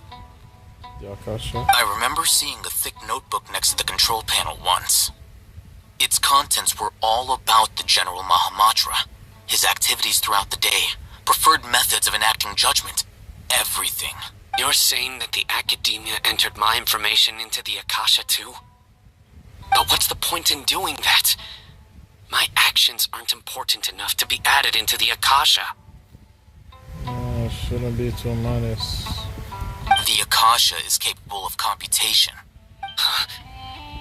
The Akasha's algorithms are entirely capable of predicting your movements using the data entered.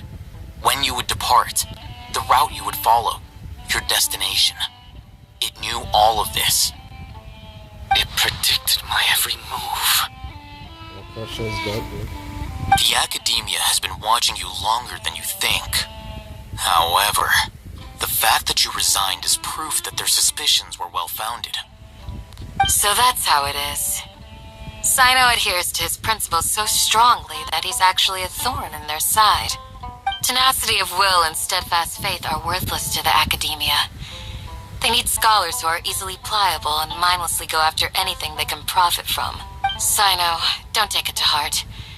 This just proves how much of a trustworthy ally you are. They escaped because of me. Don't blame yourself. It's not like any of us would have known. Exactly. I have an idea. If they predicted my movements, then I might be able to guess where they went. Whoa, you bounced back fast. There is always an opportunity for safety after danger passes. Oh, so that's how it is! Paimon gets it now. If the Academia is trying to avoid Sino, then the safest place would be... One step behind him. Yep, that's right! They'll want to proceed in the direction opposite of where I'm going. You're getting smarter by now. I must go. There's also something I want to investigate. Let's go, guys! After him! Please, wait! I want to go too! It's too dangerous. You want to go too? If so, you have to promise you'll stay safe. I want to find Grandpa. I promise I'll be careful and not cause any trouble. Everyone, I leave him in your hands. Yay! Let's go! Remember to pack some food with you. Paimon feels like we're missing someone, though.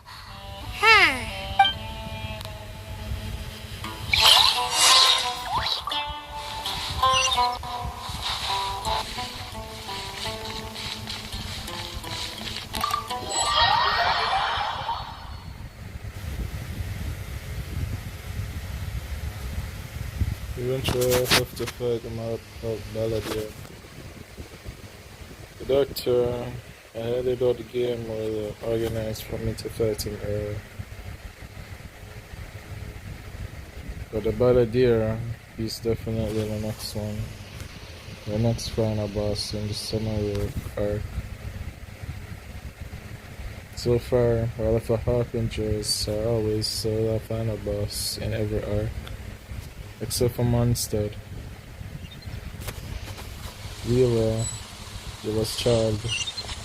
Inazuma, he was Signora. And now, as it would appear that the Balladeer will be the final boss.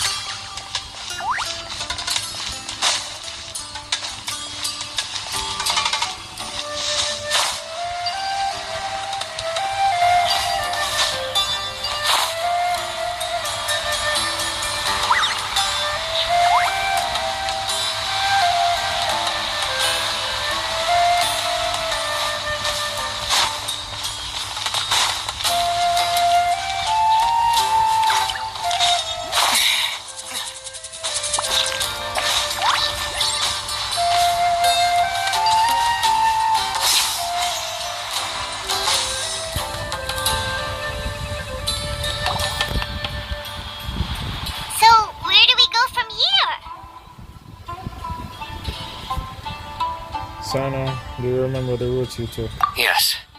After leaving the village, we should head straight toward the desert.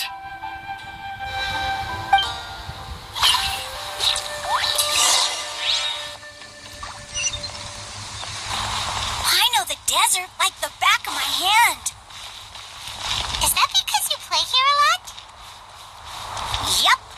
One time, Grandpa almost got lost in the desert, but I was the one who brought him back.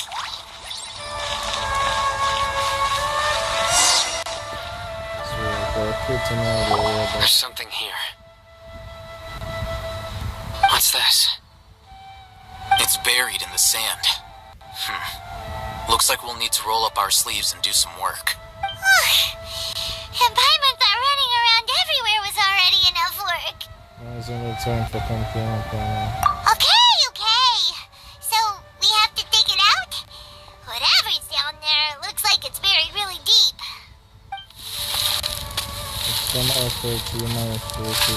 These are likely fragments of an Academia-developed device, something akin to a headset. Looks like there were more than one village keeper. They must have been escorted this way, because there are device fragments scattered around here. Let's split up and search the area. Chances are that we'll find other things nearby.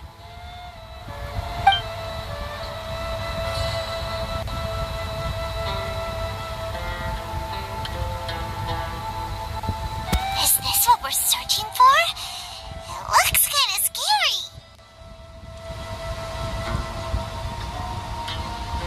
This is definitely a device used to extract divine knowledge. How did it end up buried in the sand?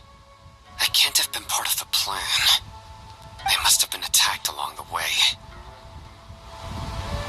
Wait, what?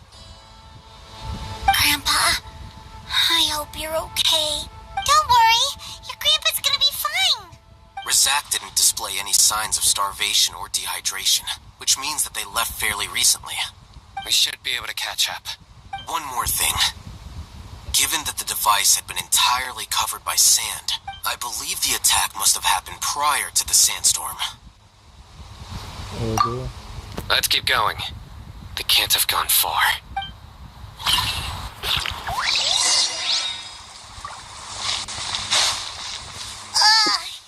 Running on sand is so tiring.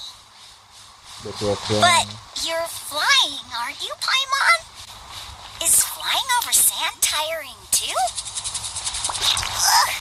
Of course it is!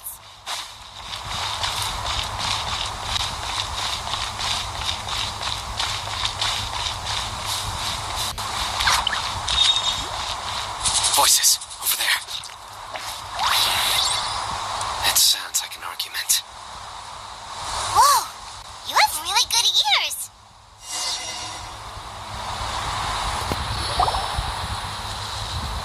Don't get any closer. They'll notice us. Dia's talking with the Eremites? Very interesting.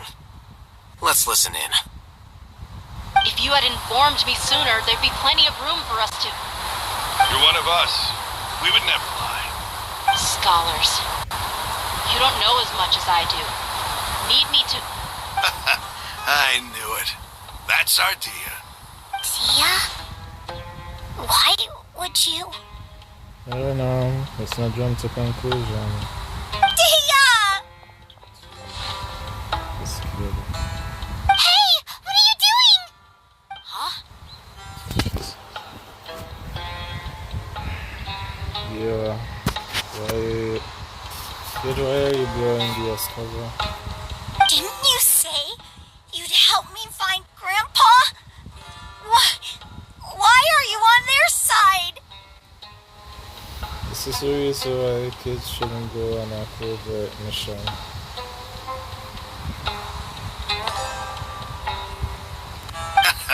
Well, look who's here. Ain't that something? But then again, you could convince them that she's not with them. This complicates things. Indeed it do. It does. But it could make things a lot much better for you. You've betrayed Aru Village. So, this is the great General Mahamatra. Dear, you'd be better off as my assistant than hanging around with this motley crew. Seen for yourself. I have the means and methods, and my ideals are far more admirable than theirs. I'm not the type that's easily swayed, Raman. You of all people should know that. Wait, what's going on, Dia? Whose side are you on here? Shut it, Paimon. It doesn't matter. Whichever side you pick, nothing can deter us from the grand mission of resurrecting King Deshret. Once our Lord of Old returns to this land, we will have a new beginning. Face the facts, Raman. It's not gonna happen. You should understand that more than anyone. Have all your years as a merc taught you nothing about placing hopes in a ruler? I'm a desert dweller and a proud follower of King Deshret. Whether I live by the edge of the sword or in peaceful comfort, my soul will always carry this conviction. It's not too late yet. The village keep... mad scholars aren't gonna bring King Deshret back to life. You don't understand, my dear lady. Pursuing our faith is our purpose in life. Even if the chance of success is 1 in a million, we must be willing to give everything we have. Even if it'll expose you to the academia? Even if they end up disbanding the Eremites? Your Eremites, which you've worked so hard for all these years? Yes. We've waited a long time for this day to come. The sun and the moon no longer shine here. All you see now is cracks in this desiccated land. But fate has finally dealt me a hand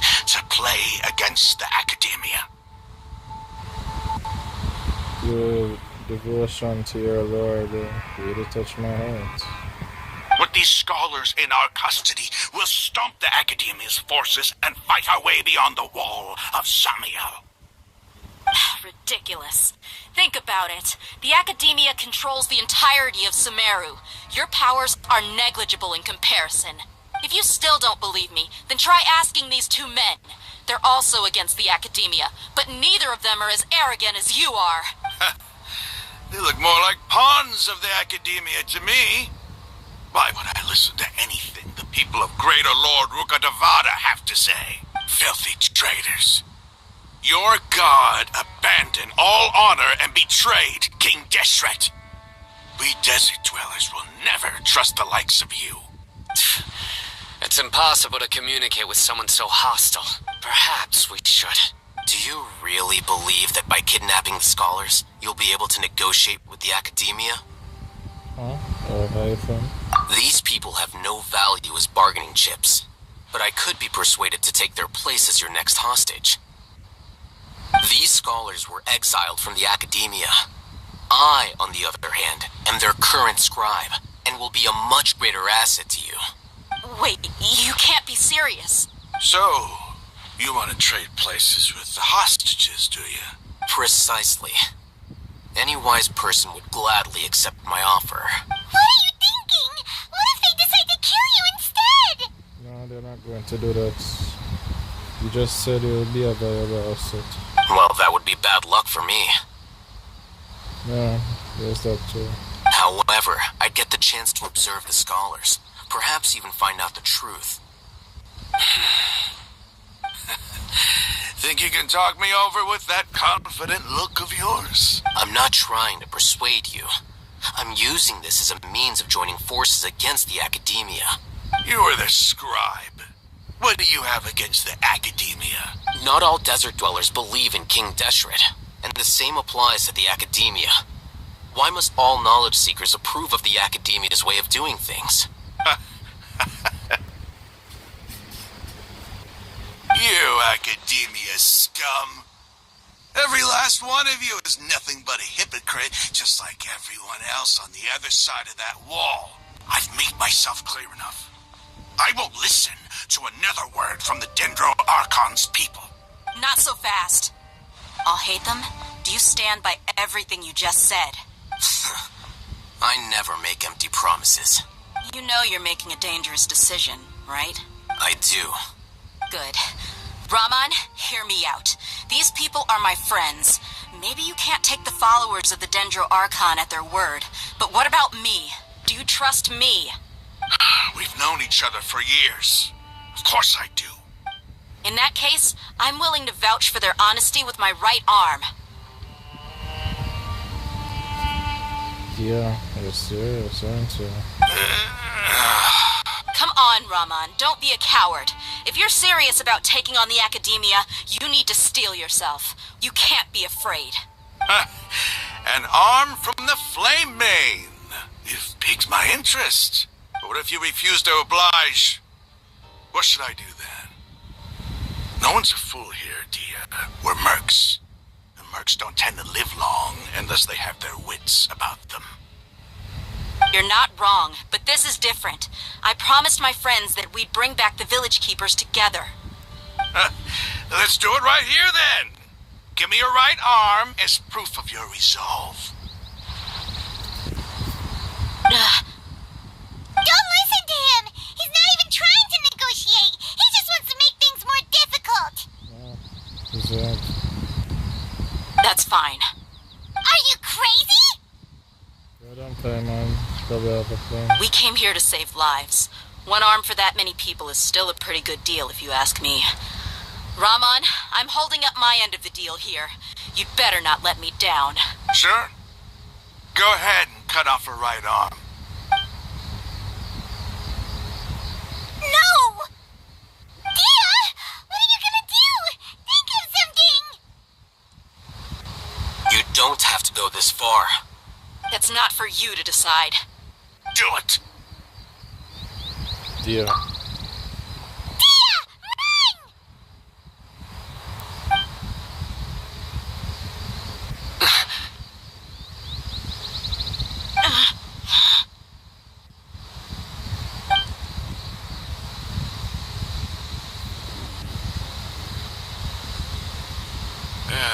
Stop! What's wrong? Can't do it? Flame Mane, you and I are both desert folk. Cutting off your arm is no different than cutting off my own fingers. Where's the sense in cutting my own kin to pieces? You've shown me that you're serious. Go on now, take your friends and leave. Meet me in the desert at noon tomorrow.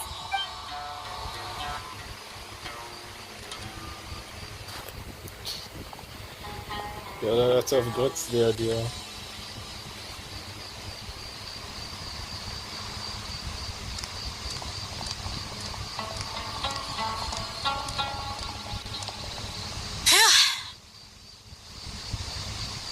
I was really counting on him not going through with it. Dia! That was crazy! Have you all lost your minds? What if he'd actually cut your arm off? Then I'd just have to hold my claymore with my left arm. Susan, I'll be worried about you. Okay, I'm sorry. But sometimes when you're out on a limb, you gotta double down to seal the deal, you know? Don't ever make a promise like that again. I can deal with the likes of them. If it came down to it, you would not lose to them either. I don't doubt it, Sino. But this is about more than me and them. There's a lot more where they came from. Even if we got rid of one bunch of radicals, there are others out there. Wiping them out would do more harm than good. That's right. There's always this one person who believe in European disrupts it. As you wish.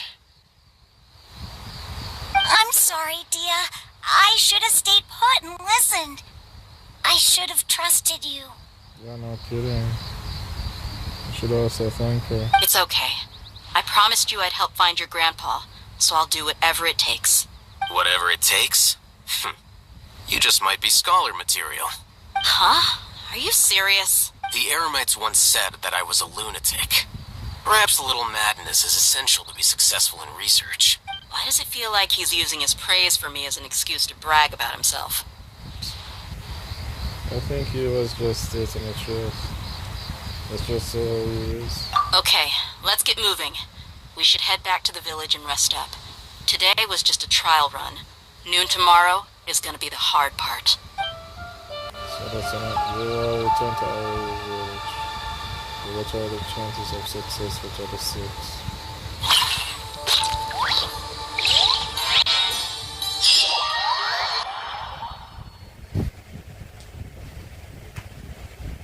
That was definitely a tough situation. For Dia, that is. Got a lot of guts. Oh, the fool in the sea is another way.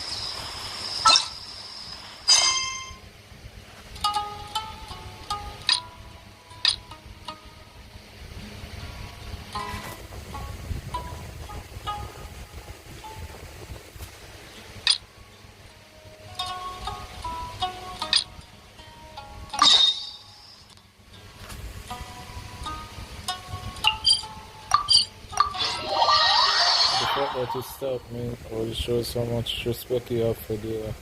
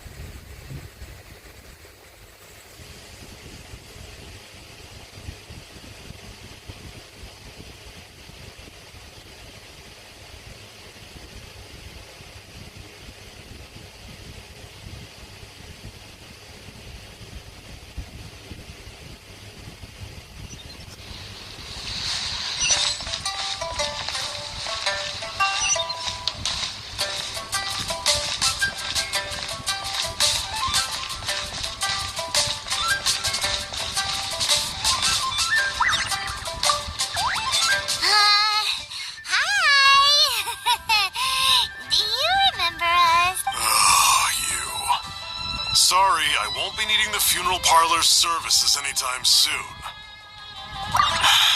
Yes, we grew up together. We still keep in touch even now. I don't know why he started working for Wangsheng Funeral Parlor. To be honest, I find their director to be quite peculiar, but he must have had his reasons. He's on his own now, after all. And he still can't get over what happened to Big G. Did he tell you about it? Yeah, he did. If you could pick one thing to give, you're gonna actually go commemorate him or anything. I'd cook something for him. Oh, he could eat spicy food like no other. His favorite meal was extra spicy Jueyun chili chicken. I can make it for you if you bring me some Jueyun chilies. I'm sure he'd appreciate the flavor of his childhood years. I still use that old recipe. Deal! Just give us a minute.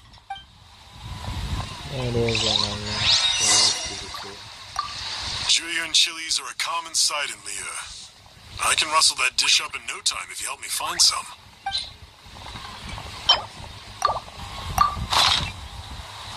Great, this should be enough. I'll get started on the Jueyun chili chicken. I guess you've got other folks to track down? When everyone's ready, I'll get the dish over to you. Great!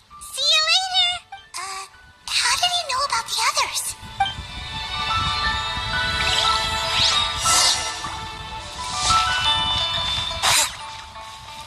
Try your luck betting on Jade?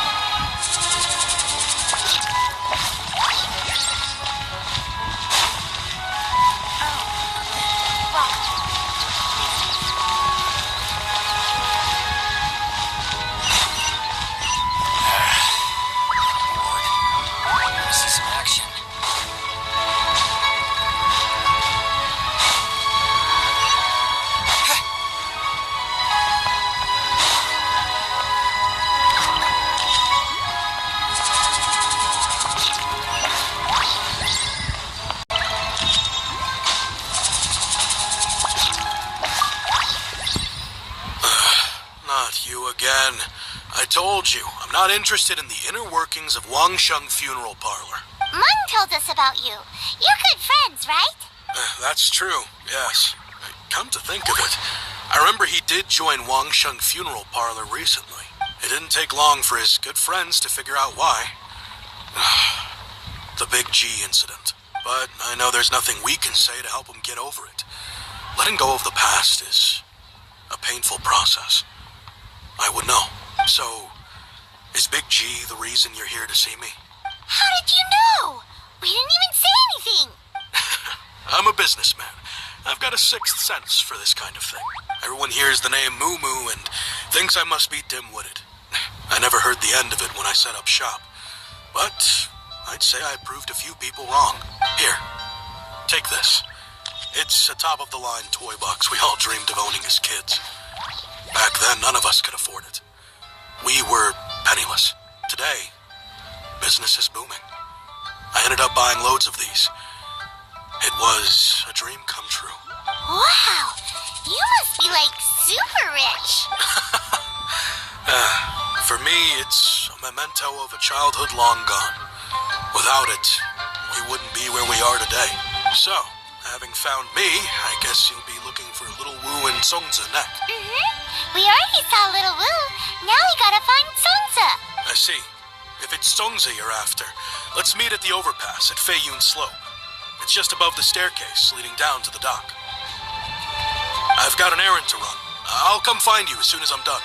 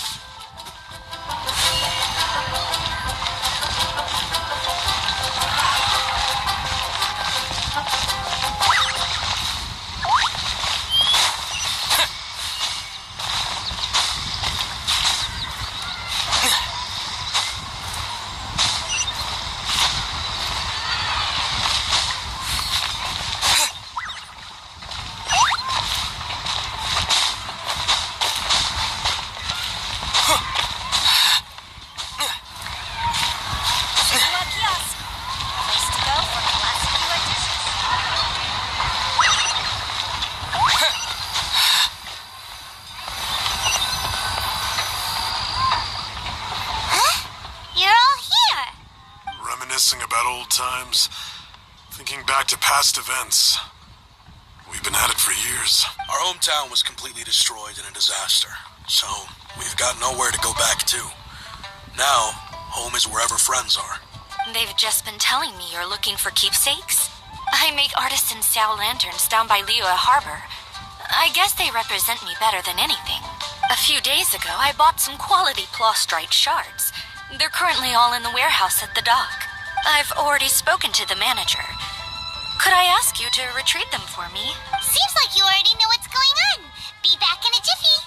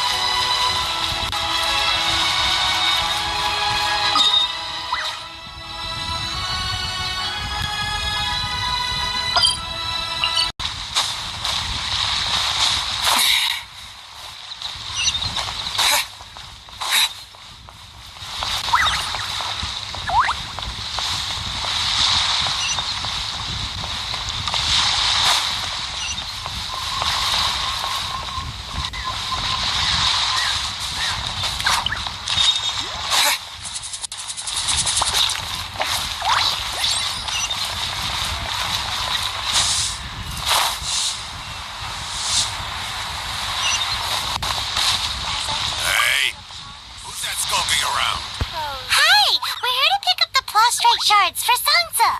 I think she mentioned it. Yes, here you are on the register. The plaustrite shards are over in that crate there. Please, help yourselves. Hand it out. How relaxing.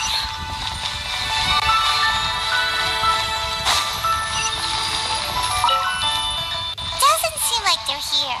Let's look someplace else. Doesn't seem like they're here. Let's look someplace else.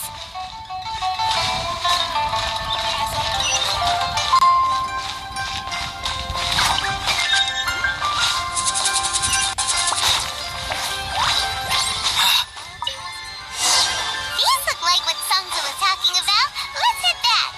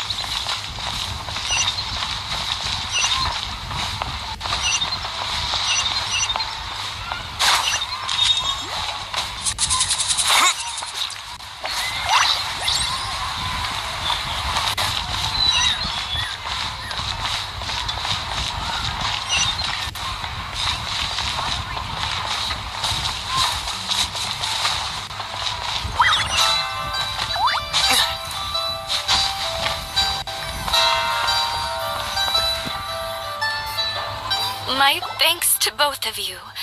This looks like great stuff. Please, wait a moment. This is the final step.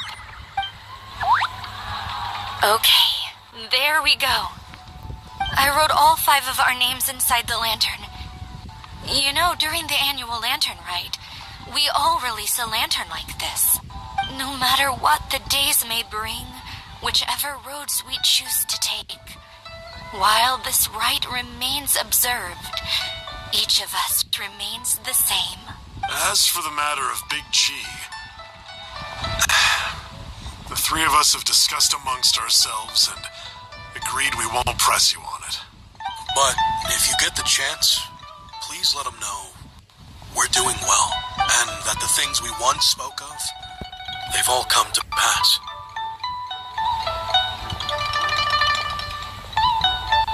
Thank you. We'll pass it on. Big G is lucky to have friends like you. We got everything we need. Let's go to Wulong Hill and find Hu Tao and the others.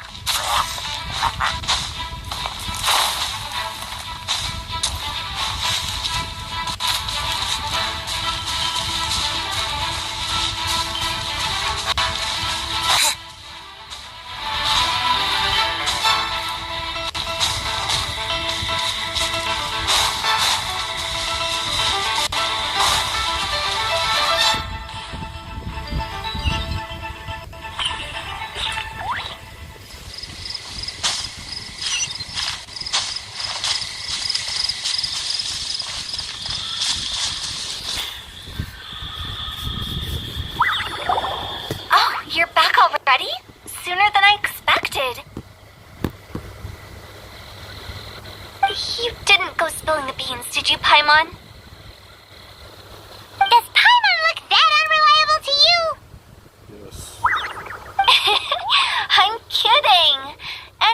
Looks like they were willing to hand over some keepsakes, so I guess they knew the deal. Nevertheless, when it comes to things like ghosts and ghouls, spirits and souls, one thing everyone knows is you never know what to expect. Which explains why they were reluctant to pry and find out the full story. Which is just as well, because if they had attempted to, it would have been too much for me to deal with. Guard the border between life and death. This is Wangsheng Funeral Parlor's most important responsibility, and I'm stricter than most. So what about us? Does it matter if we cross the border? Of course not. After all, you were caught up in all this already, just like Meng.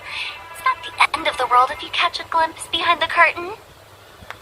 And where we're going, don't be surprised at what you may see or what may occur. All of it exists within the border between the living and the dead. An ordinary place, really. The only special thing about it is that nobody really knows about it. Whatever you do, don't get all worked up over nothing, okay? Or else by the time we're out, I'll have to erase your memories.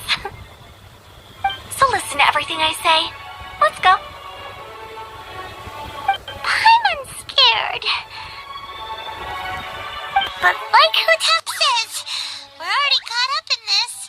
We better see it through to the end.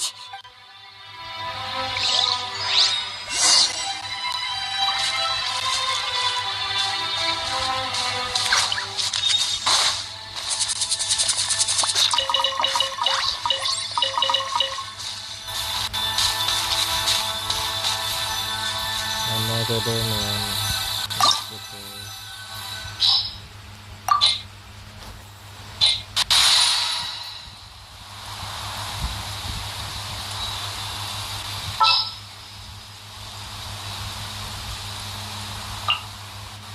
Something's come up?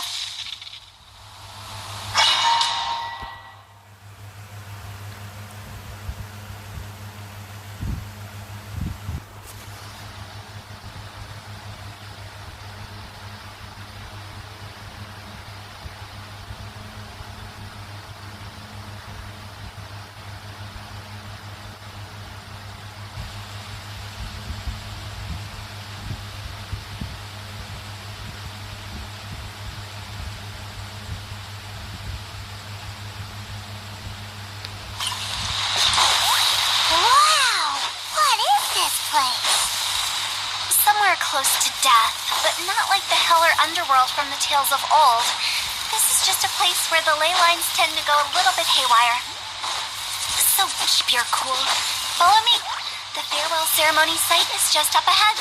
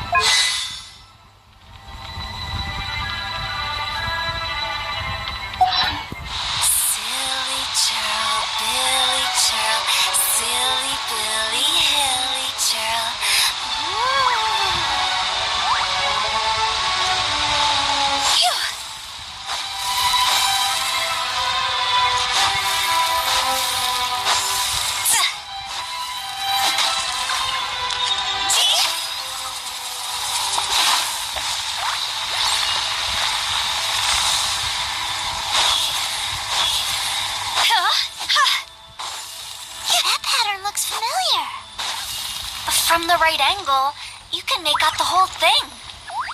Oh, just like last time.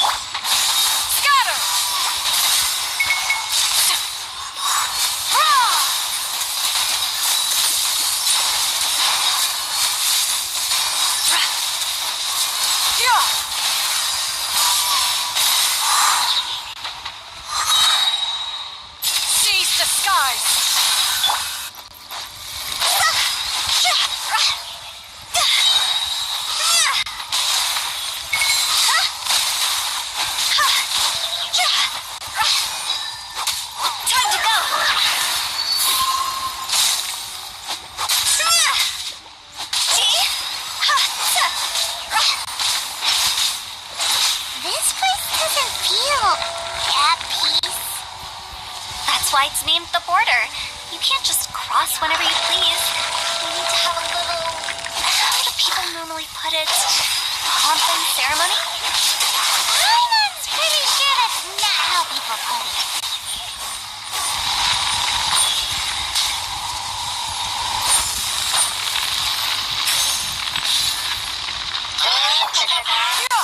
Scatter!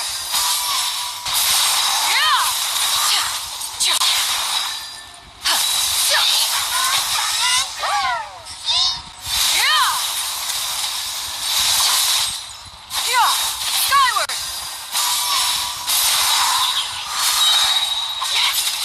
Make way for the attack!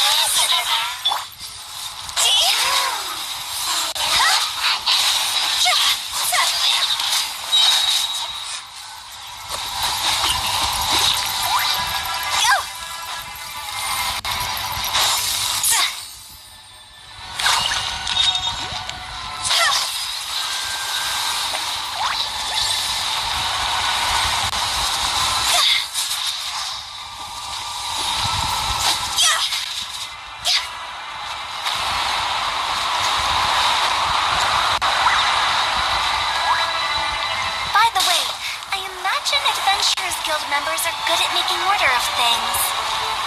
See if you can find a way to get the right things into the right places. Usually it requires a bit of destruction as well as elemental reactions. On your marks.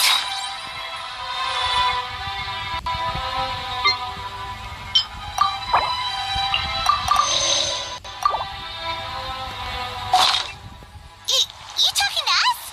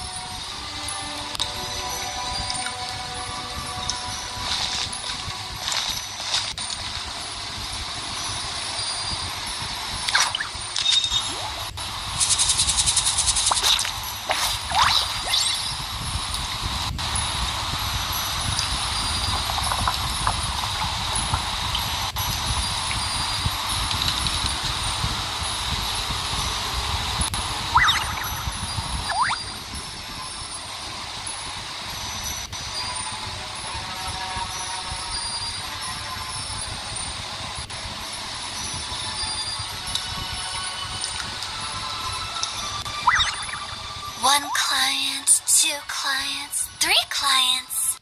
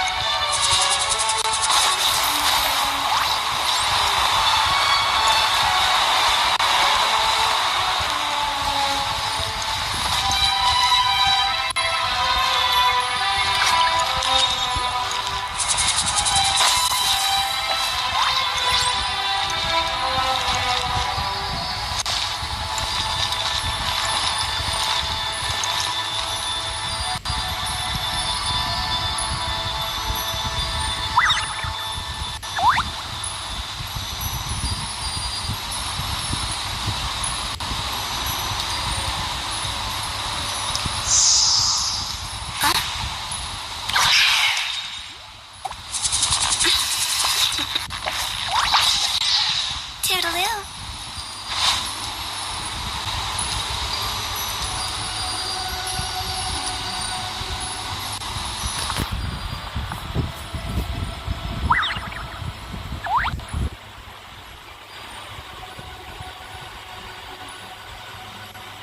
When the sun's out, bathe in sunlight.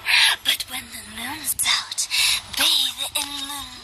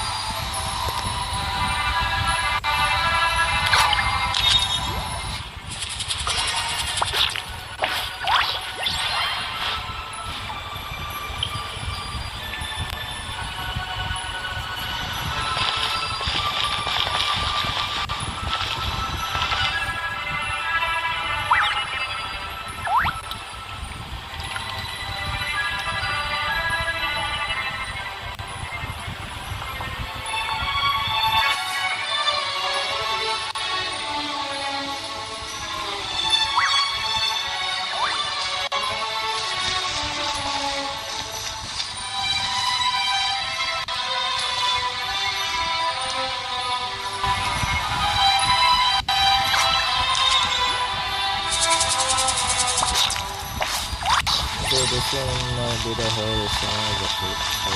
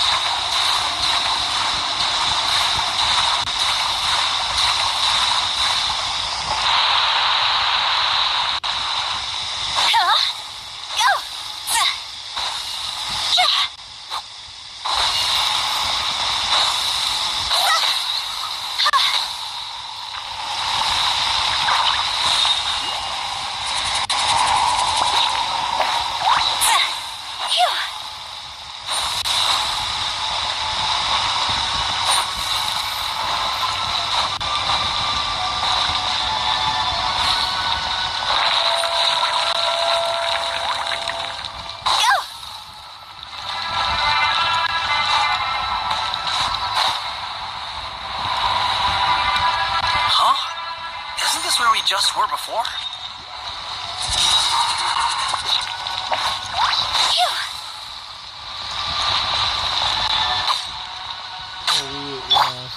Got him!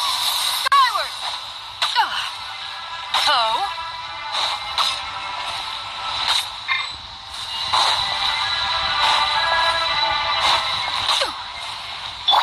Leave it all to me. Got him! Skyward!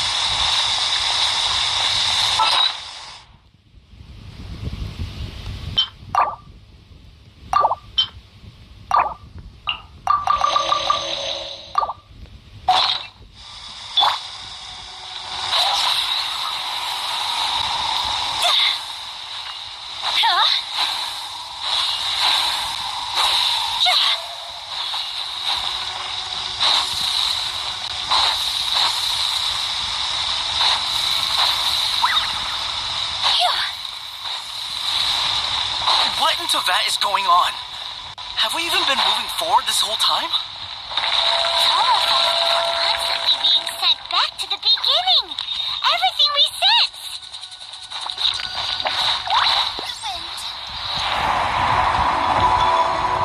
We're stuck!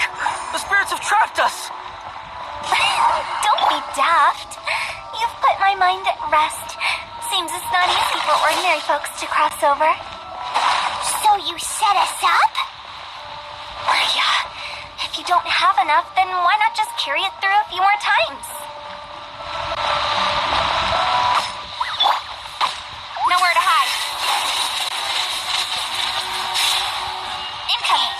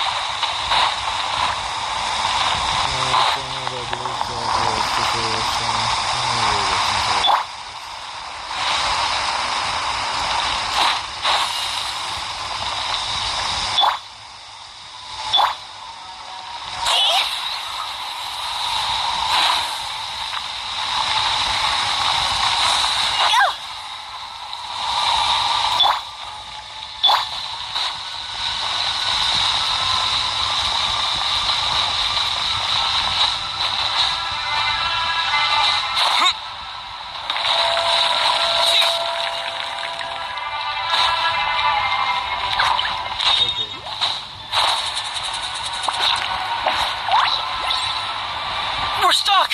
The spirits have trapped us! Don't be daft. You've put my mind at rest. Seems it's not easy for ordinary folks to cross over. So you set us up? Yeah. If you don't have enough, then why not just carry it through a few more times?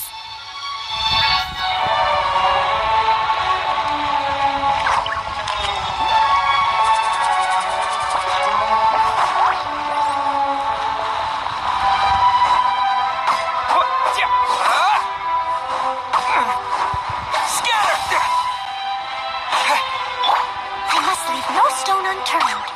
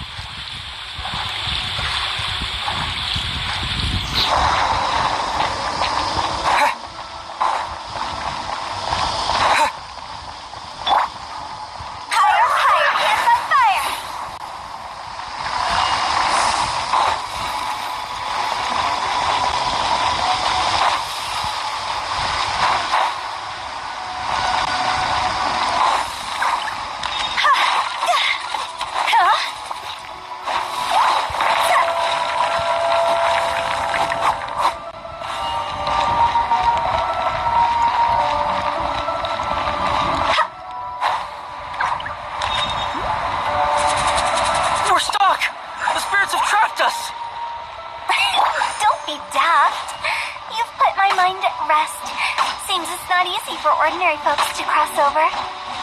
So you set us up? Yeah. If you don't have enough, then why not just carry it through a few more times?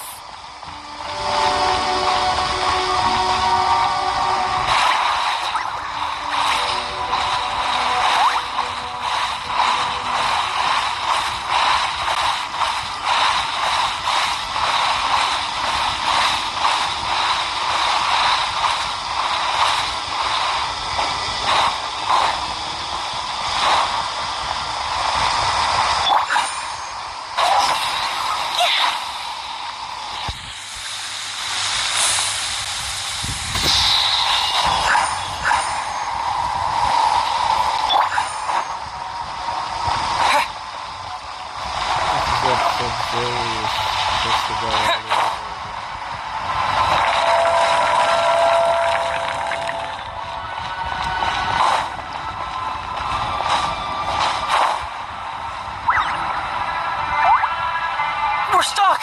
The spirits have trapped us! Don't be daft. You've put my mind at rest. Seems it's not easy for ordinary folks to cross over. Finally! Paimon thought we were going to be trapped in that weird place forever. That's exactly the point. Trespassers end up running scared. So that's the weird stuff out of the way, right? Yep. Just dive off the edge here. What?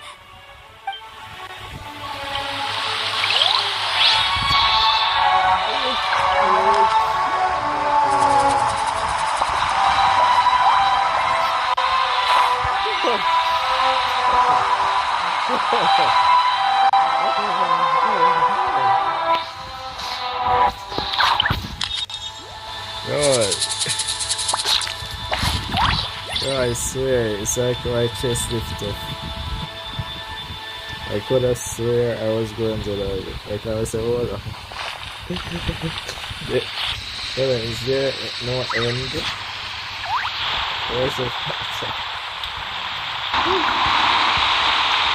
I swear I was going to die. It's so high.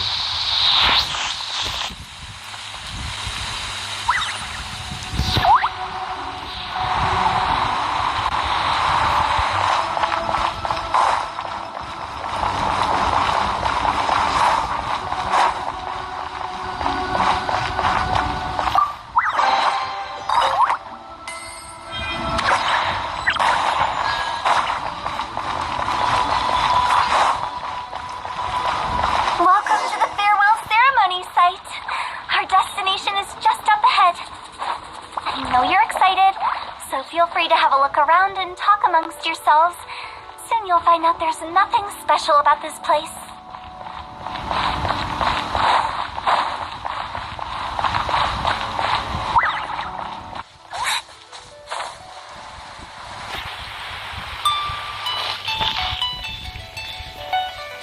Are you clients? Apologies. This is just a little unexpected.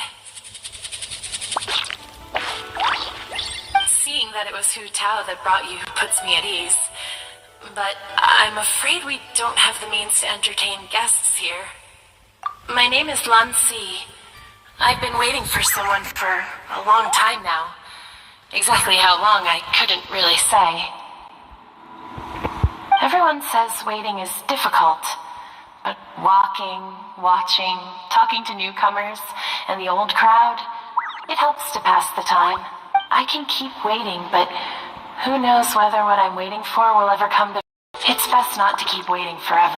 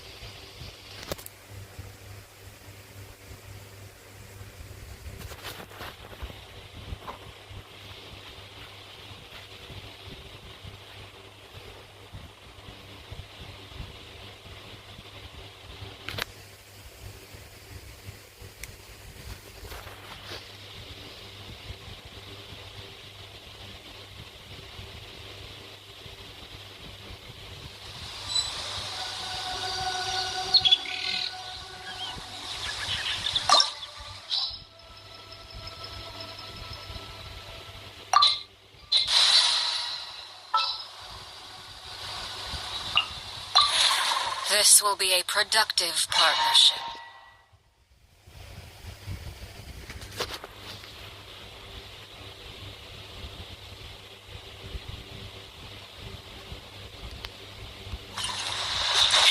Wow! What is this place? Somewhere close to death, but not like the hell or underworld from the tales of old. This is just a place where the ley lines tend to go a little bit haywire. So, That pattern looks familiar. from the right angle, you can make out the whole thing. Oh, just like last time.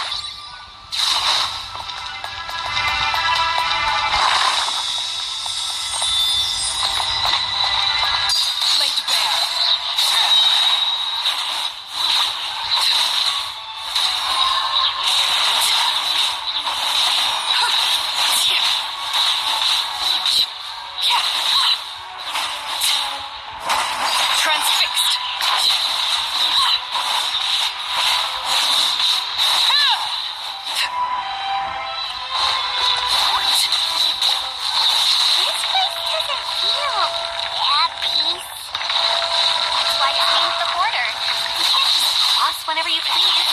You need to have a little, how do people normally put it, pomp and ceremony?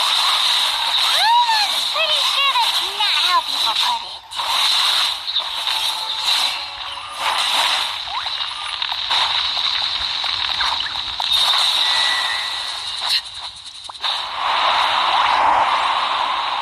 By the way, I imagine Adventurers Guild members are good at making order of things.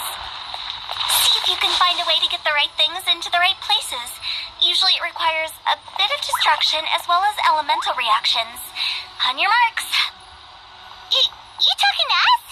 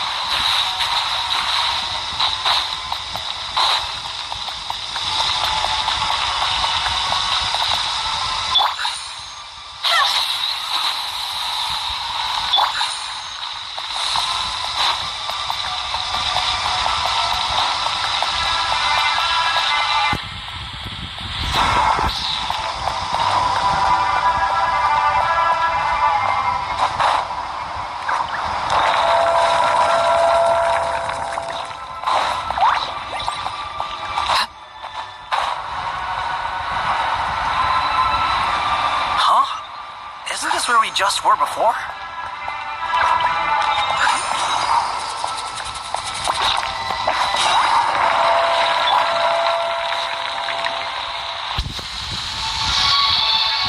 Finally! Paimon thought we were going to be trapped in that weird place forever. That's exactly the point. So, that's the... Yup. What?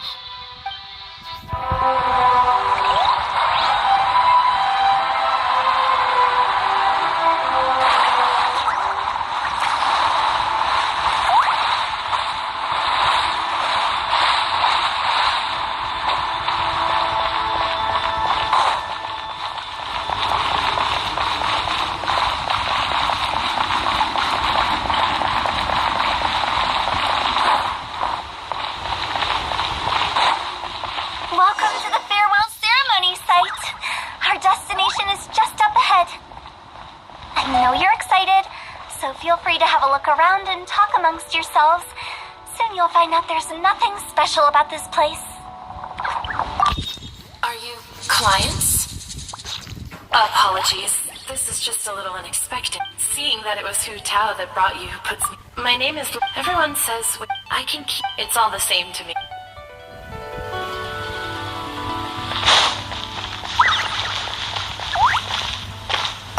Are you new here? What a coincidence, so am I! I can't believe how nice the scenery is. I thought it'd be all pitch black and freezing cold with no sense of space or time. Here I can finally work out a lifetime of emotions. It's fantastic. Perhaps I just set my expectations too low.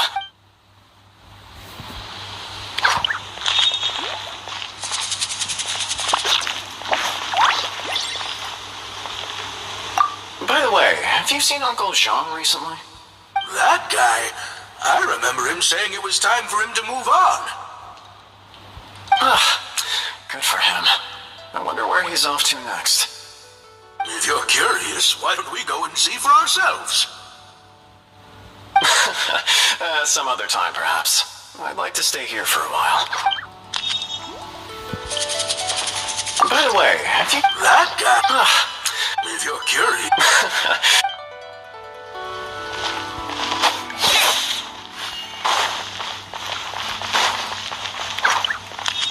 It's the lantern rite again. Wouldn't it be cool if we got to see the lanterns ourselves one day? You can make a wish without a lantern, you know. My mom told me. As long as you yell it really loud, your wish will come true in the future. Yell it? Isn't that kinda embarrassing? As soon as the first person yells, and everyone else just joins in, and nobody feels embarrassed anymore. That's right. Little Lou, you start. Alright, I wish I could open a massive restaurant with never-ending dishes and snacks, so I could eat you and chili chicken every day! That's your wish? If that's so funny, what's your wish? To get rich, of course. Do big business and make a load of Mora. With Mora, you can do whatever you want and be happy. Yeah, if you get rich, you could buy that super expensive toy box. Not just one. One for everyone. No, loads for everyone. Well, if Momo's gonna be a businessman, then I don't need to earn any money. Whoa. It's tough getting rich. Don't put all the pressure on me. As for me, I want to learn to make new Sao lanterns. The big kind. And Sao lanterns, too. I'll be the best artisan around. Yeah! That way we don't need to go to Liyue Harbor to release Xiao lanterns. Anyway, those are our wishes. Mom, Big G, what about you? Me? Huh? They all disappeared. Right when he was about to make his wish. It brings back so many memories. That was the last lantern ride the five of us spent together. It's been so long. Everyone's all grown up. Have all those wishes really come true? We asked each of them for parting gifts for you. Little Lou's become a chef. Momo's a successful businessman. And Tongza makes great Xiao lanterns. Really? Wow. We've never forgotten our childhood dreams. We've kept them in our hearts as a promise to each other.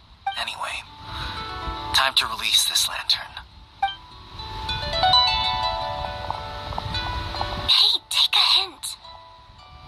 Let's give them some space to go over the good old days.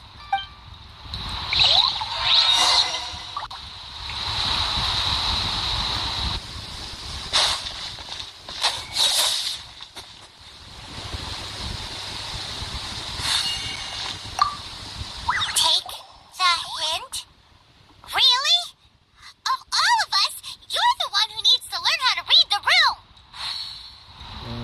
She needs to be guard to the border.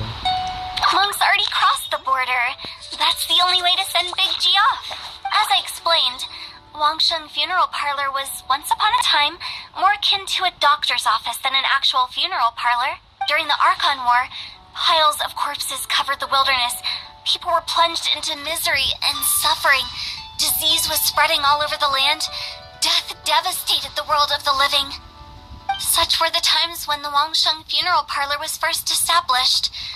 As humans, its founders were deemed too insignificant to matter, but slowly, they managed to drive away death. They must have paid a huge price for that. After generations, Liyue Harbor became a bustling hub of prosperity, luring people with dreams of great fame and abundant mora. But in the end, some lunatics stirred up the legacy of the dead. By that I mean the remnants of the defeated gods that ravaged the world. I won't go into specifics of that situation, but suffice to say that at its peak, life was on the verge of bringing about its own extinction, while death was coming back with a vengeance. It took a long, long time, longer than you'd think, to restore balance and reinstate the border. Without it, Liyue Harbor as we know it wouldn't be here today. Neither would the Wangsheng Funeral Parlor, you or me. Not a chance. Curiosity can be perilous, you know. Don't forget my warning. The less you know, the better. What you make of my words is up to you. I do hope that most of it flew over your heads, though. The Wangsheng Funeral Parlor is just that. A funeral parlor. Nothing more to it. We live in peaceful times, but this harmonious coexistence between life and death should never be taken for granted. Huh? It's about time. Let's go. Let's take them to the place where all begins and all goes to rest. What kind of place is that? I just mean where we first bumped into each other. I come up with fun names for things sometimes, okay? No need to hound me with questions about every little thing I say.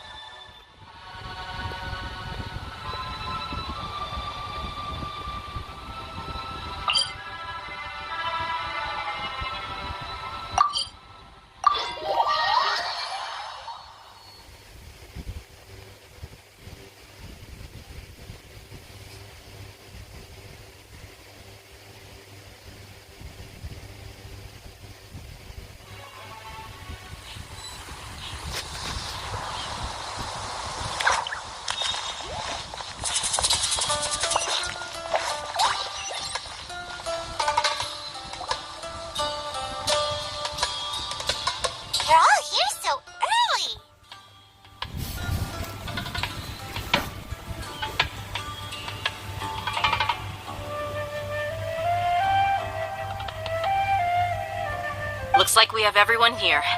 Isak, are you sure you want to come with us? I'll watch from a safe distance. Dia, I want to be there to bring Grandpa home. Okay, let's go then. Dia, wait. What's the matter? I heard that you were quite reckless yesterday. No more of that today, understood? Or I'll be very upset with you. Fine.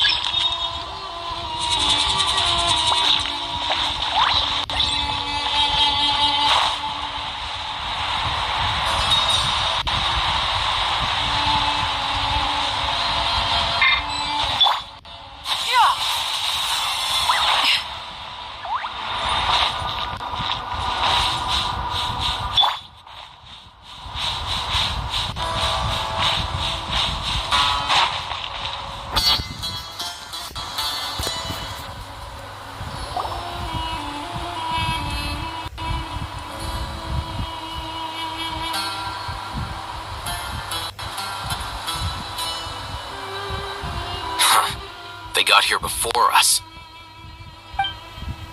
Uh-oh. Is it because Paimon overslept by 5 minutes and held everyone up? You didn't have to admit to that. Is everything ready? Absolutely. Although, you brought fewer people than I imagined. Yep. Bring him over.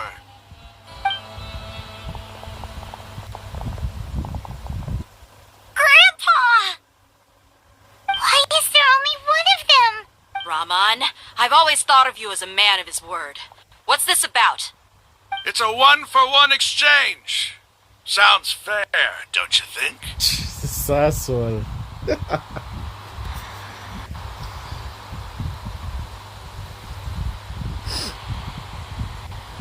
You have to Al-Haytham go out of his way to change himself for all of the other builds. My part.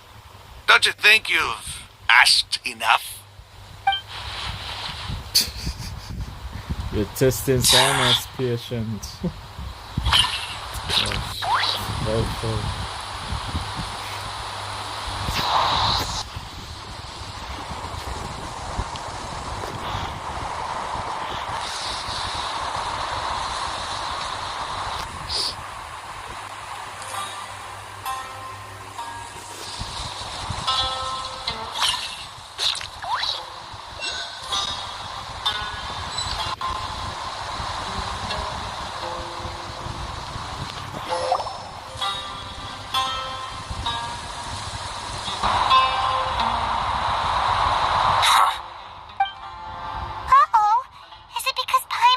Is everything ready? Absolutely. You brought fewer people. Bring him over. Grandpa! Why is there only... Raman, I've always thought of you as a man. It's a 1-for-1. And let me put it this way. Agreeing to any kind of deal with the Dendro Archon's people is already a huge compromise on my part. Don't you think you...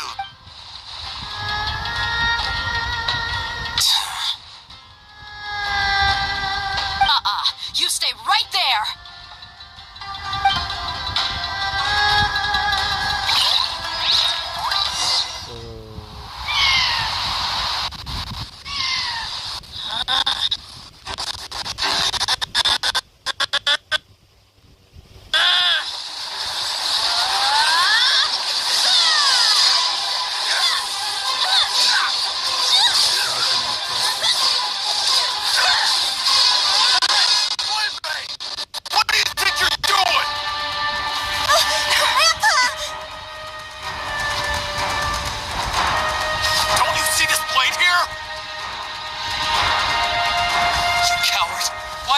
Shaking. Wait a second! It's a earthquake!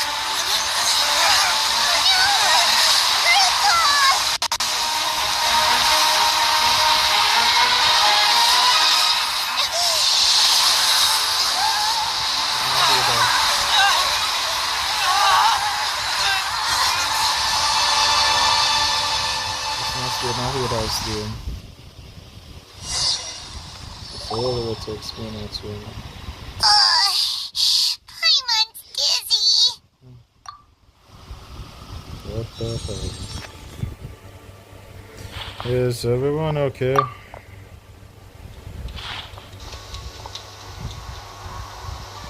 Let's see the mercenaries.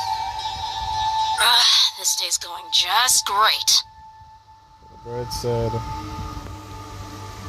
at least you got this uncle, grandfather back.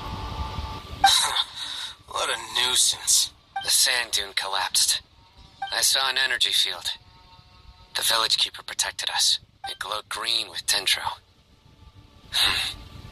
Just like you said. It may well have been the remains of Lesser Lord Kusanali's power inside the scholar's body.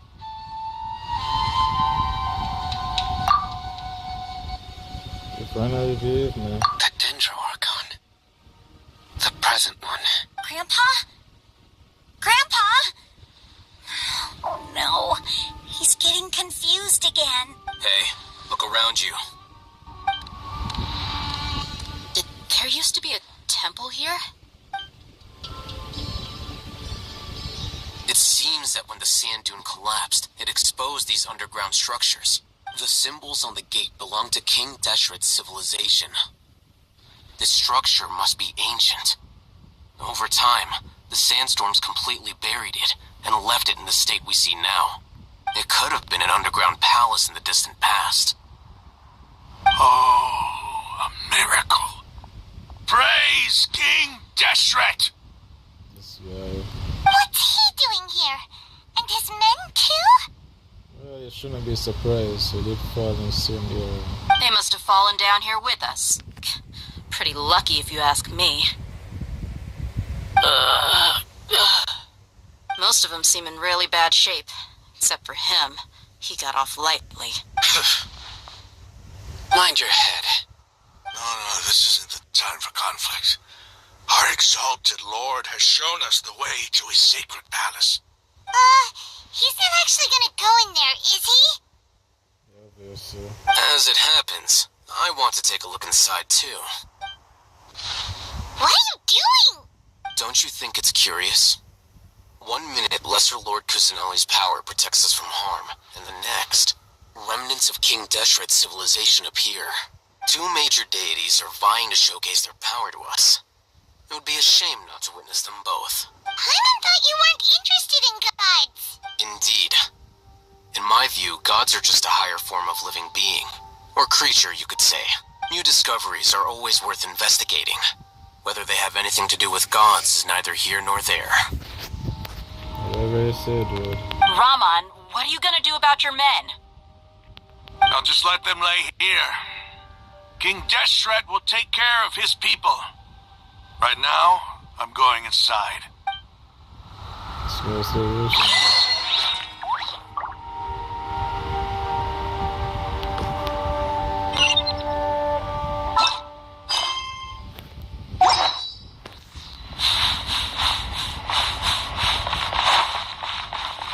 There we go.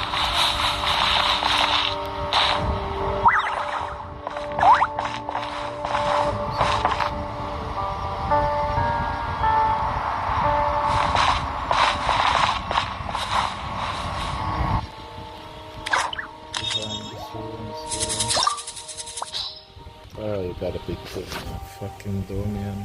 Seriously? Shouldn't be surprised. So,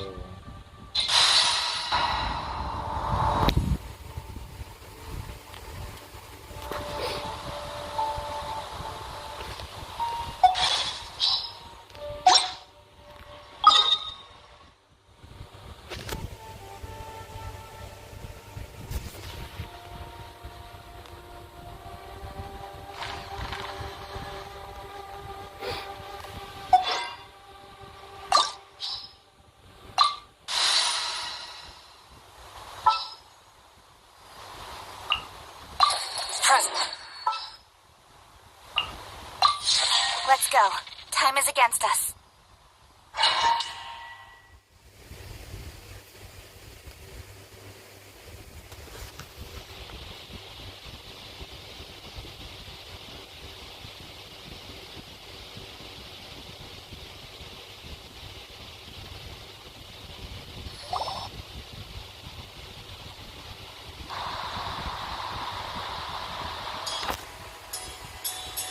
It's full of life here. This defies comprehension. It looked completely desolate from the outside. Yet, it flows with energy inside. Yeah, and there's so many plants. It's so pretty. Sir Raman. Huh? Me? Do you see another Raman here? Are you mocking me? What do you mean, sir? Interpret it however you want, but there's something I'd like to draw your attention to. While this structure is clearly left over from King Deshret's civilization, the energy that flows in here is that of the Dendro Archon. Whatever you say. It's not like I have a vision. There's nothing to be angry about. Think of this as an academic journey. It does seem kind of strange. If that's true, then we might have to explore this whole area to find an explanation.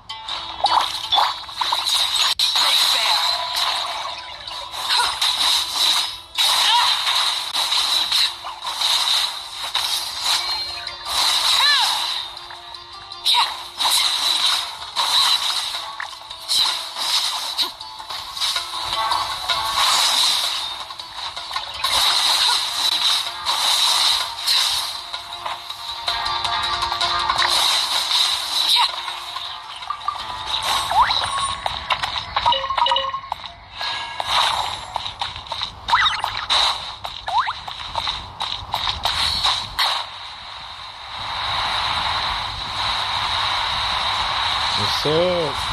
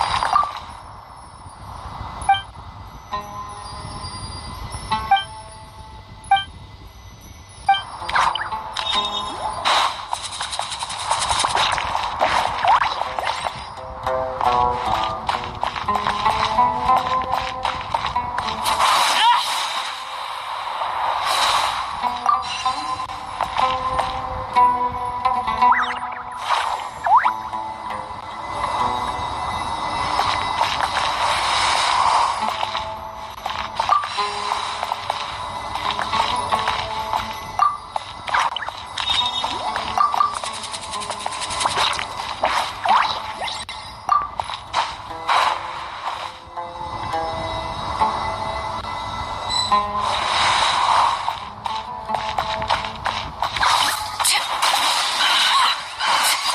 bare.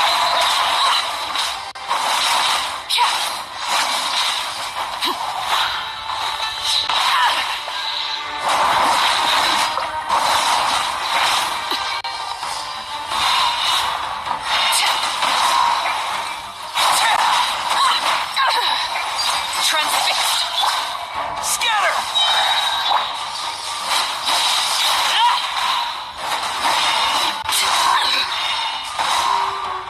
This is where it's home.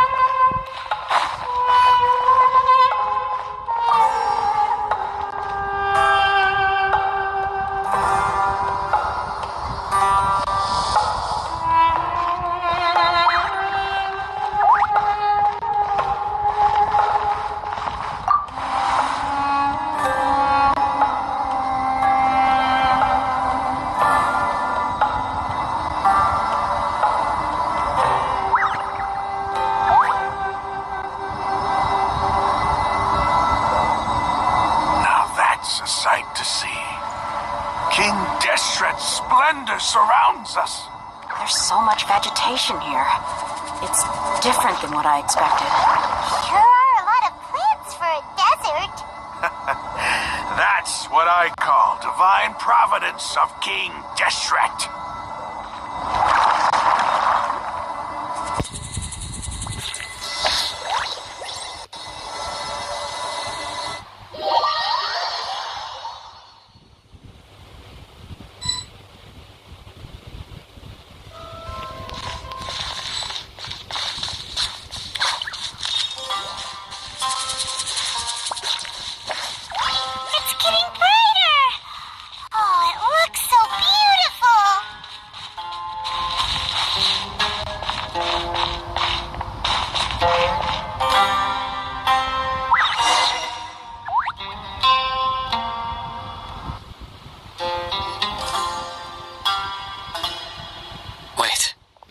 What's that?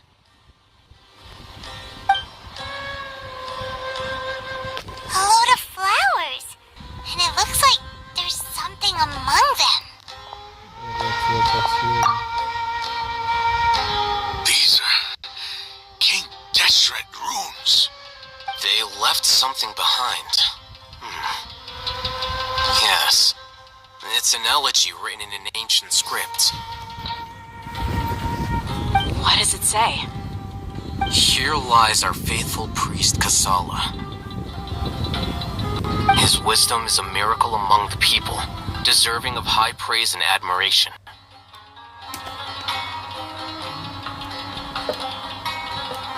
You can read ancient King Deshret script? Of course. There seems to be a hidden message among these skeletal remains. Excellent. There's a device from King Deshret's civilization in this gravesite. I'll transmit the information over and project it for everyone to see. Isn't sharing knowledge against the Academia's rules? Yes. However, under the circumstances, I prefer you to see this for yourself. You'll understand after watching it.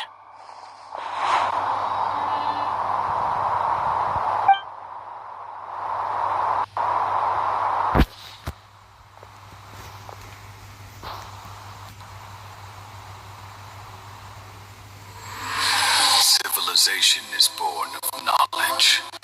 But so too can knowledge be its demise. A disaster caught us unaware. It was knowledge that did not belong to this world. King Deshret brought this forbidden knowledge into our world, and it quickly spread like a plague. People's minds were filled with crazed whispers. Dark gray scales spread across their bodies. Even the land was stripped of its vigor. Only a desperate, deathly silence remained. Were it not for greater Lord Rukkhadevata from the forests, the damage would have been irreversible. She summoned the priests to build temples and infused into them the divine power of life. The disaster was miraculously tempered, and the embers of our civilization were preserved in Paru village. Alas, the miracle could not last. As long as forbidden knowledge continued to exist, it would forever blight this world. In the end, the proud king of the desert, my eternal lord, chose to sacrifice himself. I have spent my whole life since guarding one of these many temples. But now, my duty is coming to an end. As I close my eyes for the final time, the sight of that noble deity will appear in my vision once more.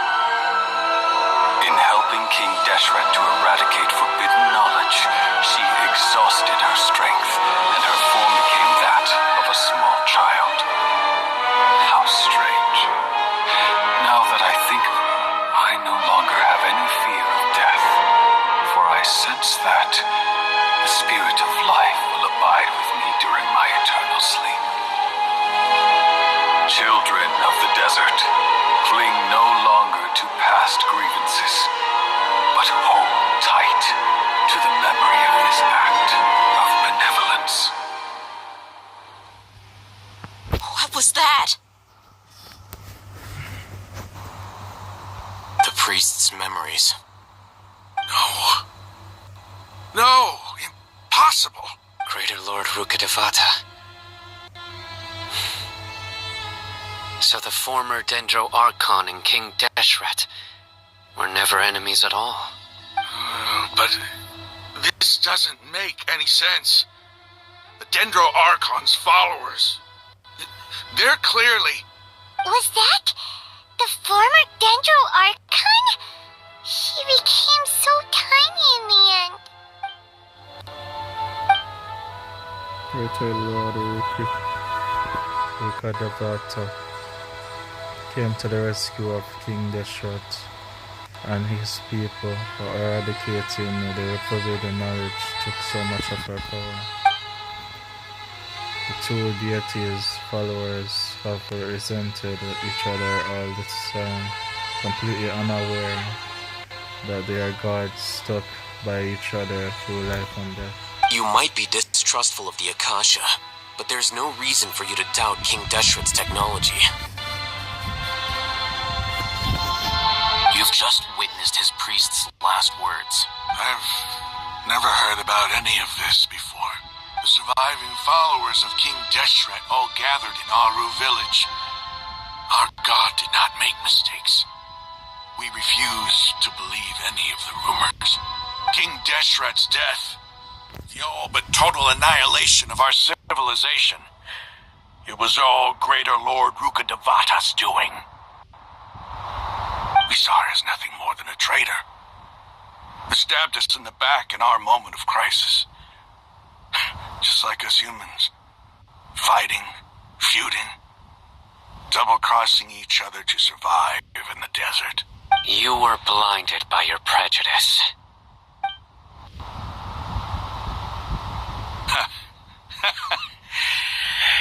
If I hadn't seen this for myself, if I hadn't witnessed his last words with my own eyes, ears, and heart, how could I ever begin to accept this? The truth is so far from what I've always known. Am I really supposed to believe that after all these years, all this time seeking revenge, suddenly now my enemy is my savior? Raman, that's enough. Give it a rest. You're starting to make a fool of yourself. Dia, tell me, my Eremites and I, what are we even fighting for? Take some time to cover his thoughts. His reactions, nothing strong. Hey, how you doing? I'll live. Thanks. I should probably go. Can't just stay here forever. What's your next move gonna be? Oh, I know what you're going to ask. I feel deeply ashamed of everything I've done. You'll get everything you're asking for, but please, give me some time. After everything that's happened here today, somehow I need to explain it to the others. It's not gonna be easy. Well, I guess that's for me to deal with. Dia, this is where our camp's located. Make a note of it. When would be a good time for us to go? Tomorrow, I'll convince everyone that we're all on the same side. And I'll return every last one of your your village keepers. We'll share our other resources with you, too. You seem to finally understand that our true enemy is the sages. Yes. The gods never gave up on anyone. It's the people responsible for all of this that need to face the consequences of their actions. That must have been rough, but he seems to have figured things out now. Ramon's no fool. Being the leader of your own faction in the desert is no easy feat. It's too bad he was held back by his belief in King Deshret. But now that that's changed, I guess we have a few more people on our side. This is a turn for the better. The outcome, at least, is favorable. We should get going too. Let's head back, have a proper meal, and a nice, long sleep. We'll need all our energy tomorrow.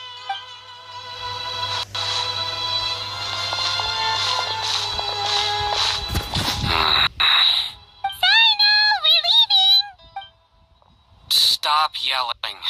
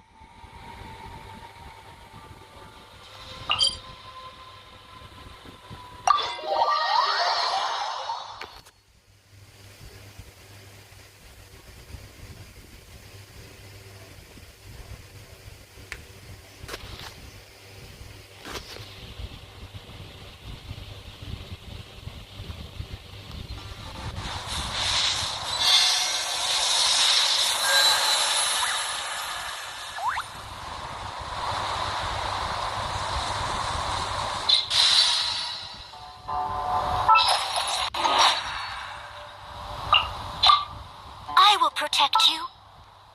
One is fast on one's feet. Try to keep pace.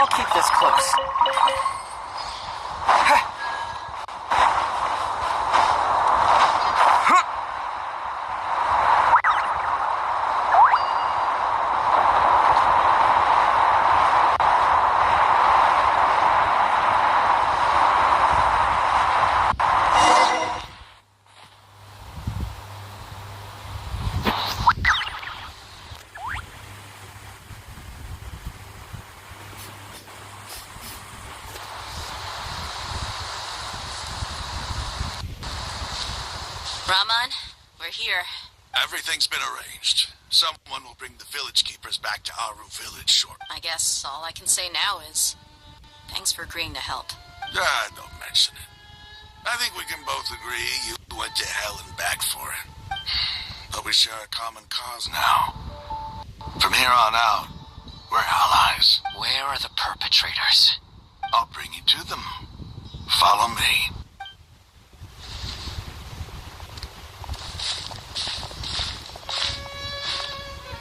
So these are the people who kidnapped the village keepers.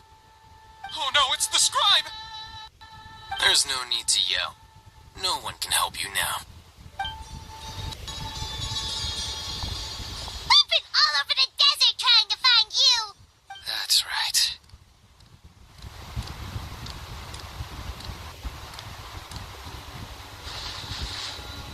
The worst nightmare. General Mahamatra? No. Make it quick, please. Swift and painless. Whoa! The moment they set eyes on Sino, they turn pale like they've seen a ghost. You should have known that I would be coming for you. Wait, we were just following orders. You know what I'm talking about, right? There's no way we could have done all this by ourselves. No, not Sino. He's gonna tear us limb from limb. I could do worse. Please have mercy. Start talking.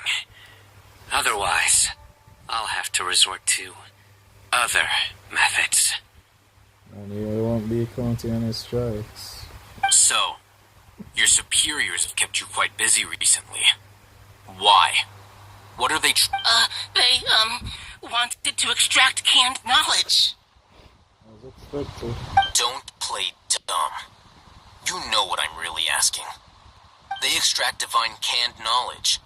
Then what? I really don't know how to explain it. Well, you better start talking or you'll be sorry. You don't want to make things any more difficult for yourself, do ya? Be my guest. The sages are trying to create a new garden, aren't they? Uh-huh. That sure didn't sound like a fancy metaphor or anything. You're serious, aren't you? How did you know? There's no use hiding it now. Yes, you're right. The Academia is working on an important and potentially world-changing project. They are creating a new god. A god that will belong to them and to the people of Sumeru. It may seem as if Sumeru's academics are thriving, but ever since the death of Greater Lord Rukkhadevata, scholarly breakthroughs have been few and far between. The withering of Irminsul has been getting worse recently. The sages have tried everything they could think of, but nothing's worked. I'm always hearing them say things like, if only Greater Lord Rukkhadevata was still with us. Continue. And then, someone from the Fatui showed up. They called him the Doctor. He brought a gnosis, and said he wanted to borrow the Academia's research facilities. The Doctor was previously expelled from the Academia. At first, the sages looked down at him in disdain, but when he said those words, everyone's expression changed. He asked them, do you wish to create a god? This is what the arrogant ignorance at the extreme end of academia looks like. First, the Academia spent a long time constructing a divine vessel, which was based on an exquisite humanoid puppet. After that, they harvested dreams via the Zeb-Zerus Festival Samsara, maximizing the Akasha's output. With the Doctor's help, and the Akasha now functioning at maximum efficiency, they were able to use it to extract the power from the Gnosis and convert it into a divine core. Next, they decided that their new god needed to possess divine wisdom.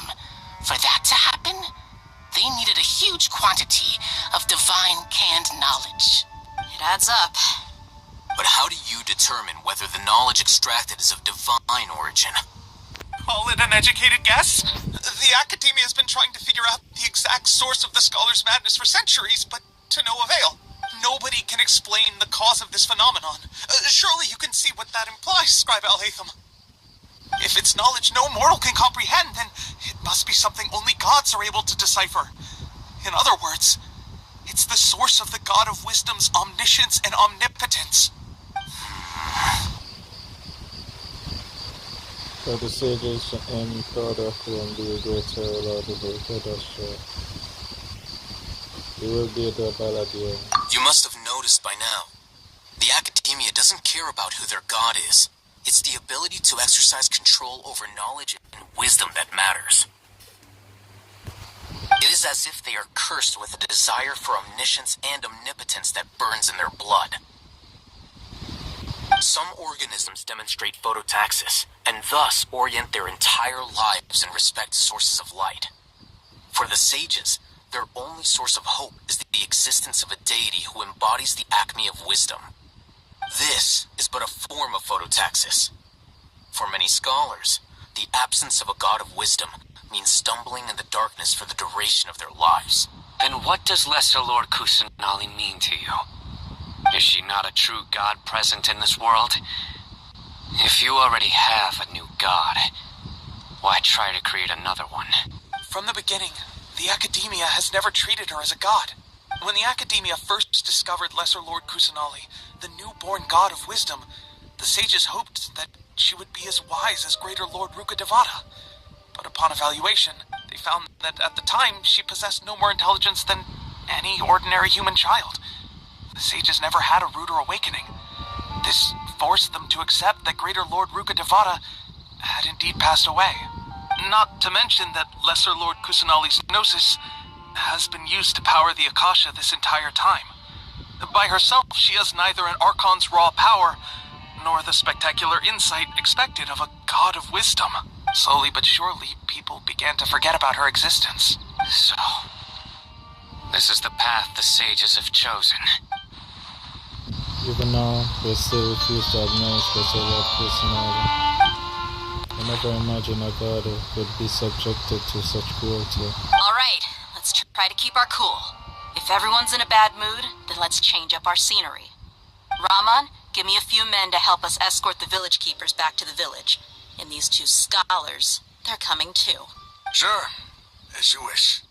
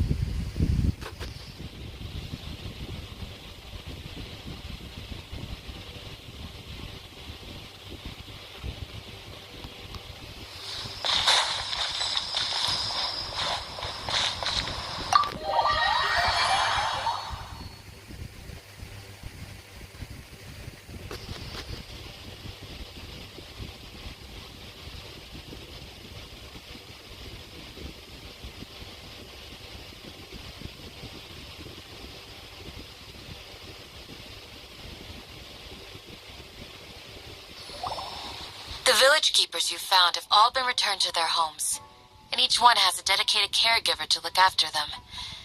The two new scholars are being kept under close supervision, too. Really great work, everyone. The atmosphere is so heavy. Try to not feel weighed down by what we just saw. Despite everything Lesser Lord Kusanali has done for her people, the Academia has abandoned her in the sanctuary of Sarah's family,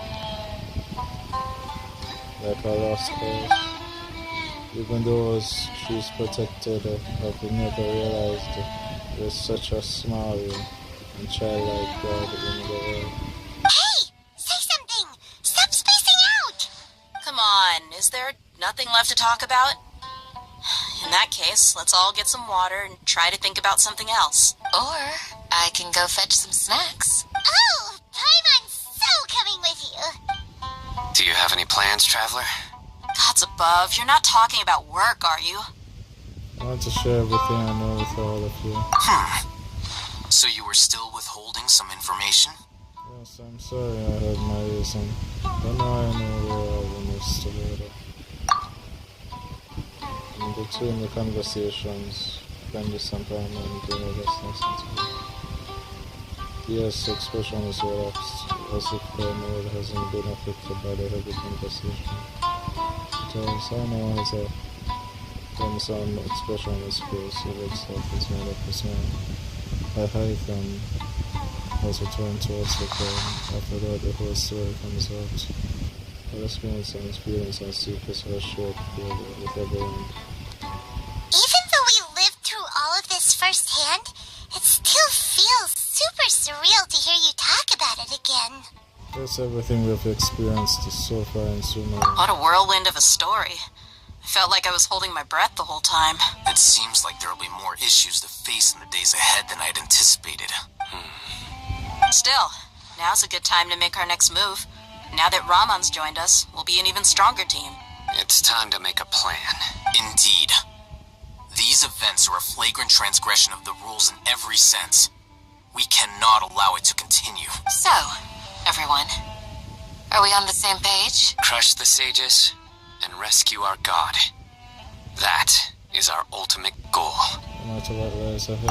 Well, let's brainstorm a little more about what other resources we can draw on. The next time we gather here, we must have a solid plan. Yep, it'll work out for sure.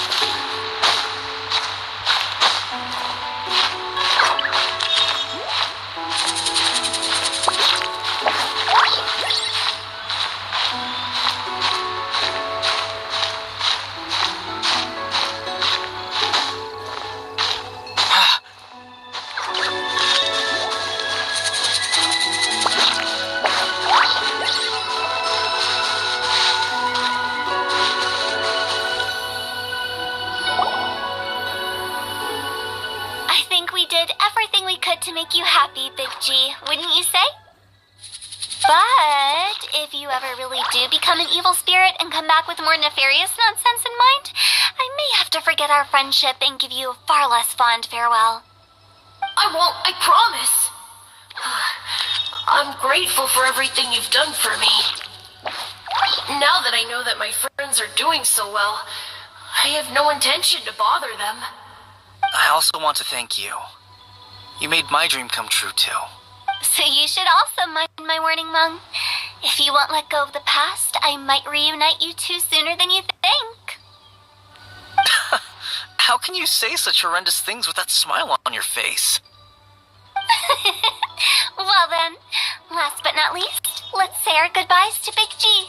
See you later, Big G. Not like that. You won't be seeing him later. Let's stick to goodbye and such. No worries. I'll just take my leave.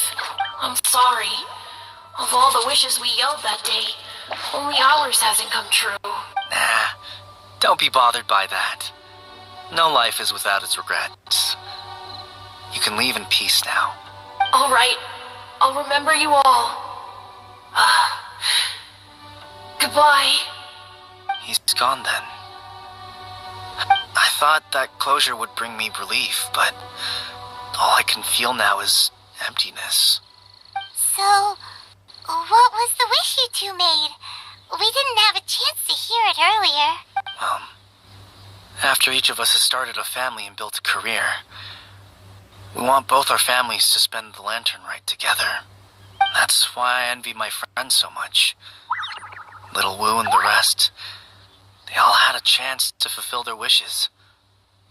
Mine, however, will remain just a dream.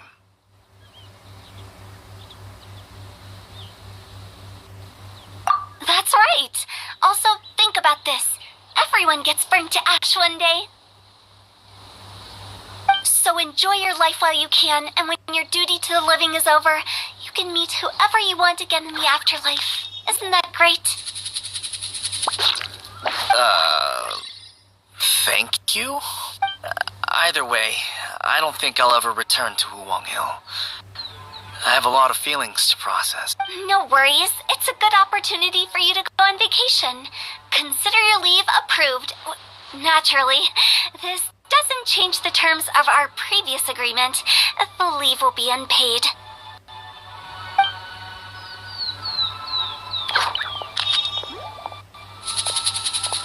Aren't you forgetting about something? I took you to the border and let you have a look around, didn't I? But based on your reaction, it seems like you didn't find what you're looking for. It is a pity indeed. The biggest pity of all is your lack of help. I was fishing around on your behalf through the channels that aren't accessible to you. Unfortunately, I didn't find any leads worth pursuing either. I'll keep my eyes open in case anything crops up. If so, I'll be sure to let you know. You don't sound like you mean it. I'm not an expert on tracking down the living. However, if you want me to summon someone from the other side of the border... Oh, stop saying creepy stuff. Relax. I'll help you look for them. You have my word. My exquisite sense of humor always goes unappreciated.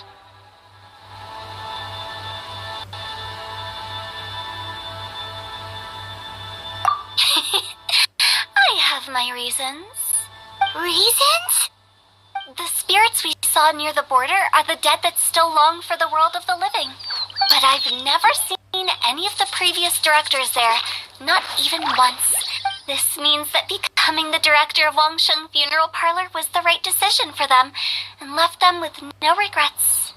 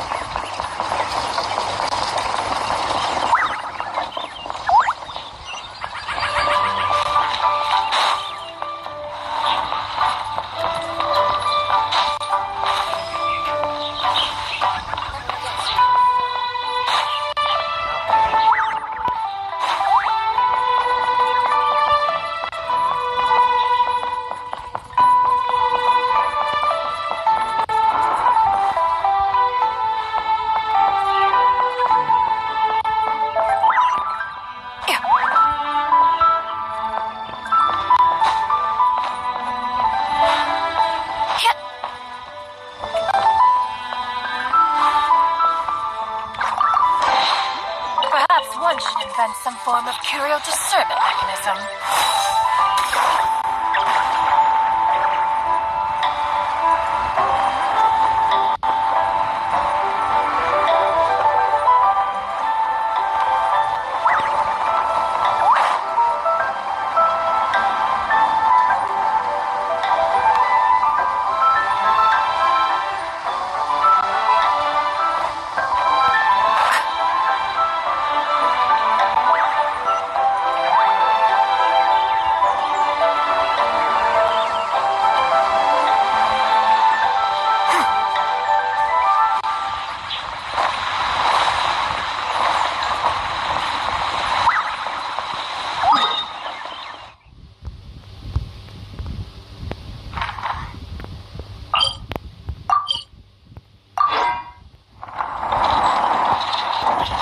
Could it be true? What I've heard.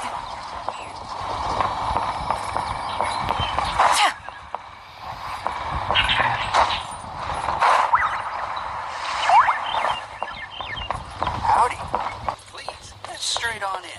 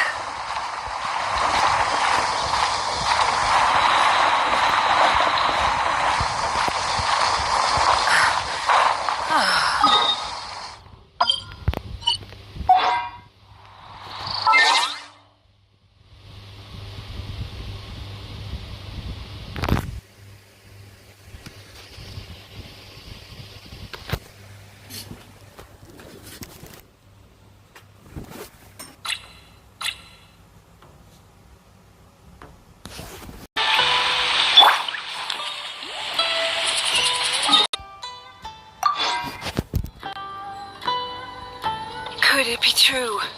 What I've heard.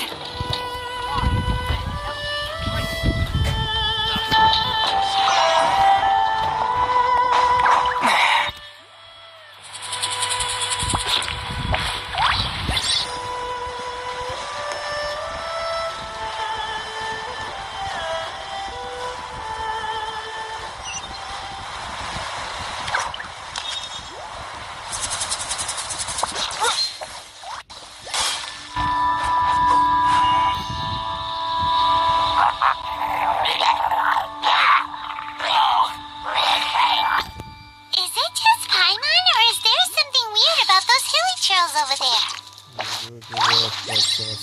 Paimon thinks so too. We've seen plenty of hilly trails before, and they're always the bad guys. But this is different. Uh-oh.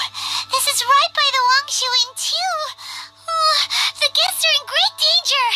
Now that we've seen it, if we don't do anything about it, Paimon will feel really guilty. Let's go take care of them.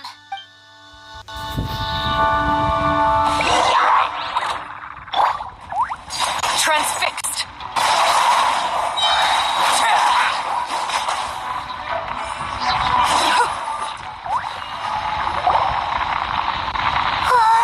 These super evil hilly trolls are more difficult to defeat than the usual kind, too.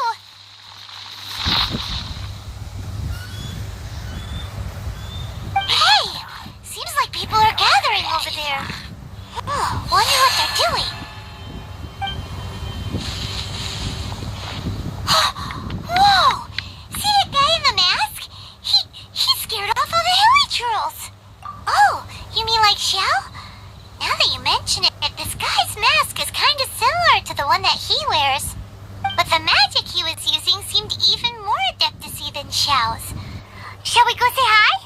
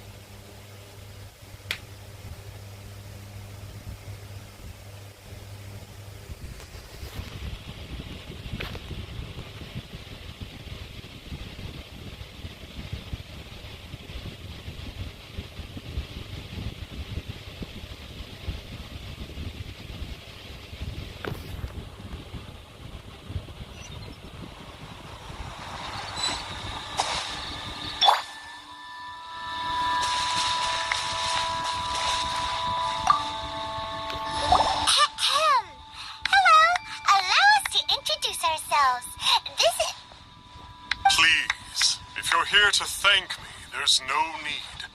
Cleansing the world of evil is the duty of the Adepti. Think nothing of it. One certainly doesn't.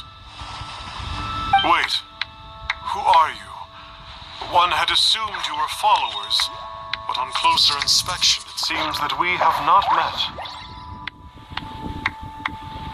My name's Paimon, and this is my sidekick.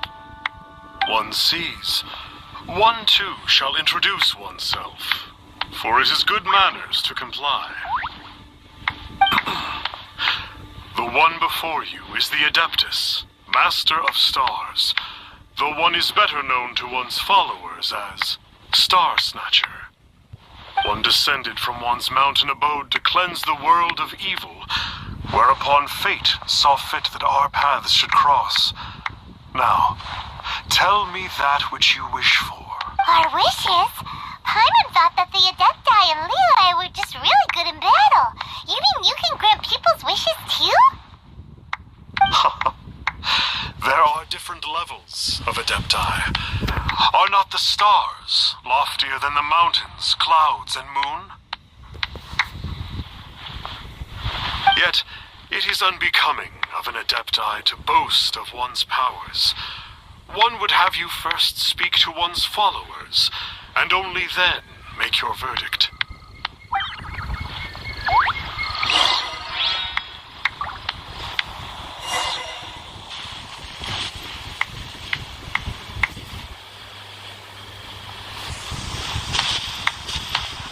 Finally, a life full of hope and purpose.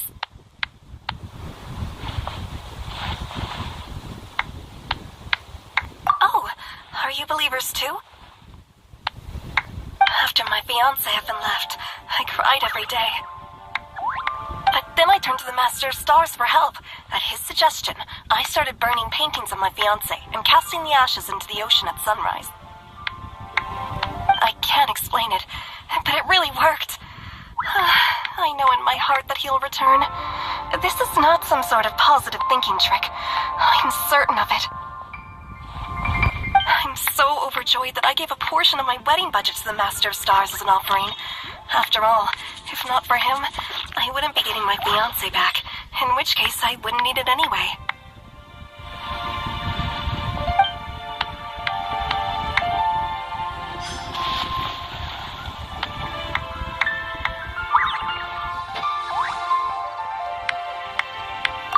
The Millilith don't really need to do shifts when the Master of Stars is around, do they?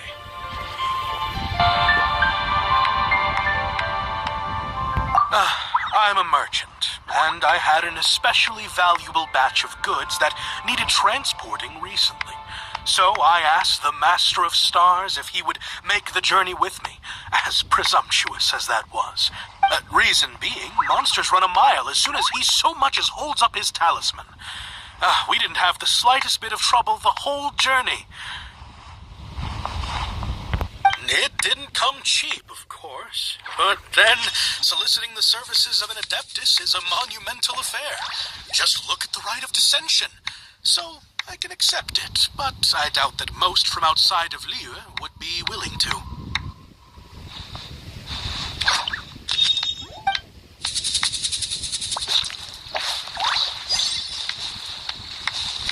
Have you seen the Master of Stars in action? His power truly hails from the divine. I believe that now, there is finally some hope for my ailing father. Watching him use his magic is all the proof you need. A true Adeptus, no doubt about it. Not long ago, I sought some medicine from him on behalf of my ailing father. The difference with Boo Boo Pharmacy's prescriptions was like night and day, I tell you. Once it was boiled and ready, it gave off this really ethereal mist. Seemed pretty adeptal to me. Could have also been because there was mistflower in it, though. Adepti medicine is surely the most potent. My father will recover soon. I just know it. Sure, you have to make some sacrifices if you seek help from an Adeptus like the Master of Stars. I had to give a few antiques as offerings. But my father's life is worth much more than a few old relics, right?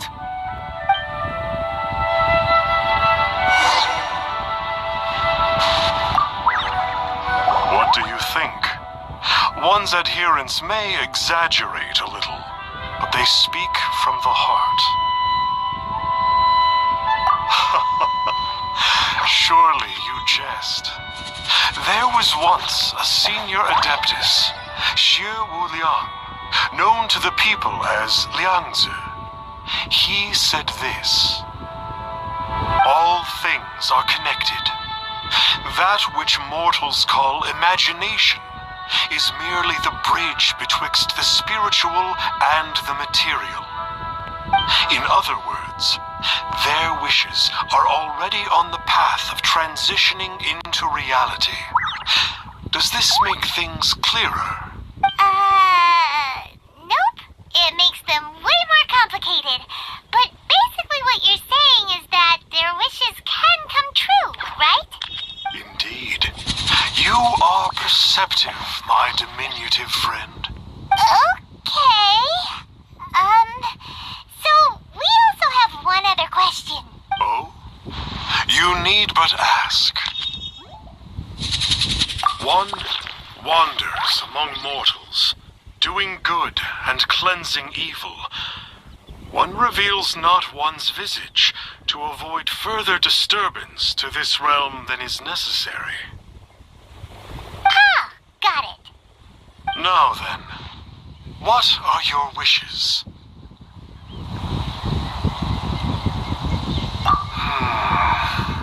One senses that a tragic tale lies behind this wish. So be it.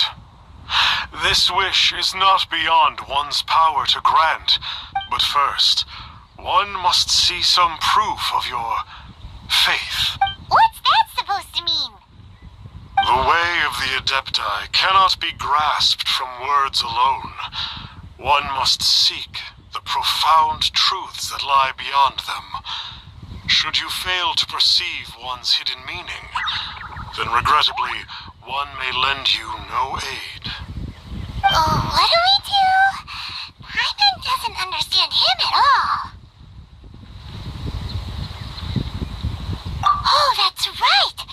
Some of those believers mentioned that they had to pay a pretty sum for the Adeptus' help, didn't they? Well, Paimon's not forking over anymore, and we don't have anything valuable enough on us. You don't even have a vision.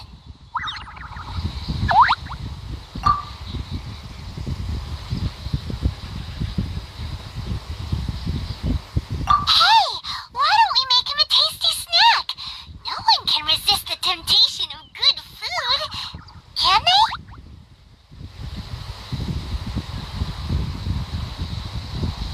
Yep, a tasty snack is sure to work. Why don't we head over to Wanwen Bookhouse and see if they got any new recipes in?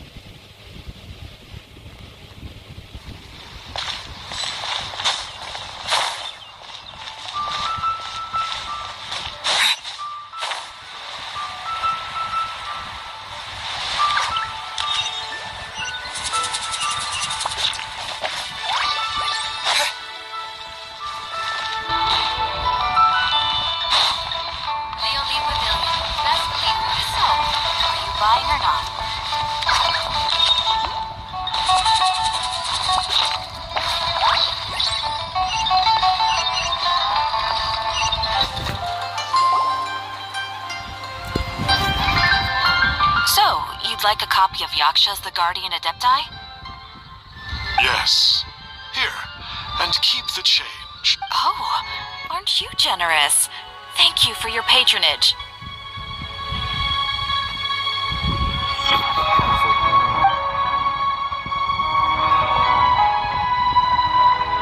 Hey, isn't that, Star Snapper? What a coincidence running into him again. Did you hear the name of the book he just bought? Was it Yaksha's The Guardian Adepti? Well, anyway, it was definitely a book about the Adepti. Why would an Adeptus want to buy a book about himself?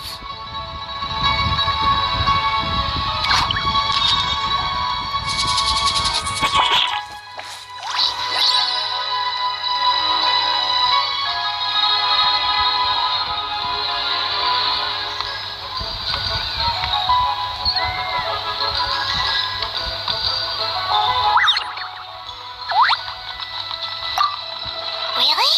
What's so fishy about him? Huh. That's a good point. None of the other Adepti we've met seemed like they needed anything from anyone. Paimon thinks we should check out that book. Maybe we'll find out something about this guy that we can use.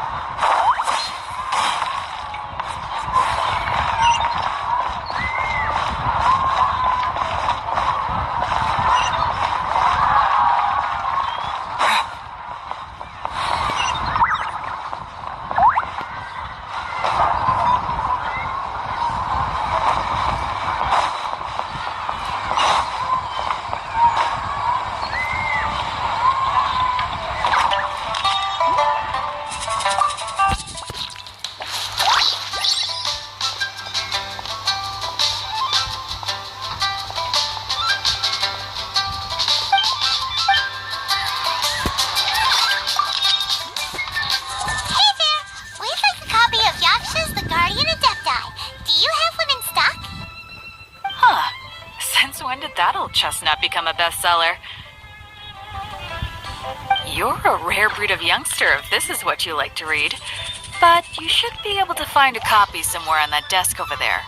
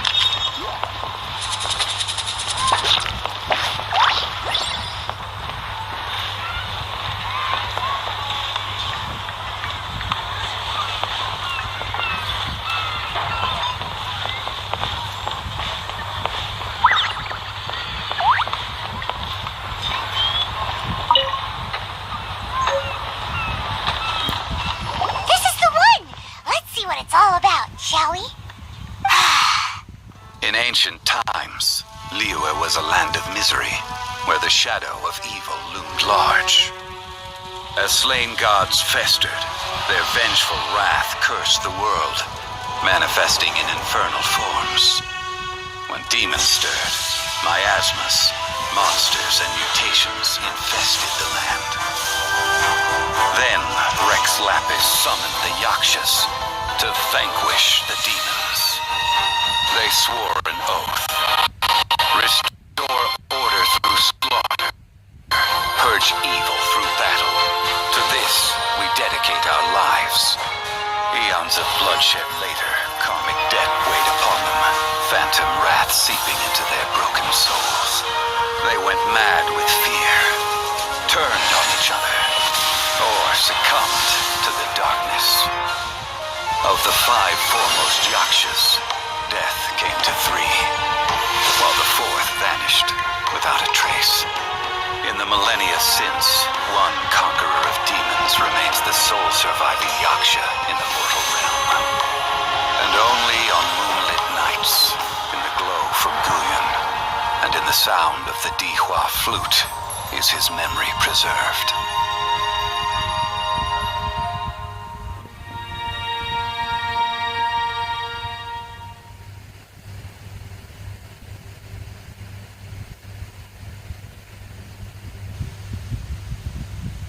This book is about the Yakshas, a group of adepti who defend Liyue. Seems like a pretty niche topic. Was there anything that stood out to you?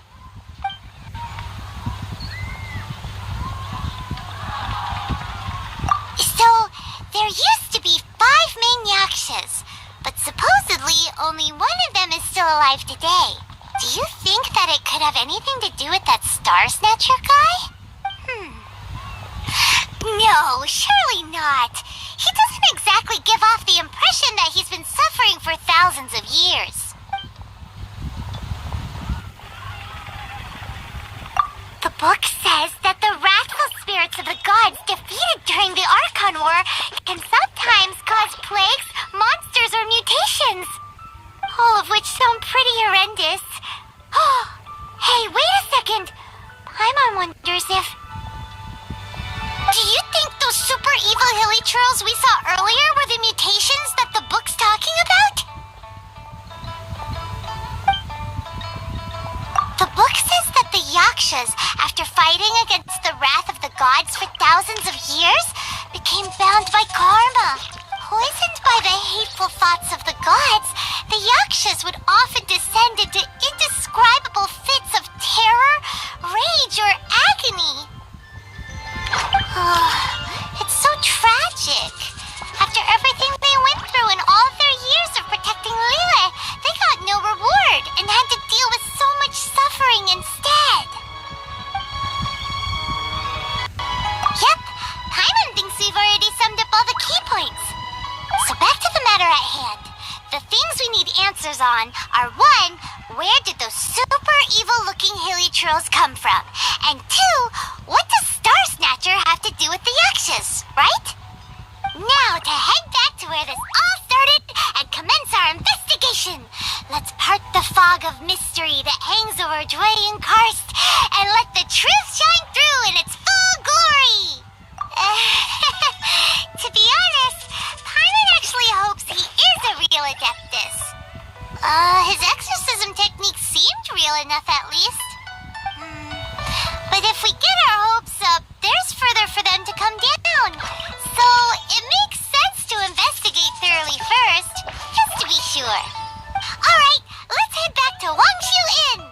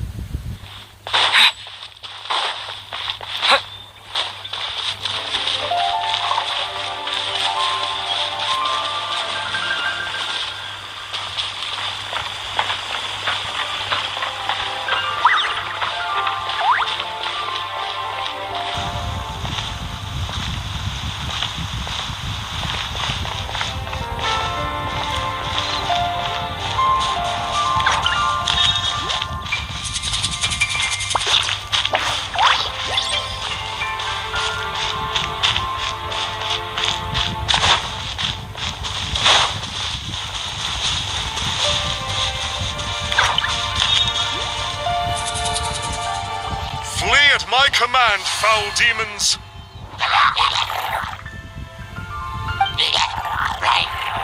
Flee! Why won't you flee?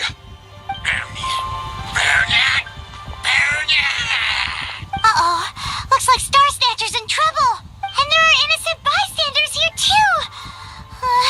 We have to step in.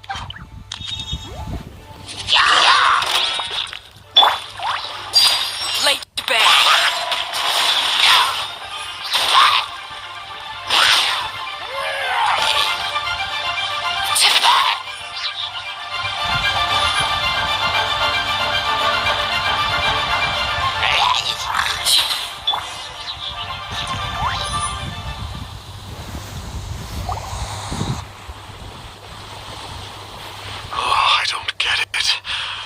didn't the Sigil of Permission do anything? Has the evil aura of these hilly churls grown in intensity? Sigil of Permission, huh? Now why does that sound familiar?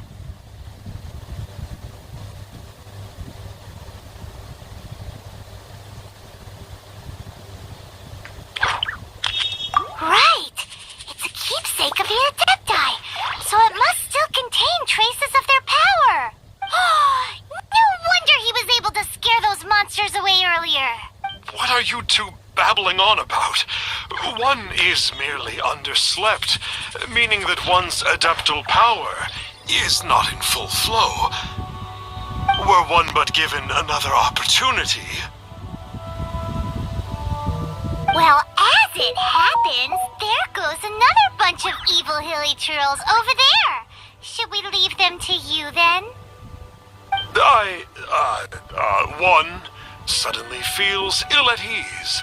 Surely one has overexpended one's adeptal powers.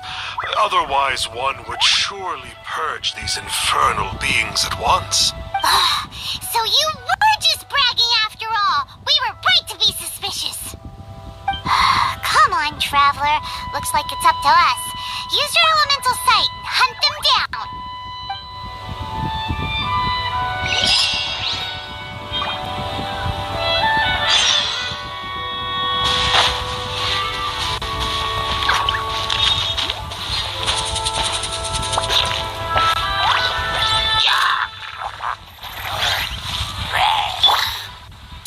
Overruled.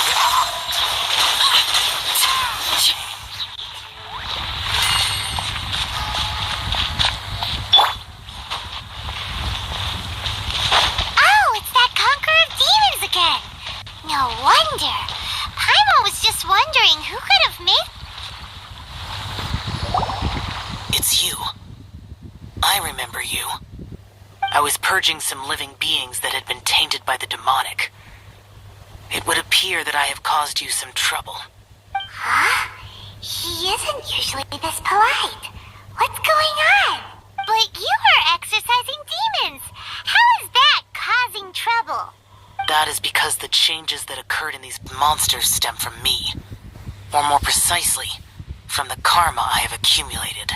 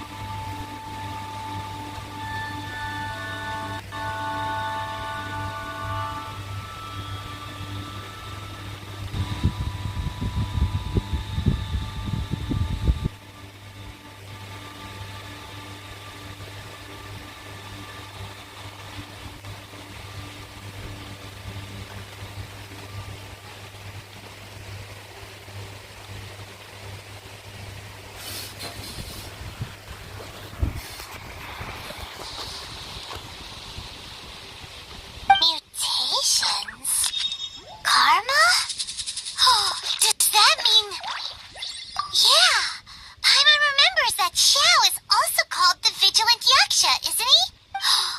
So that means... Oh... Poor Xiao! I see. You must mean that piece of literati fan fiction from a few hundred years ago. All things are impermanent, and to exist is to suffer. We Yakshas have no need of sympathy or tears. My comrades who have passed on would see your tears as a stain upon their legacy. Oh, I'm sorry. It matters not. In any case, I am on my way to purge a cavern of demonic influence, so we shall part ways here. Wait! Take us with you! We'll be a big help! Paimon promises! No need. I am used to fighting alone. And in any case, these mutations originated from me to begin with. Well then... Oh! Consider it Paimon's penance for being accidentally rude just now. Please? Well, come on then. So, Xiao, you've been suffering from the bad karma all this time?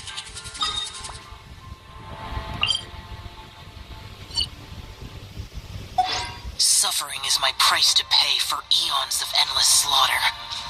I have come to accept this. But in recent years, other living things have suffered when the burden should be mine alone to bear. I must reflect on this.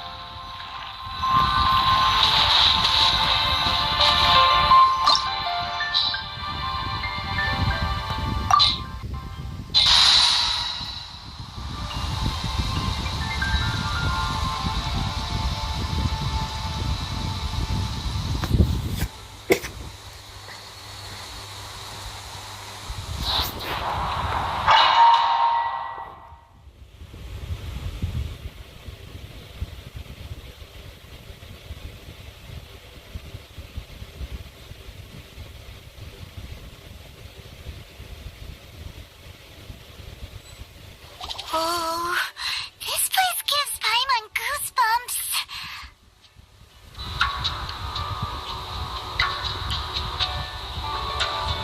I will use the ritual known as the Bane of All Evil to relieve this place of its karma. You must remain calm. Do not allow yourself to be affected by the lingering wrath of bygone gods.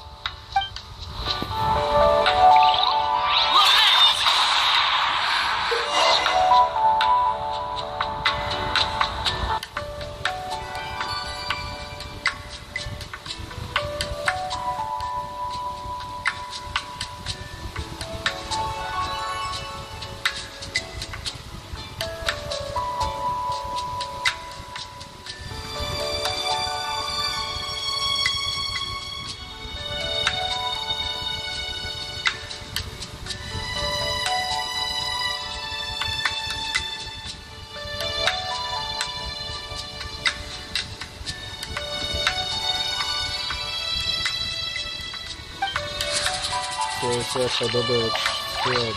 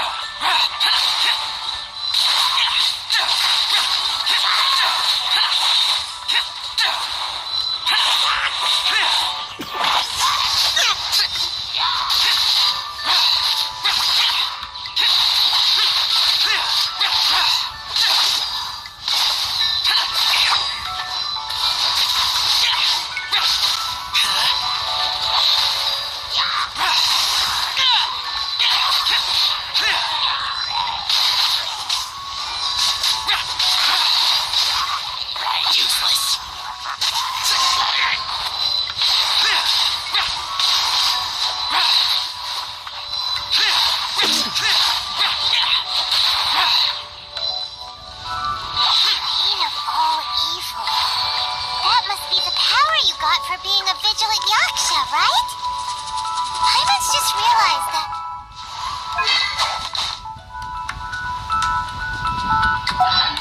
You only wear your mask when you're fighting the bad guys.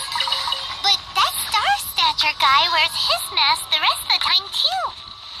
Star Snatcher.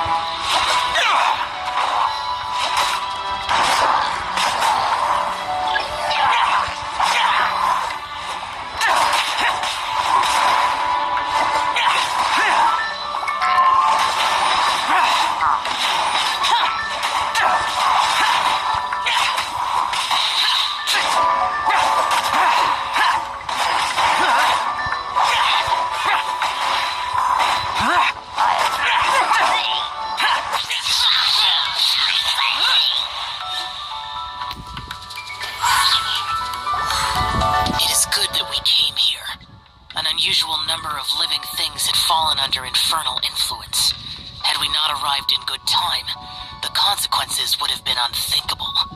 Now, this Star Snatcher you speak of, what is the situation? Ooh, Paimon will tell you. An Adeptus who grants wishes. To think that people could be so easily deceived by such blatant lies. As an Adeptus, do you have the power to grant wishes, Xiao? The Liyue of yesteryear would never ask the Adepti for boons unearned.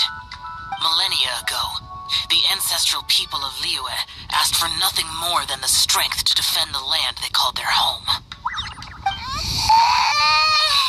To be honest, an Adepti who grants people's wishes is probably more appealing to people nowadays. However feeble people nowadays may be, they are not my concern. I concern myself only with following Rex Lapis's original decree. Oops. Paimon spoke without thinking again. Oh, one more thing? That fake Adeptus has a sigil of permission. It's what it uses to exorcise demons. Wait, truly? Fool. Exorcising demons without exterminating them. It is no wonder they have been congregating here. If this continues, things may spiral out of even my control. We must confiscate his sigil of permission.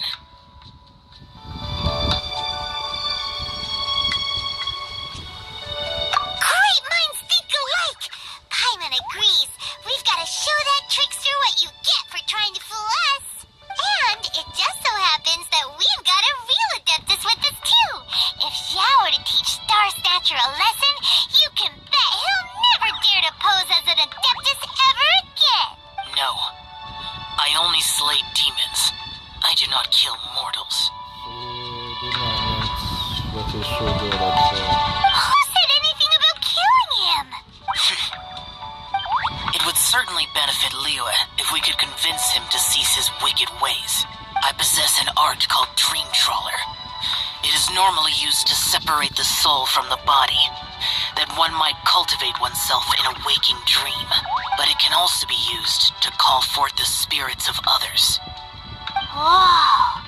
Now that's a real Adepti art for ya! A ritual must be performed for this art to be used. Assist me in gathering a few items. A censer, 7 lamps, and something to reduce the temperature. Reduce the temperature. Oh, some mist flowers will probably do, right? But as for the censer and the 7 lamps,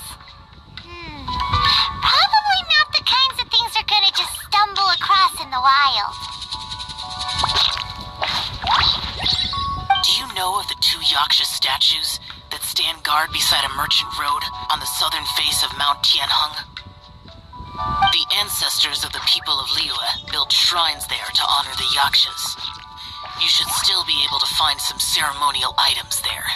Once you have found them, meet me at the Yaksha statues after nightfall, and I will teach you how to use this art.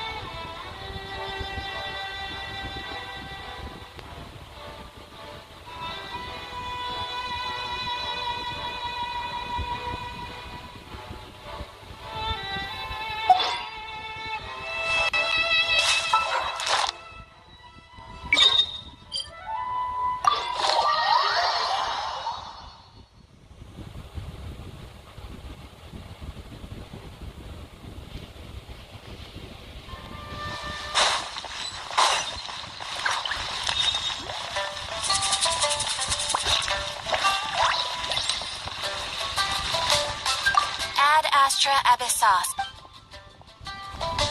Thank you for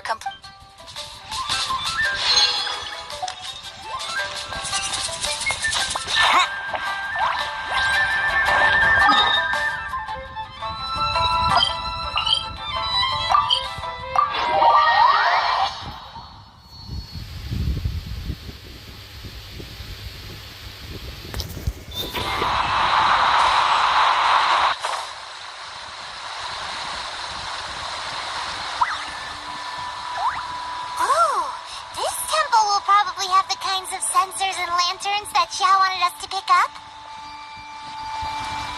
The spirit soars the mountains high, while the body rests as the world goes by. Sorry to interrupt you, but... Well, I'll be. Isn't that something? A pair walk into a shrine, neither to seek nor worship gods or adepti, but to pilfer the tools of worship for their own ends. We know it's rude to ask, but we just need them for a short while. Honest. For the dream trawler ritual, I trust. How'd you know that? I have been in the shrine for far longer than you would expect. Perhaps as a reward for my faithfulness, I have been endowed with some understanding of the adepti arts. Wow. Paimon's never heard of that happening before. It matters not. Take what you need. It is a fortuitous thing that these items may be of service to you. They serve little purpose here, in any case. You are quite welcome. Please, take what you wish.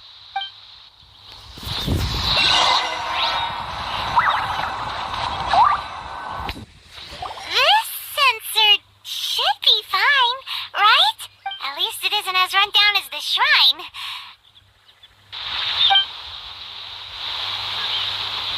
So next, we just need to grab the 7 star lamps, right?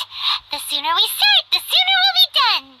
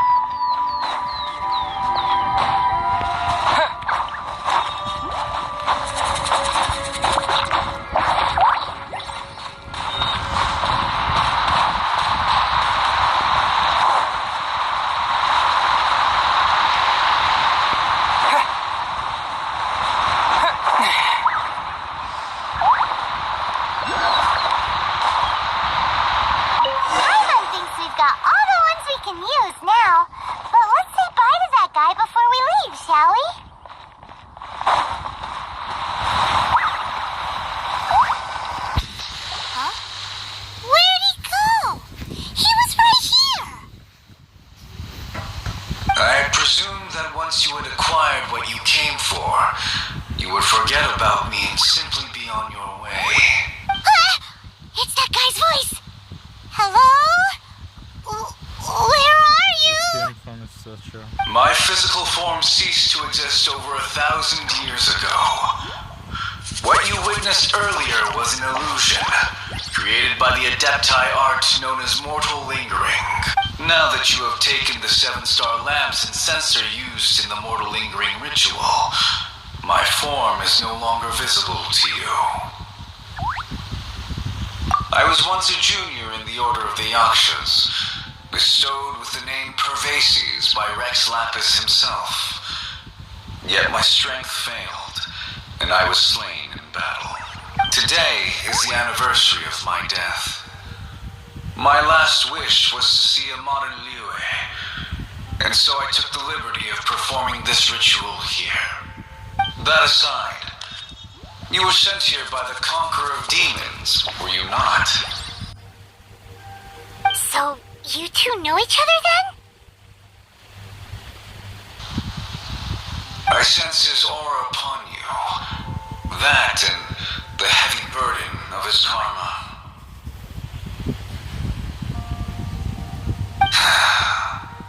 Even after all these millennia, he still must endure such tremendous suffering.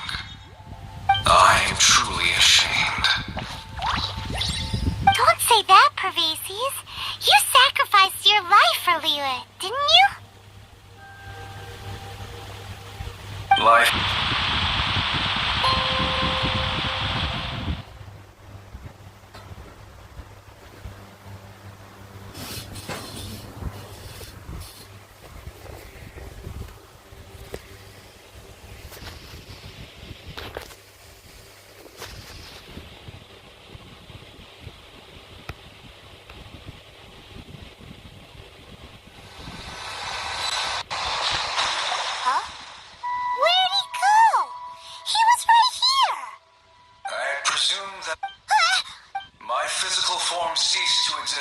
Now that you have taken the 7-star lamps and censer used in the mortal... I was once a... Today, that aside... So... I sense it... I'm... Don't say that, Life is... I apologize. The mortal lingering will not last much longer. Take care, you two. And please pass on my regards to the Conqueror of Demons. If only I could taste some authentic grilled fish once more. By wave and storm I hunt for fish. By wind and snow I slay evil. Huh? Looks like he's gone then. Paimon really hopes that at least someone will remember Pervases the Yaksha. We should get going. But let's come back here and make an offering sometime.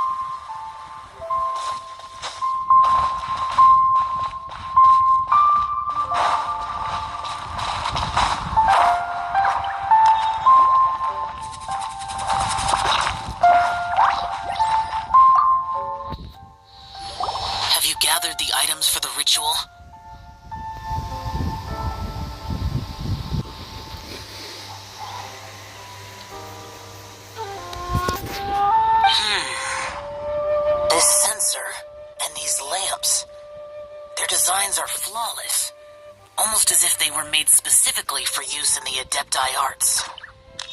Where did you come by them? Oh, and, he says hi! Pervases. Yes. This does have the hallmarks of something Pervases might do. As I thought, it seems that he could not leave Liyue behind, either. I hope that its present state will allow him to rest in peace. Well then, let us begin preparing for the ritual. Place the censer in the middle, and surround it with the 7-star lamps. Adorn the area with the items of abject cold. Once this is done, we shall proceed. Yes, this will do. Now, the next step is the key to performing Dream Trawler. There are 4 steps to performing this ritual: offering incense, meditation, incantation, and loosing an arrow. Seems like a real rigmarole. Adepti arts are the product of millennia of study by Adepti. Do not dismiss their mystical workings as rigmarole. Failure to take this seriously could cause the technique to devour one's own body, or cause the spirit to be sundered from one's flesh permanently. Stop talking! I'm sorry! When offering the incense, we place the incense into the censer with reverence for Rex Lapis in our hearts. Meditation is to empty ourselves of trivial thoughts, and to focus on the target of the art we are performing. Then we shall recite the incantation in a loud voice. Devayaksha, bring forth sin! Finally, we will loose an arrow towards each of the Yaksha statues to enlist their authority for our contract. If all goes well, Star Snatcher's soul will be brought forth shortly. If you have no other questions, let us begin.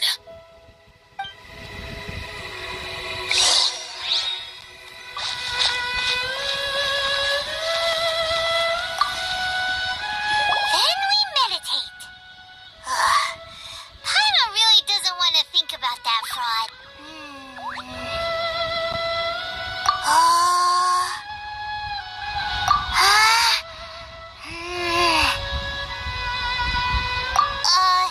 Bring forth sin!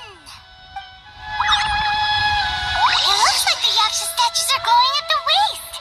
So we just fire 1 arrow each at the glowing parts, right?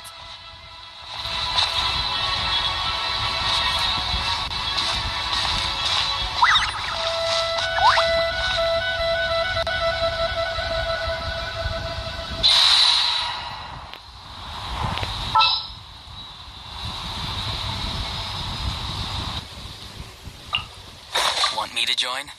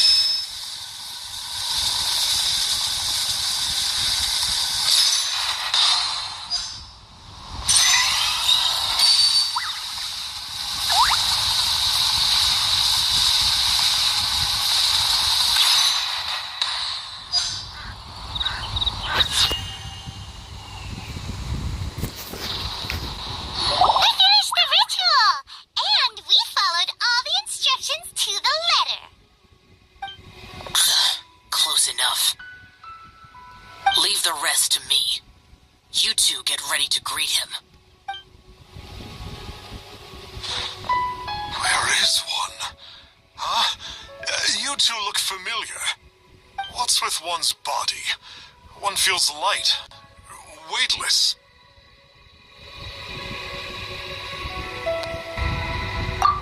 Adepti art? You dare don the guise of an Adeptus in one's presence. But as for the matter of one's present location, one could have sworn that one was dozing off to sleep at Wangshu Inn not a moment ago. Wait, that must be it. Of course it must. As expected of an Adeptus such as oneself, one must indeed be in a dream. There's no helping this guy, is there? Huh?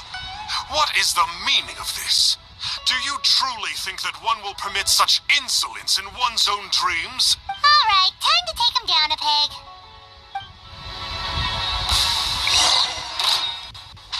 Farewell.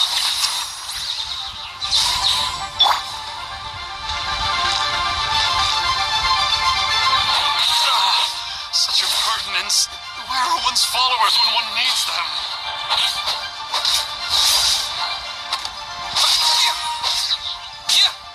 Hey, stop it! Stop it! Ow! What's happening? Is this really not a dream?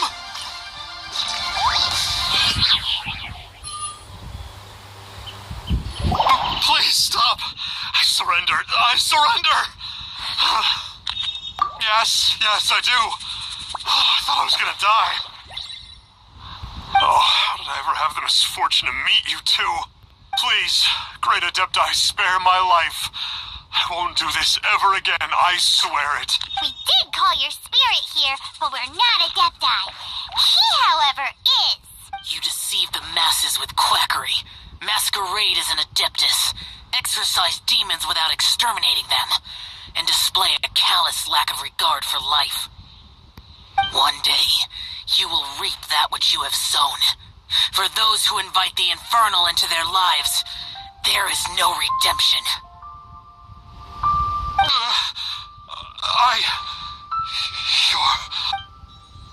Seems like Xiao's got him scared stiff.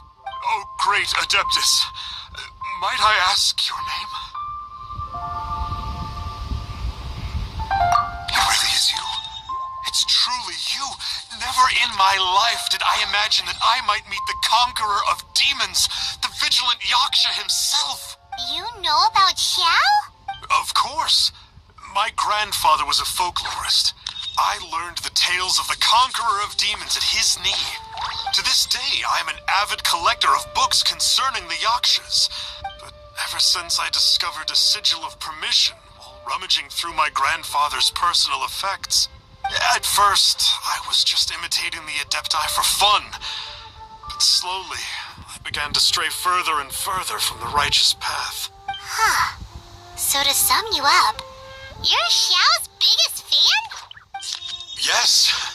Thank you both for allowing me to witness the conqueror of demons in the flesh. It's like a dream come true. That wasn't quite our intention. Please allow me to swear this oath before the great conqueror of demons. I swear to turn away from evil, to live an honest life, and to never again stain the name of the Adepti. I will remember your oath. Now go. Thank you. 1,000 thanks for your forgiveness, and for all that you have done for Leah. He seemed very earnest when he was making that oath there. Guess he won't be tricking anyone anymore. Oh, wait. We haven't gotten the sigil of permission back yet.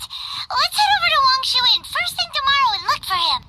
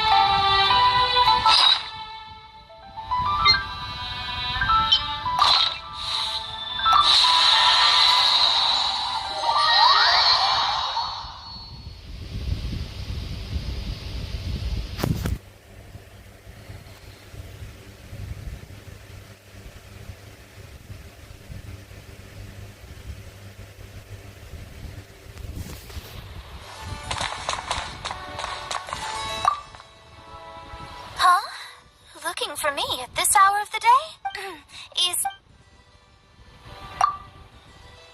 Of course.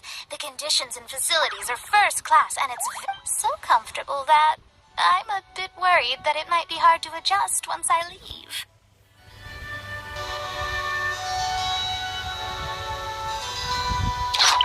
What? No! Are you serious? Huh? Why, you... Since you're letting me stay here for free, I'll let that pass. Let me think of a way to repay you somehow. This way, we won't be indebted to each other.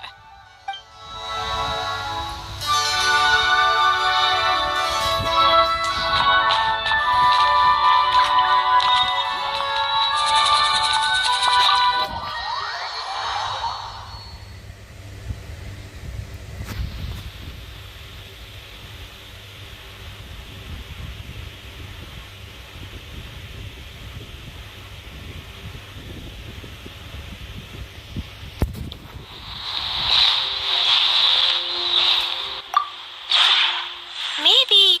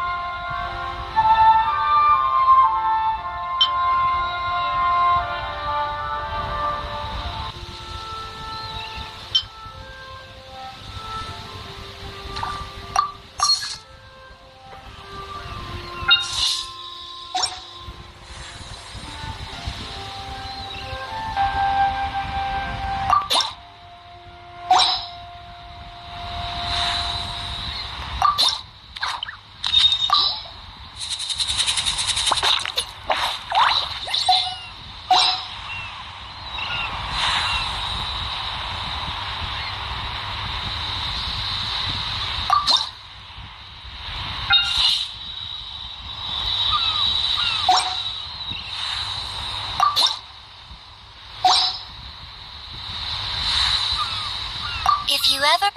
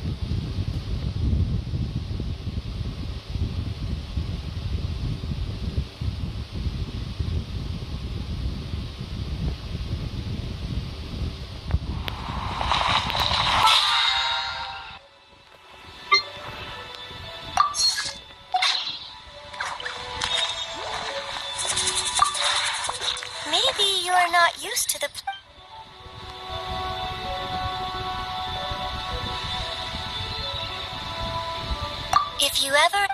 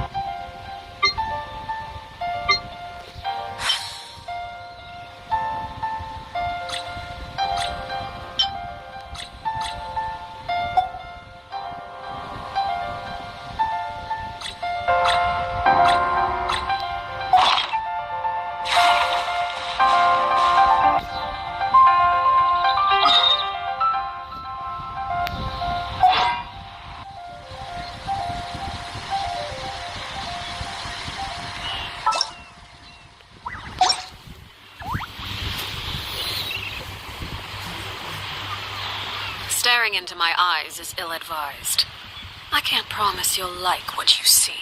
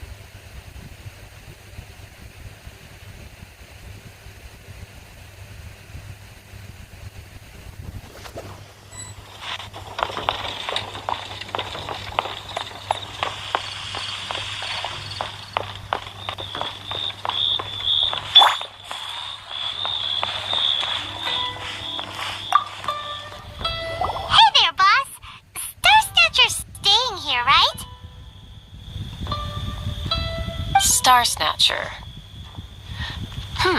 You mean the false Adeptus who wore a mask? He signed in here under the name Wong Ping An.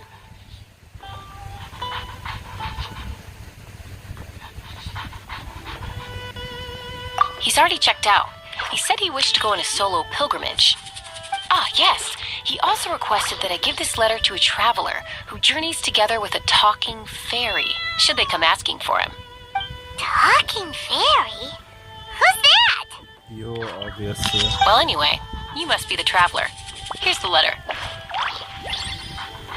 How strange that he would leave a letter for us. Is this the final attempt to fool us, maybe? Come on, open it! Paimon's curious! Huh? Seems like he actually left us a few nice trinkets.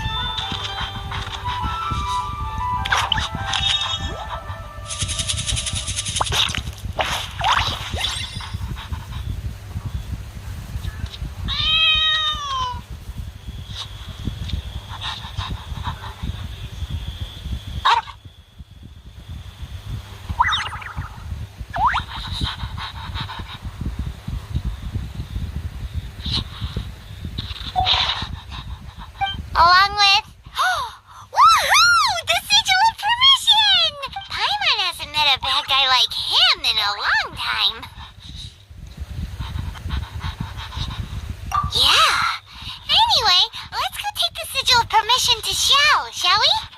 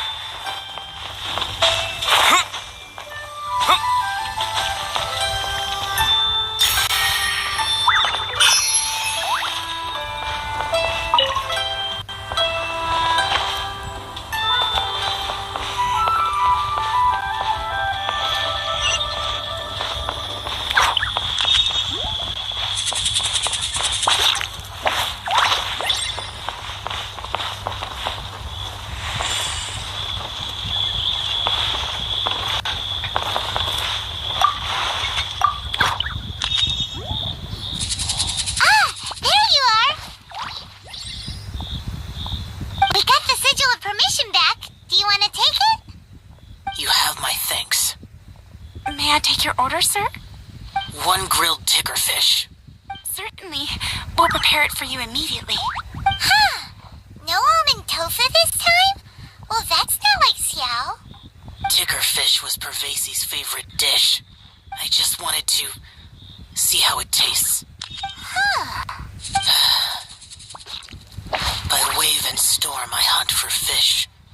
By wind and snow I slay evil. Was there anything else? I am accustomed to eating alone.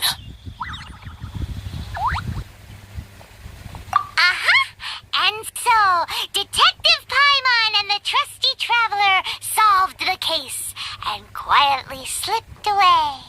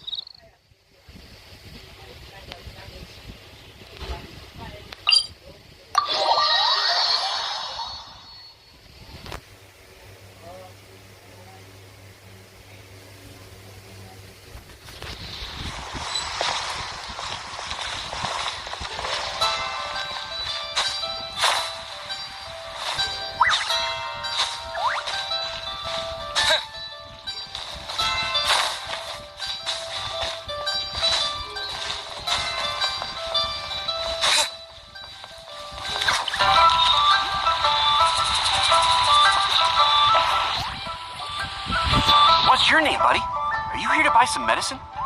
Where are your mom and dad? Are you lost?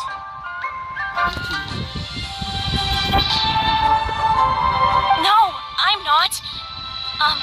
My name's Ayu, and I'm here because... Hey there, Chi-Chi. Hi, Gui. What's going on?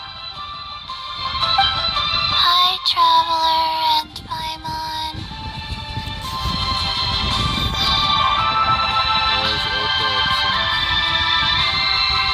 You've actually come at the perfect time. This little boy seems to have gotten himself lost. I think he must be new to the city. Probably wandered away from his parents and... No, listen to me. I'm not the one who's lost. It's my dad. Your dad? How does a fully grown man manage to get lost in Liyue Harbor? Well, my dad's always been kind of forgetful. In the past, he was just a little slow to react sometimes. But I'm worried that it's getting more serious. So, what about your mom? She went out a few days ago to gather some herbs for my dad, but she still hasn't come back. Meanwhile, my dad's been getting worse and worse. I remembered that the owner of Boo Boo Pharmacy always runs a clinic in Chingsa Village during the Lantern Ride. So I thought, why don't I take Dad to Liyue Harbor to see him there? When we got to the city gate, I took a moment to ask the Millith guards for directions to the pharmacy. And then, when I turned back around, my dad was gone. I asked the Millith guys to go find him, but he said they won't be able to send that many people. So then I figured, maybe I could ask some other people in the city to help. You came to the right place. We're pros at finding people. Isn't that right, Traveler? Genshin can help. She has a good sense of smell, like a dog. Hey, who's talking about me behind my back? Changsheng, Chi-Chi meant that as a compliment. There's no need to be upset. Hello, child. You mentioned that you were looking for the owner of Boo Boo Pharmacy. How might we be of service? You have a talking snake? Oh, are you Uncle Baiju? Uncle Baiju? Changsheng, now's not the time. My dear boy, could you tell me more about your father's condition? As much as you can recall. Yes, Uncle... Dr. Baiju. I see. And your family lives near Chingsa Village, you say? I visit patients there frequently, but I don't recall ever seeing you or your parents. Uh-huh. My mom doesn't like meeting other people, especially during Lantern Ride. She always tells me to just stay at home and keep my dad company. Is that so? Ayu, by any chance, is your mother's name Jiangli? Whoa, yeah, it is. Do you know my mom, Dr. Baiju? I certainly do. Gui, Chi-Chi, are there any pressing matters in the pharmacy at the moment? Ayu's parents are old acquaintances of mine, so I would very much like to assist with the search. Would the two of you have time to join me? Don't forget us two. We already told Ayu that we'd help. Oh, really? Well, that's wonderful. We are most grateful for your support. Chi-Chi and I need to clear up the shop front first, but once that's taken care of, we'll be right out to help you with the search. Family is very important. Thank you. Then I'll leave you to handle the pharmacy. Traveler, Paimon, why don't you come with me and Ayu? Let's start by talking to the Millith guards at the city gates, see if they have an update.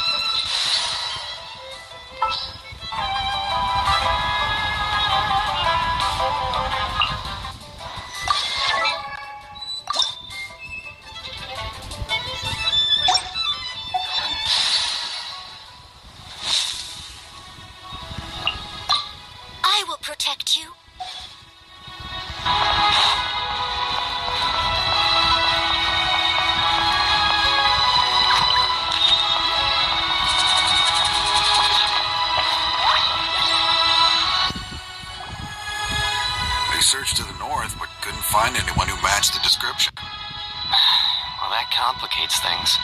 And the city folks say there's no sign of him either. We need to start looking further afield. But where are we gonna get the people? Excuse me, sirs. Have you found out anything about my dad yet? Hey there, buddy. Dr. Baiju. What brings you out this way?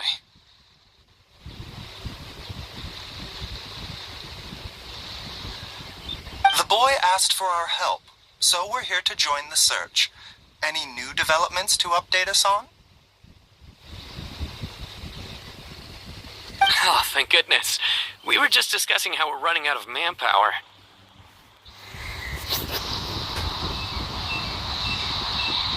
As for updates, I'm sorry to say that we've searched the surrounding area thoroughly, but didn't find anything.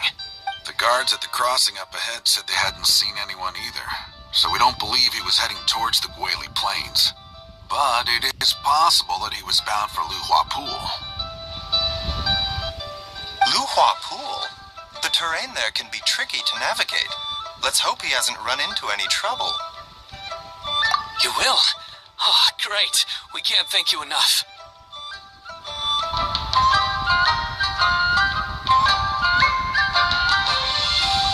Sorry we weren't able to find your dad, buddy. That's okay. Thank you for trying.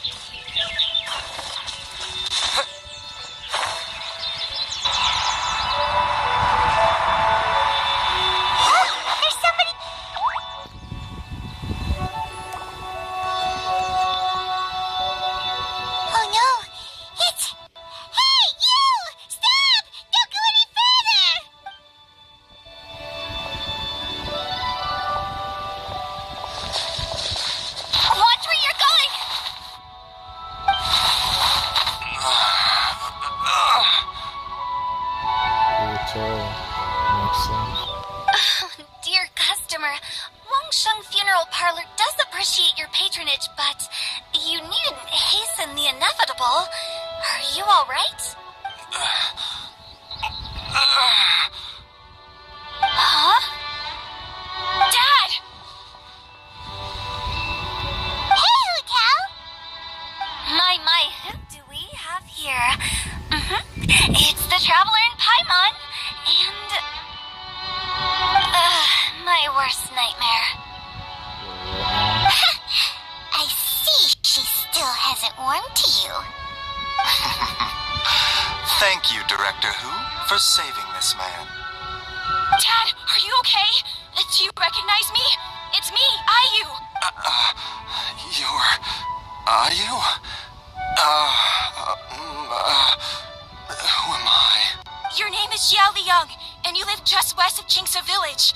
You were supposed to come to Liyue Harbor to see the doctor. Remember? Does that jog your memory? Oh, my name is Jia Liang. Liyue Harbor. See the doctor?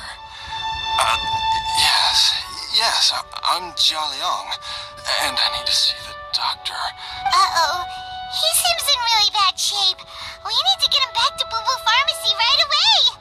Sorry, Hotel. Gotta dash. Dinner's on us next time. Hold on a second. You're not seriously thinking of taking him to Boo Boo Pharmacy in this state, are you? Huh? Why not? What's the problem? Come on, Baiju. Don't tell me you haven't noticed it. Didn't your master teach you how to spot the signs? Why do I get the sense that you spotted them right away, but you're planning to use it for your own ends? Use what? What are you talking about? Paimon's lost. There are traces of god remains in Jia Liang's system. Yes, but more importantly, they're on the verge of an outburst. If that happens, the consequences will be unthinkable.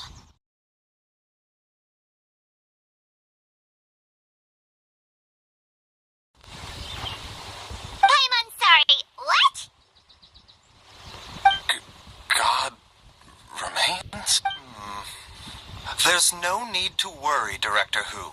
I have methods of keeping them at bay. It is the sworn duty of all who practice medicine to cure illnesses and save lives. What reason would I have to neglect a patient in need who is right there in front of me? Besides, it was my late master's dying wish to be able to save this patient in particular. Perhaps out of respect for him, you could give me a day's grace so that I have time to treat him? Now you're bringing my great-uncle into this? Baiju, just what are you planning this time? Merely to cure this man, nothing more. But of course, if you have any doubt as to my intentions, you are more than welcome to accompany me to Boo Boo Pharmacy and monitor my activities. Oh, really? I thought I was persona non grata at Boo Boo Pharmacy. You're being unusually generous today. Okay, deal. We're not going to solve anything by keeping Jia Liang here. I'm happy to do it your way, but only for my great-uncle's sake and the travelers, of course. You must be pleased you brought the traveler along. Otherwise, this would have been a much more vexing ordeal. Well, time is of the essence. Let's get ourselves back to Boo Boo Pharmacy at once.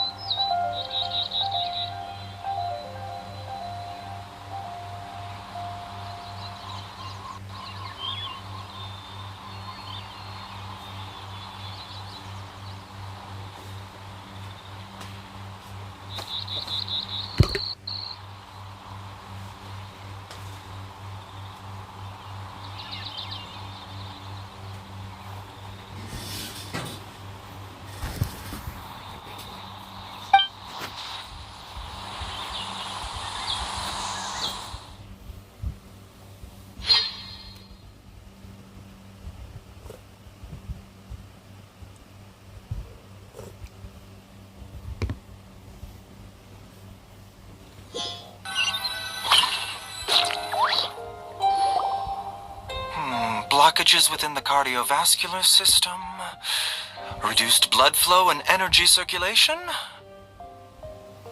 I see. I suppose this must have caused the cognitive abnormalities. Dr. Baiju, how bad is it? Can you cure him? Don't you worry. Baiju's a really great doctor. He's sure to find a way. Isn't that right, Baiju? Ayu, do you know when your father first started displaying these symptoms? I'm not sure. He's been like this for as long as I can remember. But it wasn't as bad as this when I was still little. So it's been a long time indeed. No, I have a treatment plan in mind. We can start tonight. Come and see me again tomorrow morning. I promise that by then, Ayu will find his father healthy and lucid again. Thank you, Dr. Baiju. Thank you so much. If you still have any misgivings, Director Who, please feel free to hang around for as long as you wish. However, it would be best if you step outside this room. A doctor must be able to focus when treating a patient. Any distractions heighten the risk of complications. Yes, of course, absolutely. I'll just go and look at the flowers or something. But I will be back in an instant at the first sign that something's amiss. See you tomorrow, Baiju and Chung Chung. Bye for now, everyone. Are you ready, Baiju? Ready as I'll ever be. I'm used to it by now. Come on, let's get started.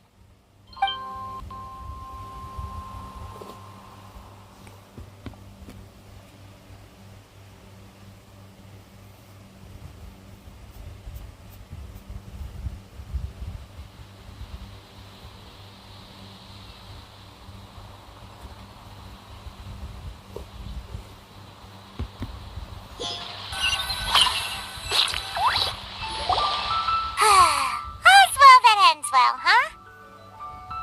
You know, Paimon's kind of curious after hearing Baiju mention those people from his past. What do you think they were like? Yeah, you must be curious too, right? Let's go see what we can find out while Baiju's busy treating Ayu's dad.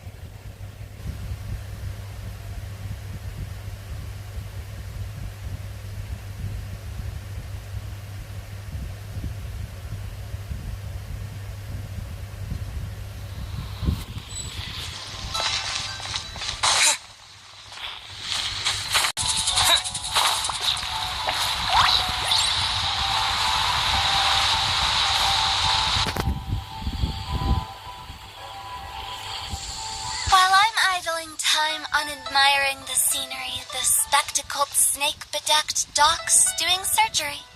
Hello, you busy bees, and what do you have to discuss with the funeral director today? Actually, don't tell me. Let me guess. From the looks on your faces, you've got some questions for me. Guilty as charged. So,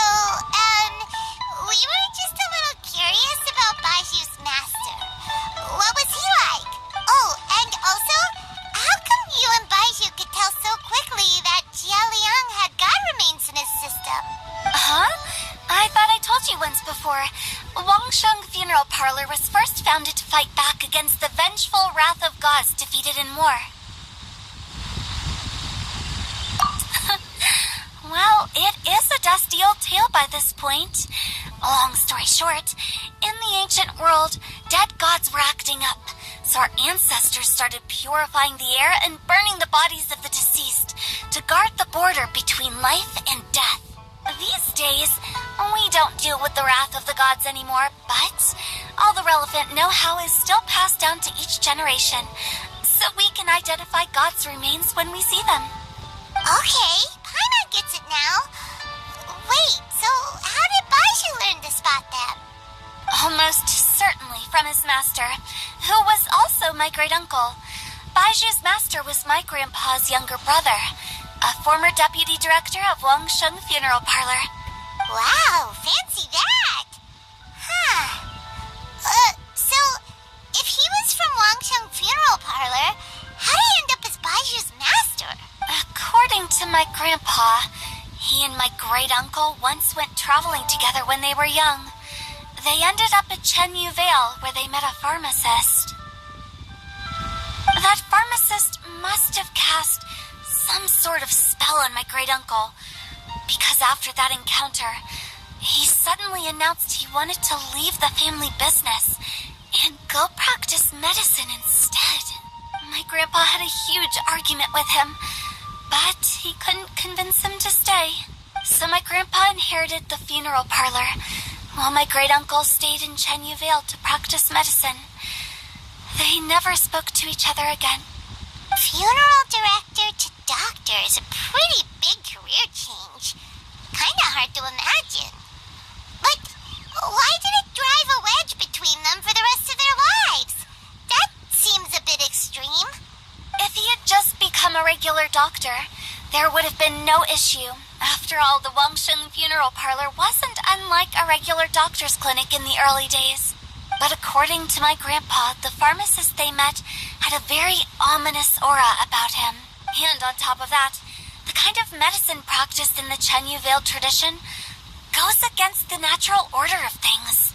In what way? Don't know. My grandpa didn't know the specifics. And you've seen how wary Baiju is around me. He'd never tell me anything. But even that says to me that he definitely has something to hide. One thing I do know about Baiju is that he's obsessed with the idea of immortality. But whether that has anything to do with what he's hiding is hard to say. Anyway, so I will be sticking around here for now to keep a close eye on the situation. Maybe tomorrow I'll finally figure out what he's up to.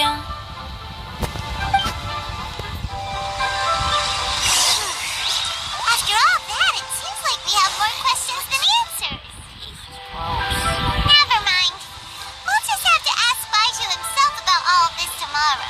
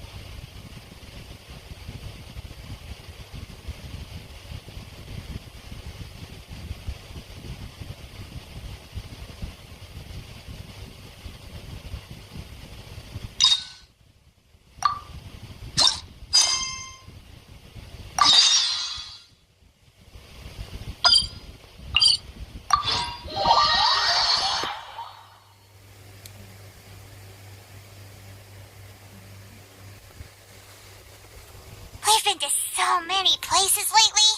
What do you say we take a day off from adventuring and just find somewhere nice to relax? Let Paimon think. Where are some nice places we could go? Oh, why don't we pay Cloud Retainer a visit at Mount Outsong? It's been a while since we last saw that illuminated bird. She's always the one popping up out of nowhere and scaring us half to death. So let's surprise her this time.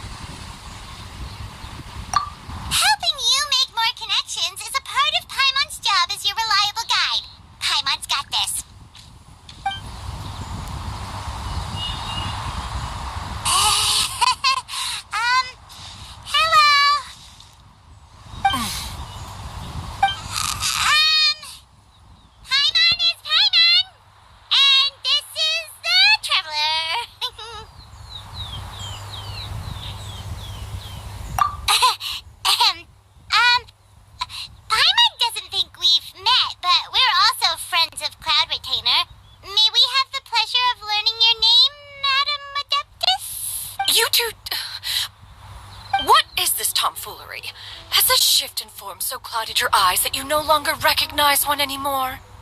Wait, you're... Huh?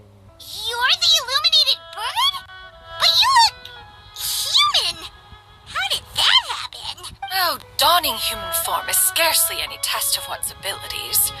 As for your confusion, one merely had no reason to indulge such inclinations before. So, you're indulging now because? Well, one has made plans to pay a visit to some disciples at Liyue Harbor. Taking on a human form for such a trip is simply a way to make matters less conspicuous. You? Worrying about keeping a low profile? You're the one who likes to pop up out of nowhere all over the place. In fact, Paimon can think of several examples, like that time when you suddenly appeared on top of a roof without any warning, or...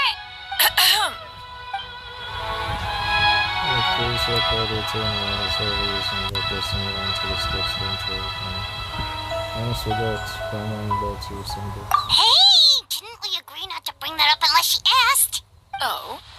So you have taken care to follow the proper rules of etiquette after all. Most commendable. What did Taylor chose what first? Well, this is all Paimon's got. You don't mind, right? One has never found oneself lacking in basic comforts. On the contrary, it is the gesture that one values above all else. So long as you've shown proper respect and consideration, the quantity or quality of the gift is but a trivial matter. That kinda makes Paimon feel a little guilty for trying to keep them for herself. Anyway, where were we before you reminded Paimon about the gifts? I said that she was going to visit some of her birthday. Right. So by disciples, you must mean Ganyu and Shenhe. It's also been a while since we last saw them. Maybe we can come too. One planned to extend the invitation even if you had not raised the matter yourself. Shenhe and Ganyu should be quite pleased to see you again. However, one would first inquire as to the reason behind your visit here. You have cause to seek one's company? Yeah, we just found ourselves missing you and wanted to see how you were doing. We were hoping you'd tell us one of your stories. Who knew we'd run into your human form while we were at it? Is that so? If there are no urgent matters at hand, then let us make haste for Liyue Harbor.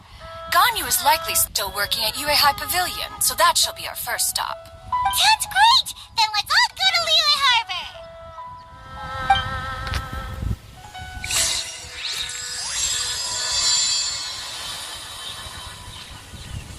It's a new day! Let's go back to Boo Boo Pharmacy and check out how Jiao is doing. Ganyu has been quite busy with work as of late. One can count on one hand the number of times she returns to Mount Outsong each year.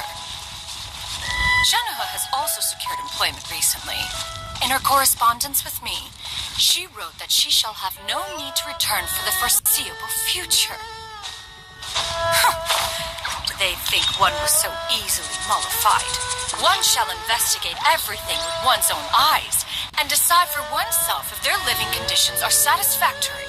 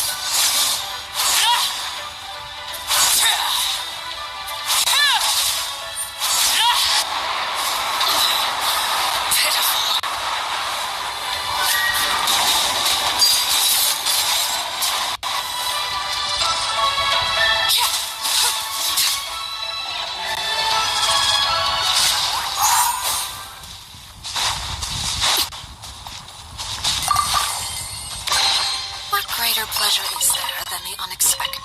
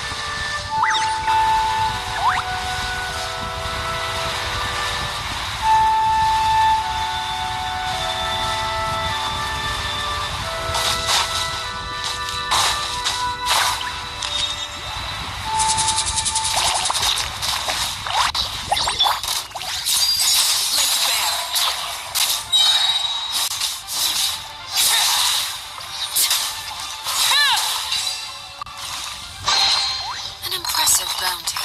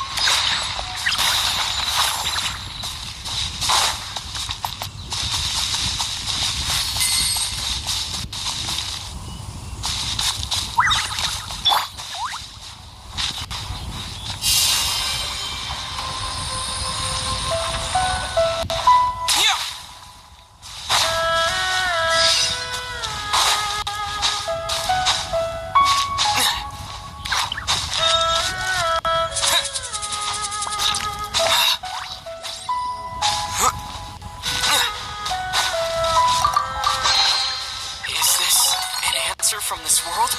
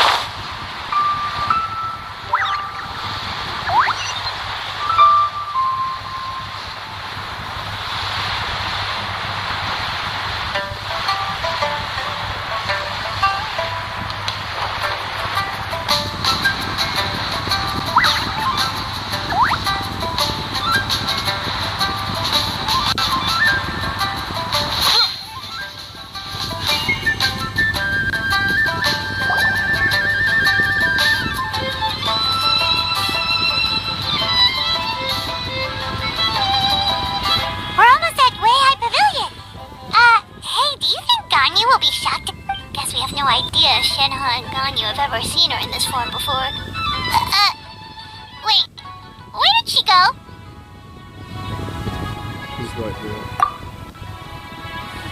Why are you just standing there, Cloud Retainer? Quietly now. One shall stay here. You two can go and meet with her. But why? Isn't it better if we all go together? If one were to proudly proclaim one's presence, Ganyu would surely profess herself otherwise unoccupied and drop everything to attend to one's visit. One fears that would only result in her staying up all night to make up for lost time. One does not wish to trouble her. Conversing vicariously via you two shall suffice.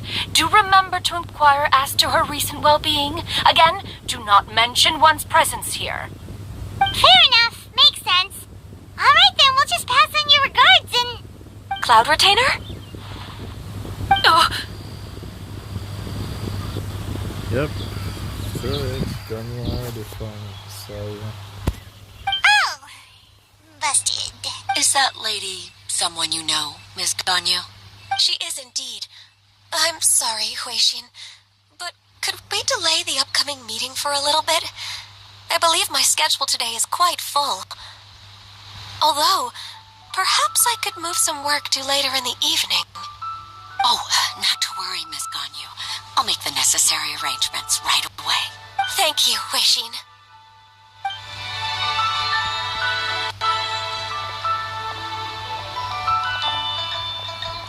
It's been a while, Ganyu. Greetings. What brings you here today? And Cloud Retainer, too. It's been quite some time since I last saw you in this form. You are quite mistaken. One is not acquainted with this Cloud Retainer of whom you speak. One is simply a mere mortal passerby. Huh? she's not buying it. That was but a simple test. One did not expect you to be able to recognize one so easily, especially after so many years of only seeing one's other form.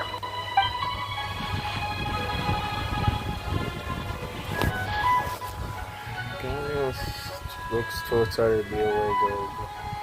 She's thinking, why wouldn't I recognize you? I used to see you every day. Why do you think now is? But recognizing you is, my responsibility as your disciple. An apt observation.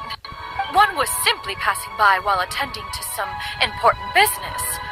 One thought it would only be fitting to pay you a visit while in the area.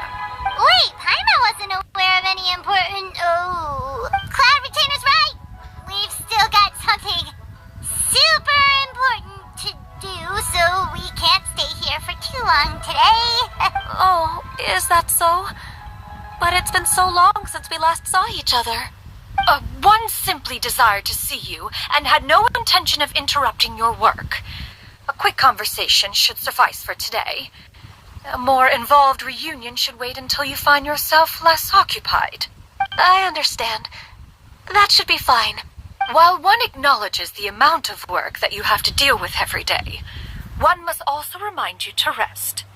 Though Adepti blood flows through your veins, excessive exhaustion will still cause grave harm to your body. It still makes one nostalgic to see you as you are now, respected and independent. When you were young, you oft begged one to cuddle you to sleep when you suffered from nightmares. Cloud Retainer! Stop! If you insist. We are running short on time regardless, so one will refrain from going into each and every story. Why don't you continue your conversation?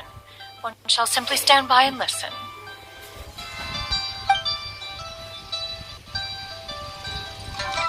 Wow, you've been to so many new places since the last time we spoke. If you ever need anything, please just come find me at Uehai Pavilion. Also, forgive me for my presumptuousness, Cloud Retainer, but if you plan to continue appearing in this form, don't you think it'd be helpful to adopt a human name? A human name? You raise a valid point. Considering the sheer extent of one's renown, Cloud Retainer is surely too recognizable as a name. You really think so? Not that you're not famous or anything, but that famous? You presume to know the extent of one's illustrious achievements. One would hardly think such a thing to be possible. Nevertheless, Ganyu's advice cannot be ignored. From this point on, when in public occasions, be sure to refer to one as Shenyun. Shenyun? I assume that's a reference to the full record of Pristine Pavilion. An adeptus of years past would rise with the clouds and rest with the moon. They were enlightened and wise, free and unfettered. The writer referenced Master's name to describe her carefree and spontaneous nature. Oh, that sounds super cool! Paimon feels like only the most powerful of Adepti could rise with the clouds and rest with the moon. Actually, those lines were originally written to describe Cloud Retainer herself. Huh? Wait, so you're really that powerful? And what of it? Did you truly take one to be nothing more than a bird of bigger than average size? Not exactly. To be fair, Cloud Retainer rarely speaks of her past accomplishments. The tales of her past can only be found in ancient texts. It is said that once, a long, long time ago, there was a severe drought in Liyue. Left with no choice, many people left their homes, while others spent day and night praying to the Adepti. Although I did not live through such tragedy, simply reading about it is enough to gain a visceral understanding of all the pain and desperation during that time.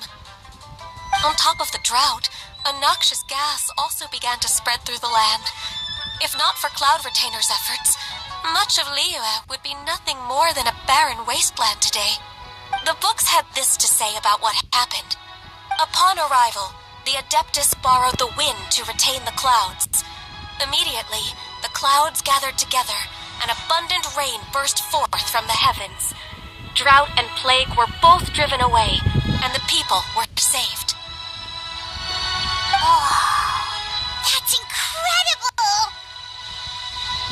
Mortal records add embellishments to dramatize past events. One did merely what one ought, and even if one had not interceded, the other Adepti would surely have stepped in to help. Even so, you stopped an entire drought! Can you really control the weather like the book said? Oh, Paimon suddenly has a lot more respect for you. So it was Paimon's bad for calling you Illuminated Bird before. You're not too mad, are you? How laughable. A name is but a simple label we carry with us on our journey through the world. Why would one be offended by such a trivial matter? That's a relief. In that case, Paimon will continue to call you whatever feels right in the moment. Well, that is quite enough ancient history for now. Ganyu, have you had word from Shenhe? One has heard that she procured a job recently. Have you any thoughts on her workplace? And what, pray tell, of her monthly remuneration? Moreover, does she find herself overly inundated with work? Is she allowed time off during Lantern Rite? That is a lot of questions. There is no cause for concern, Cloud Retainer. I introduced Shenhe to her employer personally. Wanmin Restaurant's business has been booming recently. So, with Chef Mao being swamped with customers, and Shangling still off and out in search of new recipes, I introduced Shenhe to staff the restaurant. I see. Most excellent indeed. One has had the pleasure of being introduced to that family. Shangling is kind and astute, while her father is loyal and reliable. One has no cause to believe that they will make Shenhe's work difficult. Now, it is almost time to partake in the victuals of noon. One shall visit Wanmin Restaurant in person and see how Shenhe is doing. Huh? But didn't you just say that you had something important to do? Can that wait until after we've eaten? You may return to your work, Ganyu. One shall see to this matter on one's own. There will be many an occasion to dine together in the future. One is certain the opportunity shall present itself most readily. Of course, Cloud Retainer. Please take care. Traveler, Paimon, I'll see you some other time. See you around, Ganyu!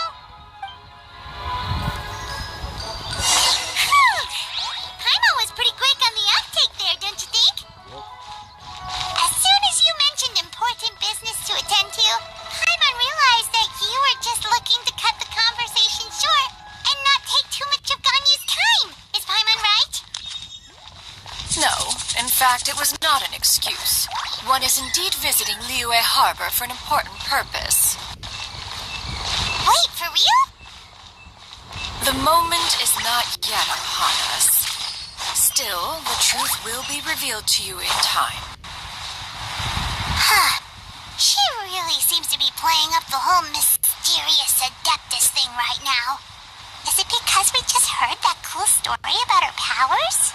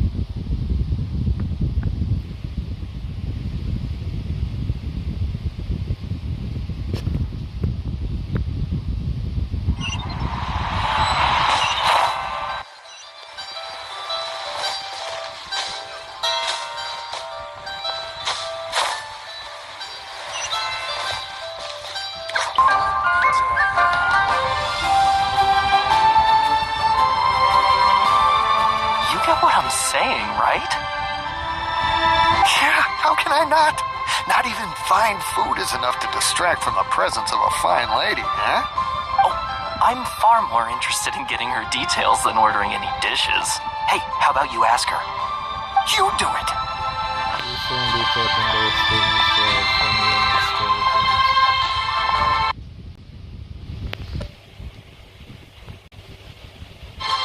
No.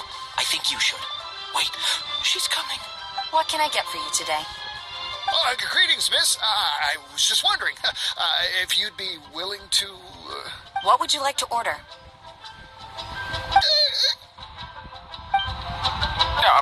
2 servings of more meat to go.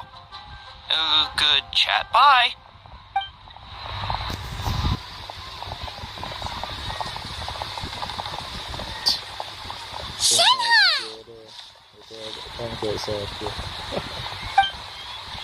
Welcome. It's been a while. May I take your order? Don't welcome us as guests and greet us as old friends in the same line. It's weird. Mm-hmm. Oh, and this is? This is Miss Shinyan. Master? Oh, so she do know her. I mean, notice it's skeleton. Huh. One does not recall ever revealing this form to you before. How were you able to ascertain one's true identity with such ease? I've trained and lived with Master for more than 10 years. I would recognize you no matter what form you take. You got so hurt. Is something the matter, Master? Hardly. One simply learned of your employment from your letter and came to check on your well-being. And check out the great food, too. Indeed. It's almost lunchtime. My apologies. I'm still on the clock and can't talk for very long. Well, if it isn't the Traveler and Paimon. Are you here for Shenhe? The lunch rush isn't in yet, Shenhe, so I've got things covered for now. Go ahead, sit down, and enjoy some time with your friends. I'll let you know if things pick up. Thank you, Chef Mao.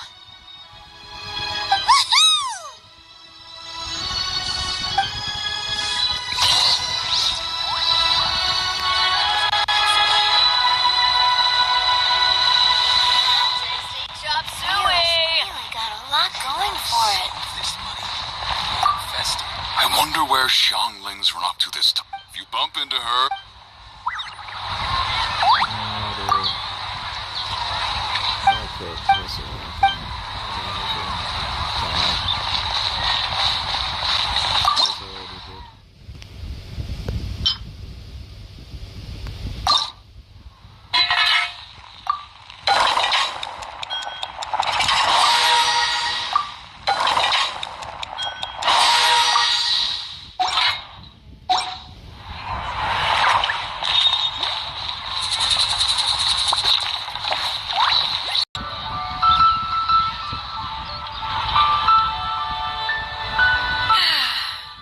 Just as one expected.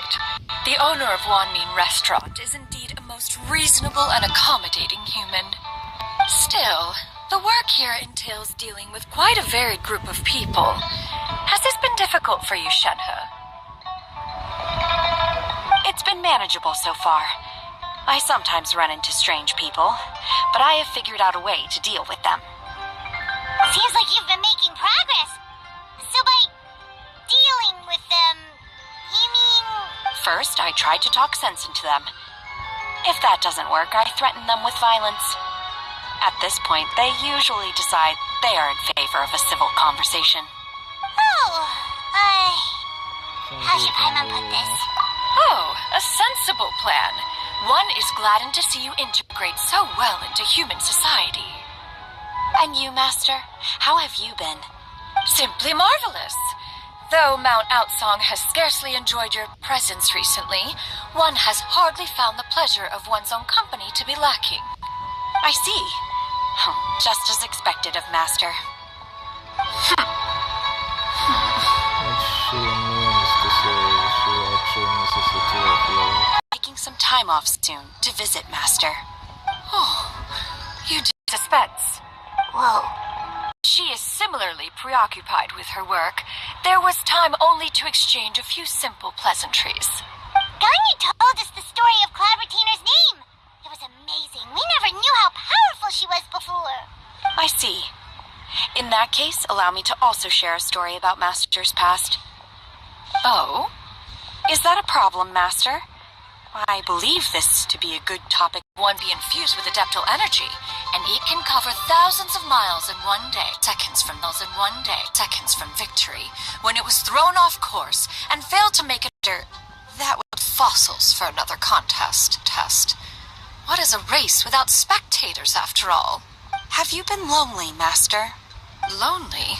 Huh. At one's age, entire human generations come and go in the blink of an eye. Even one's own self-directed musings can span several days and nights. Tis a most foreign sentiment. The mere mention of it is preposterous.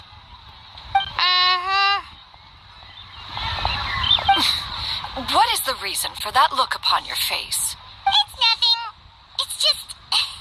Well, Paimon gained a lot of respect for you after listening to that story of you summoning the rain and everything.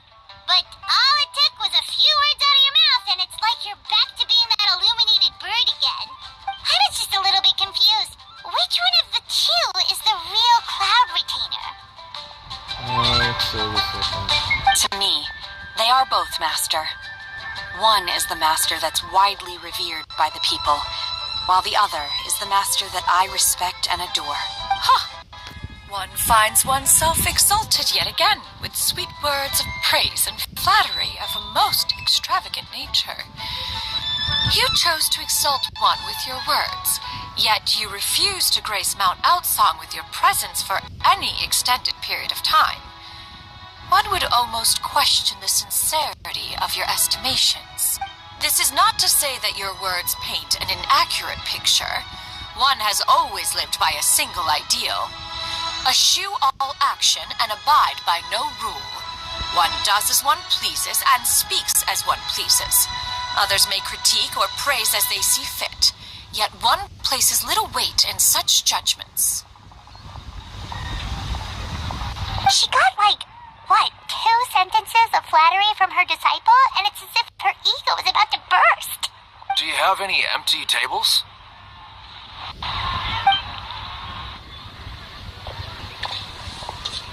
Hey there, could we get another fish stew?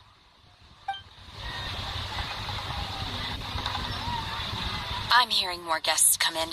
I should get back to work. Alright, good luck with the lunchtime rush then, huh? I'll try my best.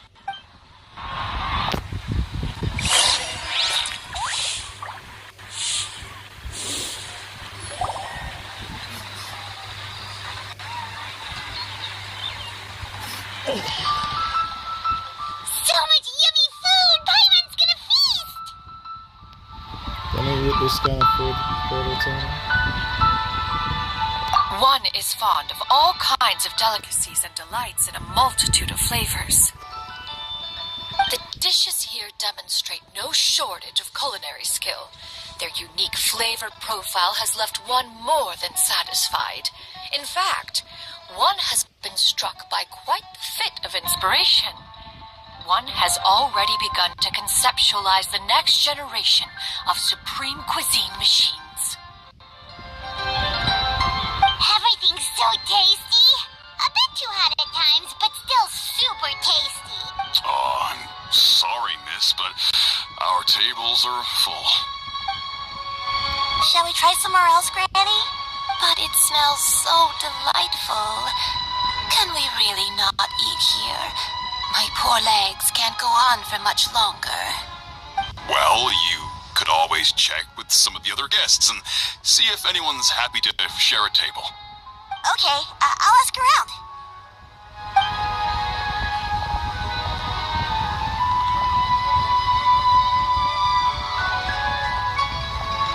Excuse me. Would you mind letting us share a table with you? There are no empty tables left, so... Well, Paimon doesn't mind. What about you guys? I don't know either. Great! They so much. My name is Shuyu, and this is my granny, Yuendai. Granny? Yep. Is there something wrong with that? No. Paimon's just a bit surprised. She looks so young. Yeah. A lot of people compliment Granny on her youthful looks, but she's actually much older than she appears.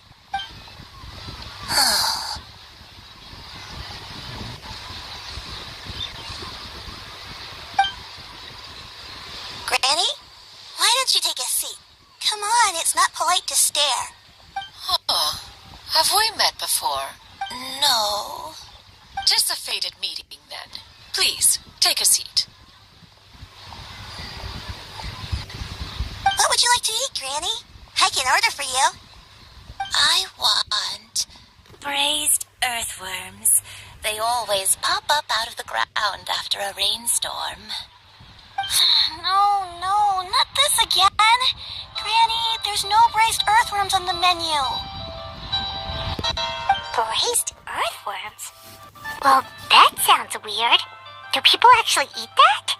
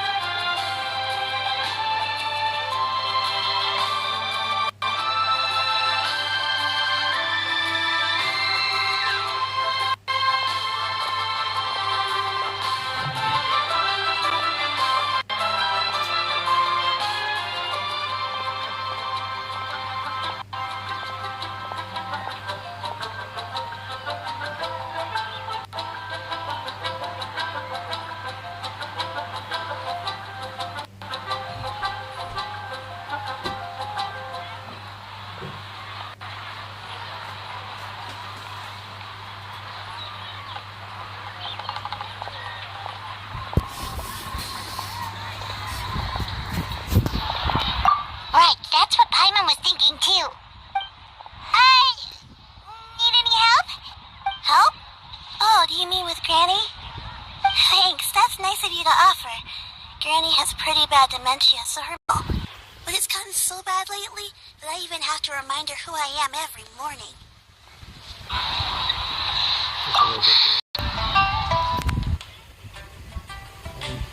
Which character that use eyes is unfortunate that the appearance started. Oh, but it's a...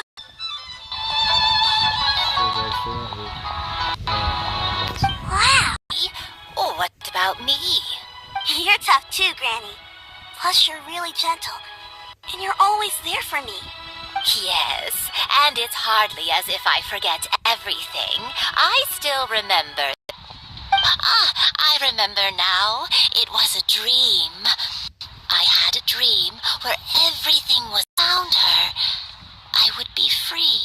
Huh? That sounds super important. But how come you've never told me about it before? It was just a dream, so, you know, I believe I've had this dream a great many times, but just... Wait, so you have a reoccurring dream where someone's talking to you? That sounds spooky. Oh, does that mean you're possessed? Unlikely. Her eyes are clear and her breathing remains calm and level. Am I not an expert? You're right. Paimon almost forgot you're the expert. In that case, do you still remember? Rather like me, but not as I am now. My younger self. Fate must have brought us together. You may leave the situation to me. Are you sure? Is fine. Thank you all so much for offering to help. We don't million in payment for this. We're just curious about you. Miss Genyun, what exactly can we do to help out this granny? All we have to go off is that dream. Where do we start? That is elementary. Since her dreams portray her younger self, then we shall retrace the steps of her youth. Once we have revisited those places, her memories will likely return. Sounds like a plan. So, Granny, do you remember which places you went to when you were young? Why, of course I do. The heavens above, the earth below, the wispy clouds, and the emerald mountain streams. Okay, taking that as a no. I might have an idea. Once, when I was really little, my dad told me that Granny used to be a martial artist heroine who saved loads of people from a disaster. If it's true, then maybe they wrote about it in the history books or something. A martial arts heroine? Oh! Shinjo knows tons about Liyue's chivalric traditions. If anyone knows about the heroes of the past, it's him. Let's go find him at the Feiyun Commerce Guild. Are you leaving already? But I'm still hungry. I'll go order some food, Granny. If there's nothing on the menu you especially want, I'll just get a few different things. It seems we must part ways for now. The Traveler and Paimon are bound for the Feiyun Commerce Guild, while Yuendai and Shuyu shall remain here and partake of their lunch. As for myself, I have matters to discuss with Streetward Rambler.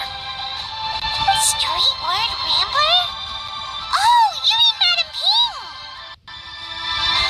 Precisely. Let us meet at Yujing Terrace once you are ready.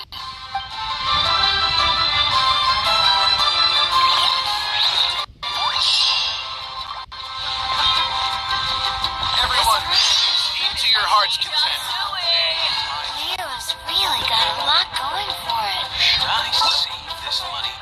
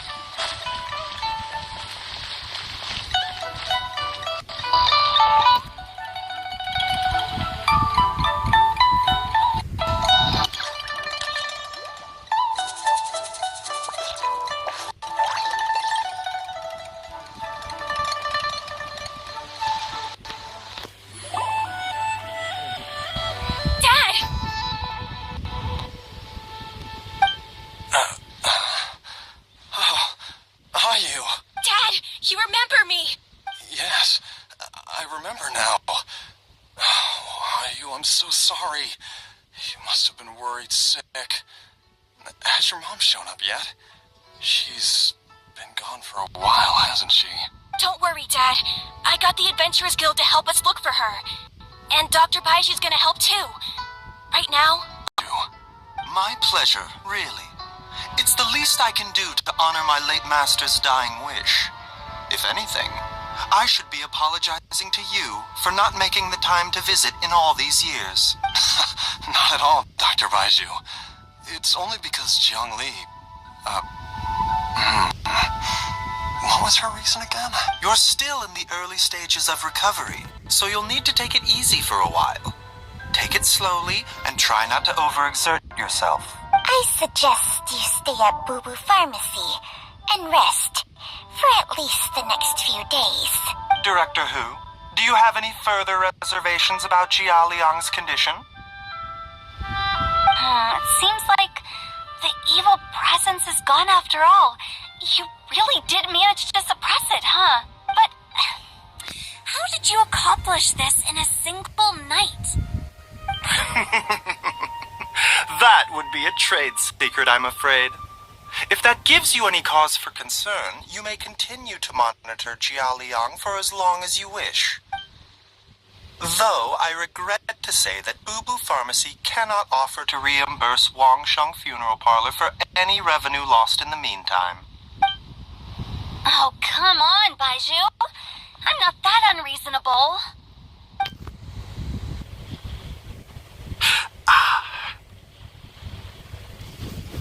I was really excited to rest before we... Baiju, take me outside for some air, or I'm going to suffocate. Yes, of course. Everyone, please excuse Changsheng and myself for a moment.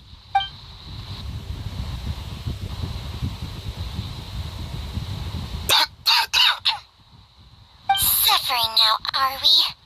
Did you seriously expect to cover it up just by putting on a brave face and ignoring it?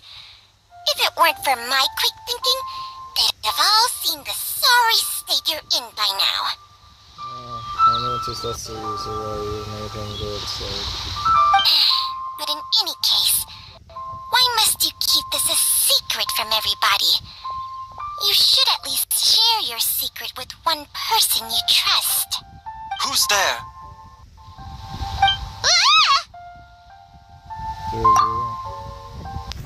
Why did you follow us here?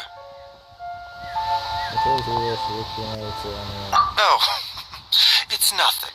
I just needed to get some air. What did I just say about putting on a brave face?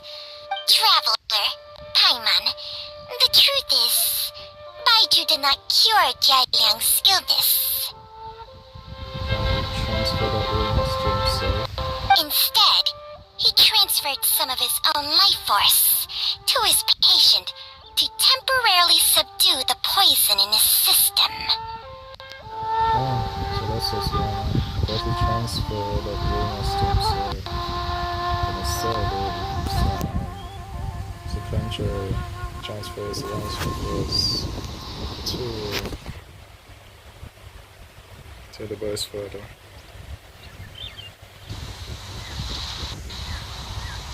Therefore, I knew that was possible. Baiju, can you please explain all of this?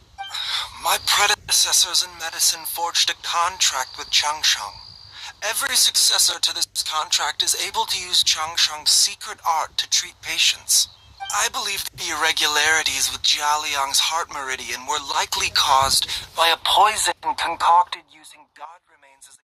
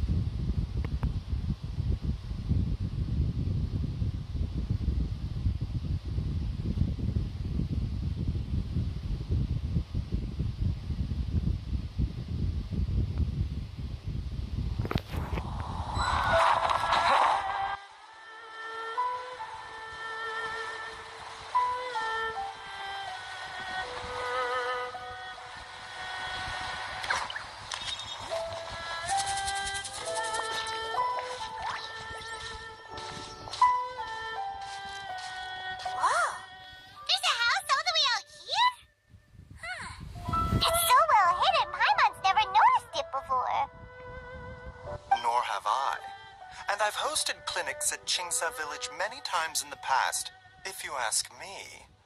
Jiang Li was trying to remain unnoticed. Oh, that reminds Paimon. We meant to ask earlier, but it slipped our minds in the rush to get here. Could you tell us more about Jiang Li? You said she was your fellow disciple, right? She was indeed. We studied medicine together under the same master near Chenyu Vale. She is several years older than I and also began her travels far earlier than me. As a result, the time I spent studying alongside her was rather short. Supposedly, she met an herb gatherer sometime during her travels and decided to settle down with him. That must have been Jialiang. Wait, Changxiang, are you saying neither of you had actually met Jialiang or Ayu before all of this? Jiang Li did occasionally come back to Chenyu Vale to see our master, but for whatever reason she hardly ever talked about her family. The last time she visited us, she and Master had some sort of quarrel. We never heard from her after that. It almost seemed as if she'd gone into hiding. Quarrel? What happened? I don't know. I did not witness the argument myself. Nor did Master ever explain it to me. All he would say is that should I ever encounter Jiang Li or her family in the future, I should do everything in my power to help them. Oh, so that's why you went to such extreme lengths to help Jialiang. No. Even if my master had never said anything, it would still be my duty as a doctor to help him. My decision would have remained the same. Paimon never knew you were so selfless, Baiju. Paimon always had you down as the sneaky, scheming type. Sorry. So a few words from me is enough to dispel all your suspicions? You ought not be quite so quick to relax your guard, Paimon. Sometimes even the good guys have their own private agenda. He's right. What the? Okay, that was the most suspicious sounding thing you've ever said. Let's leave the idle chatter there for now. Jiang Li has lived in this house for many years. There must be something here that can shed a little light on this whole situation. Let's split up. But if anyone finds anything, we'll examine it together.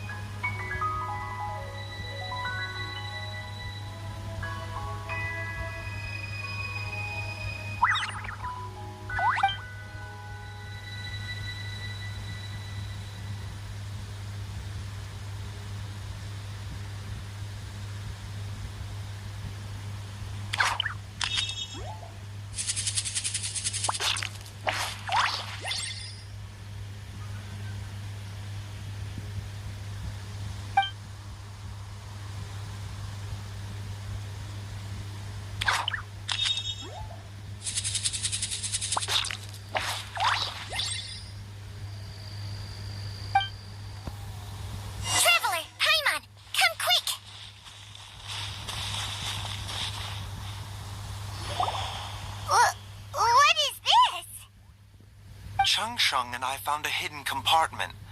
This is what was hidden inside. You sense it too? You're right.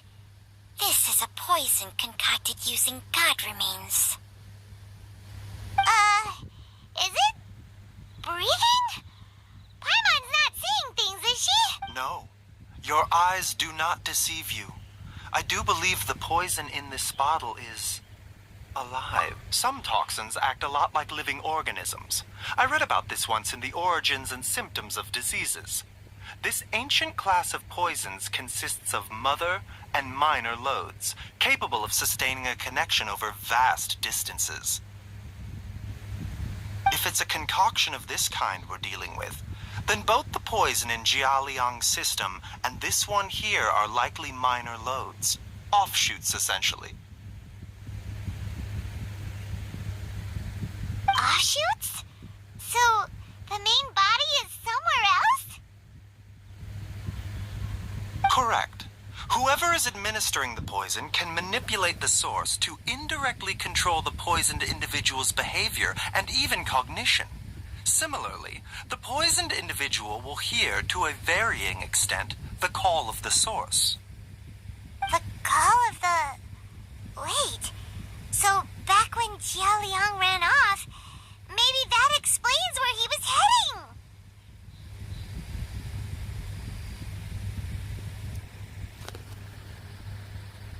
Only one thing could have been drawing him there. The source of the god remains used as the poison's key ingredient. The mother lode. This is getting crazier and crazier. What kind of person would do all this just to poison Jialiang? Hey! Why has everyone gone quiet all of a sudden? Since this poison was carefully hidden away in a secret compartment, the one who concocted it is likely a resident of the house. Please don't tell me. Please don't tell me. It was his wife, or rather, his son's mother. It was her. You mean Jialiang? Why would he poison himself? Think a little harder, Paimon. Someone else who lives here, and who might have expertise in crafting drugs. His son's mother. Why the hell John Ring would poison himself? Talking about his son's mother. Give her eat thirst, figure it out. So you're saying it was Jiang Li?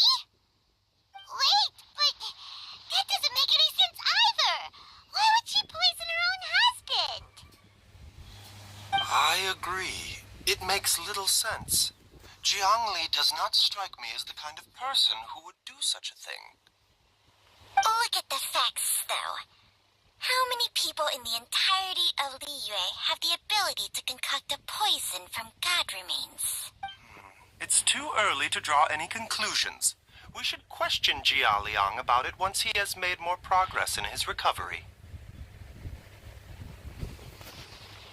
Do you know if I'm not checking sure as a poison? Yes.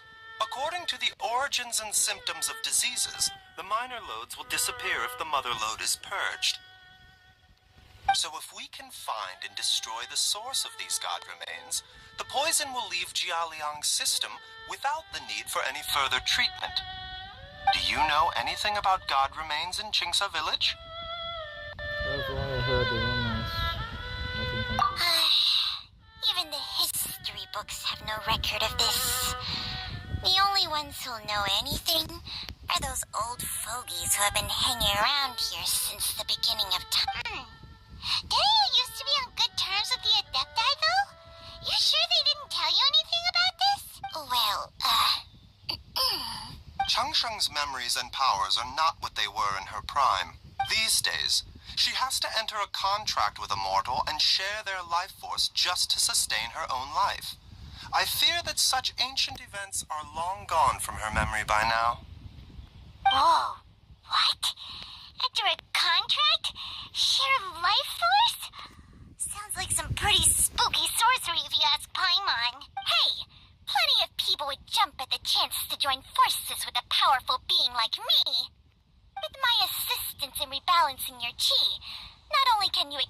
your lifespan, but you will also be stronger, healthier, and able to eat whatever you like with no risk of upsetting your stomach. That's what Paimon would like to hear. Stronger and healthier? Wow, that's amazing! Baiju, maybe when you retire, you can let Paimon sign a contract with Changsheng for a few days. Unfortunately, Changsheng's contract has strict requirements regarding the host's temperament. None of her hosts have ever been exempted from these rules. I fear that I will be unable to accommodate your wishes, Paimon. Temperament? Hey! What are you trying to say? Did you just subtly insult Paimon to her face? Strange Brazil has a weak constitution and didn't his master has a at an early age. Ugh! Paimon's mad! You're getting ugly nicknames, both of you! Baiju, you're Mannequin Man! Changsheng, you're just a pain in the neck! This is exactly why your natural temperament makes you woefully unsuited to being my host. All right, everybody, calm down. Back to the matter at hand. Is there any way at all for us to seek counsel from the Adepti about this? With how antisocial they are, if it were up to them, they'd go their whole lives without showing their faces to the common folk. I do have someone that I can call. What? Seems you're as well connected as they say, traveler. We are truly fortunate to have you on our side. Oh, if you're talking about who Paimon thinks you're talking about, you better do the honors.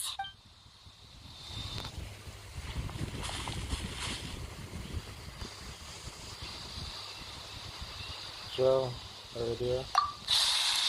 Oh, You called? that guy didn't take too long. It's Paimon every time. Aren't all Adepti in the habit of materializing out of thin air like this? Well, this is unexpected. Huh? It's you. Baiju of Boo Boo Pharmacy. I do believe I've had the pleasure before. The Lantern Rite, when we met briefly, I was unaware of your true identity. I must apologize for the discourtesy. Huh? You two already know each other? Our paths have crossed once before. I sense the presence of evil spirits. Is this why you called me? Actually, I wanted to ask you about because you tell sure everything that has happened.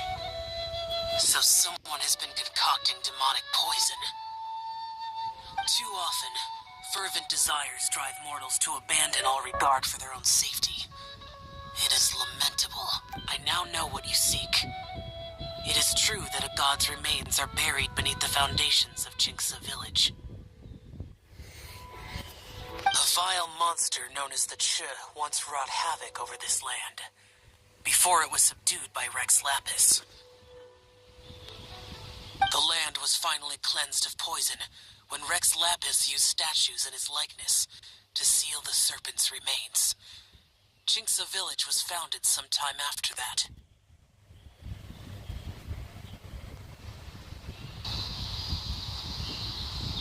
The seal is still mostly intact.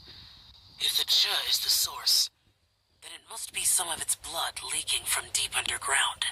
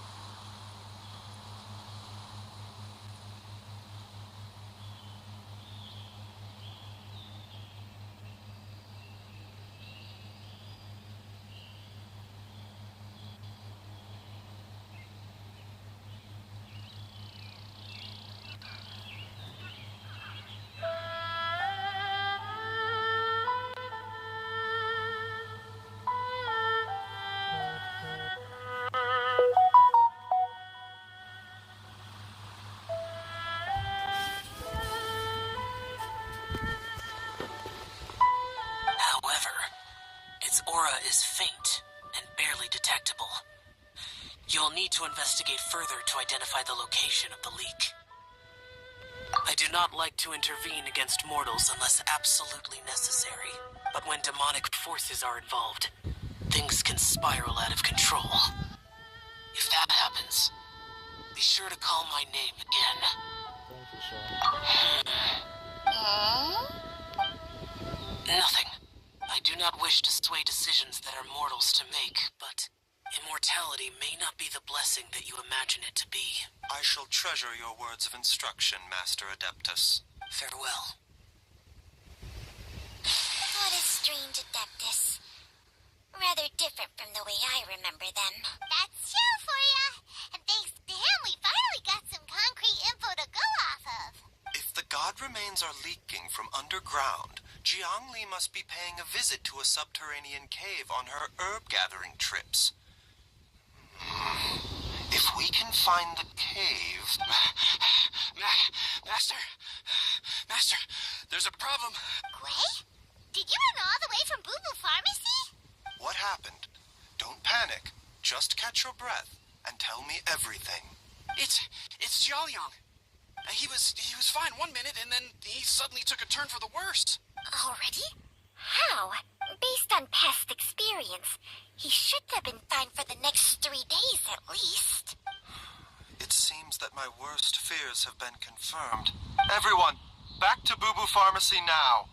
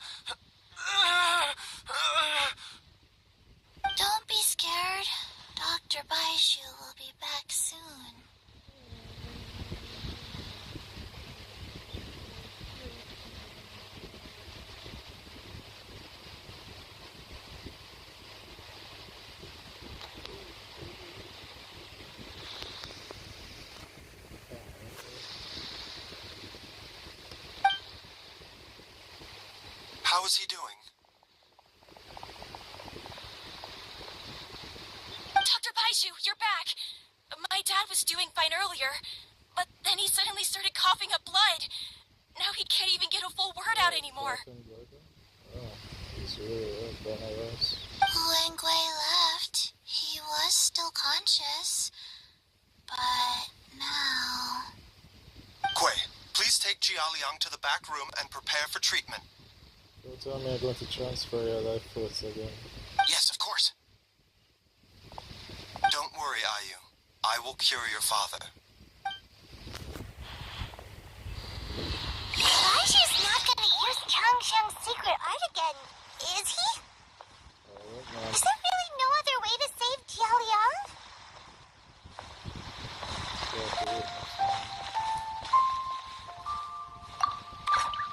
Oh, please don't worry. Dr. Baishu will find a way. But... Yes, this is the key.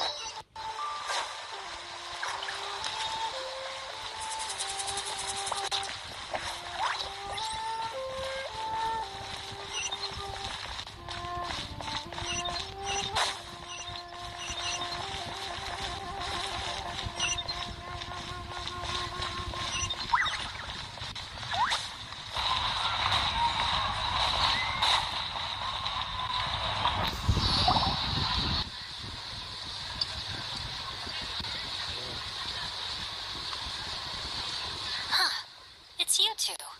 What brings you here? Shincho! Great, we found you! We wanted to ask you about something.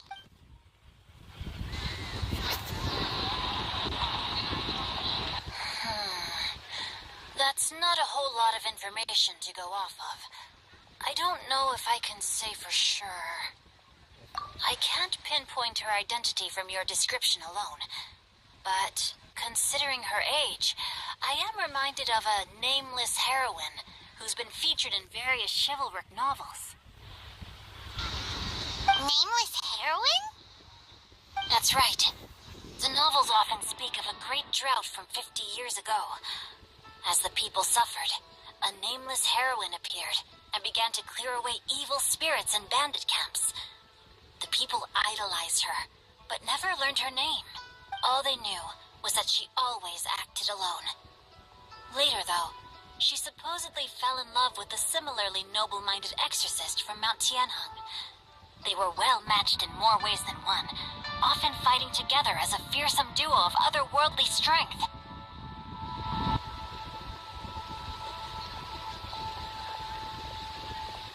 After the drought ended, the heroine and the exorcist left the public eye and began living a reclusive life in the mountains. All that remained were tales of her incredible accomplishments.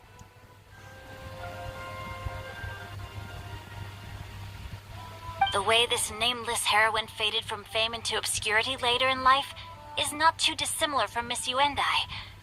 I hope that's somewhat helpful. Thanks a lot, Shincho. We knew it'd be worth talking to you. It's nothing at all. Just something I came across while reading. I did do a bit of extra research on her story, but it was just out of personal curiosity. Well, Paimon still thinks that's super cool. Oh, wait, Shincho, if you've read up on her, do you know of any places often associated with her? Let me think. In the novels, the nameless heroine always appeared near one of 3 places. Perhaps the real-life heroine who inspired the character was also often seen near those 3 places. That would explain why those locations appear in the various novels written about her. You're welcome. To be honest, I found some parts of the story confusing when I first came across it. If Miss Yuendai was indeed the original inspiration for the character, she may just be able to help me put the pieces together. It's rare for a chivalric hero to fade into obscurity during their lifetime, even after retiring from the public eye. But no one ever saw or heard from the nameless heroine again. There were even rumors that she became extremely ill. I've never understood why someone would go to such lengths to erase themselves from public memory. It's almost as if she was trying to hide from something. There's probably far more to the story than what's been written. We'll be sure to tell you if we manage to uncover the truth. That's a deal. Perhaps, behind the truth of it all, there lies a story more fantastical than any work of fiction. Paimon feels like we just learned so much from Shincho. A drought, a nameless heroine, a life of seclusion. Wait, why does the story sound super familiar? Oh, right! There's a drought in this story, too! Shincho, are droughts super common in Liyue or something? Well, they used to be. But people have long since developed methods to prevent them, like by cultivating the soil or digging canals. So while droughts do happen from time to time, they are rarely regarded as true disasters. The drought 50 years ago is probably one of the worst we've had in the last several centuries. The crops withered, the streams ran dry, and the monsters in the mountains became rabid and agitated. Countless caravans were attacked, and people who lost their homes came together to form bandit groups. What started as a natural disaster soon became a human tragedy as well. That sounds awful. Yeah, and that's exactly why the nameless heroine was so beloved. She must have been someone of true integrity to do so much for the people while asking nothing in return. Still, as terrible as that drought was, it was nothing compared to the truly calamitous disasters that befell this land in ancient times. They say that back in those days, disasters were both more severe and more common. Only the strongest of Adepti could hope to dispel the ruin and devastation. Do you have any other questions? We're good for now. We're just going to head back and meet up with Miss Xianyun and the others again. Paimon hopes that Granny Yuendai will be able to remember more of her past. She used to be a great hero who saved many people. So sad that she can't recall any of it. Anyway, we'll be off now. See you some other time, Xingqiu. Thank you so much for your help. It's no problem at all. Safe travels.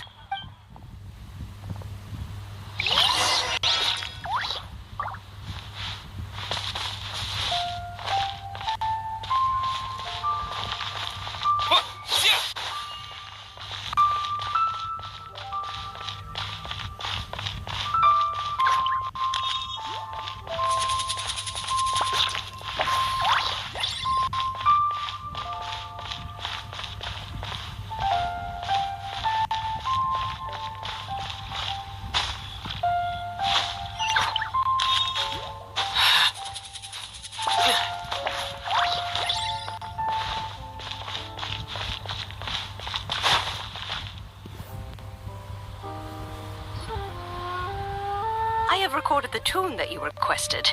I hope it will be of help to you. Oh, thank you. Straight word, Ping. What has amused you so? Oh, it's no serious matter. I was just reminiscing about the last time I saw you in this form. Time has wrought such change in this world, and yet you appear just the same as ever. Time has little bearing on one's existence, nor has one keenly felt its effects whilst dwelling at Mount Outsong. Nevertheless, Ping, one would like to seek your counsel on a personal matter. Oh, why so formal all of a sudden? I must say, you're making me a little nervous. What is it? Well, the inquiry is as such. Approximately how much more would one need to afford a comfortable life in the harbor, not unlike the one that you yourself lead? It does not require as much as you may think. Still, do you mean that... Cloud Retainer, Madam Ping! What are you two talking about? Nothing save for some trivial matters. Have you unearthed any useful details? Xingqiu has a theory, but let's save it for when Chuyu and Miss Yuendai have joined up with us again.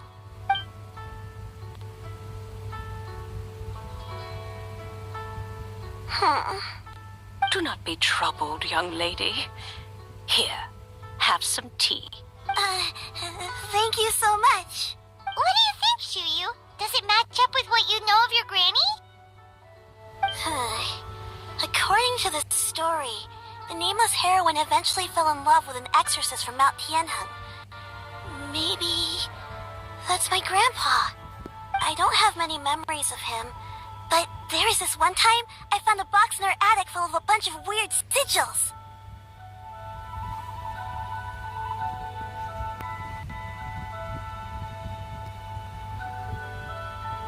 I think so too. Granny might remember something once she's returned to a familiar place. What marvelous tea. I can taste the dew's sweetness in this cup. It's as if I was taking a stroll in the mountains, thoroughly one with nature and at peace. Is that so? Then please drink as much as you like. There's no need to hurry. At our age, it's always nice to slow down and take the time to appreciate pleasant conversation among friends. Thank you. Okay, since we have the time, can I ask you something? Sure thing. What would you like to know? I have a secret I want to tell you. Let's go talk over there.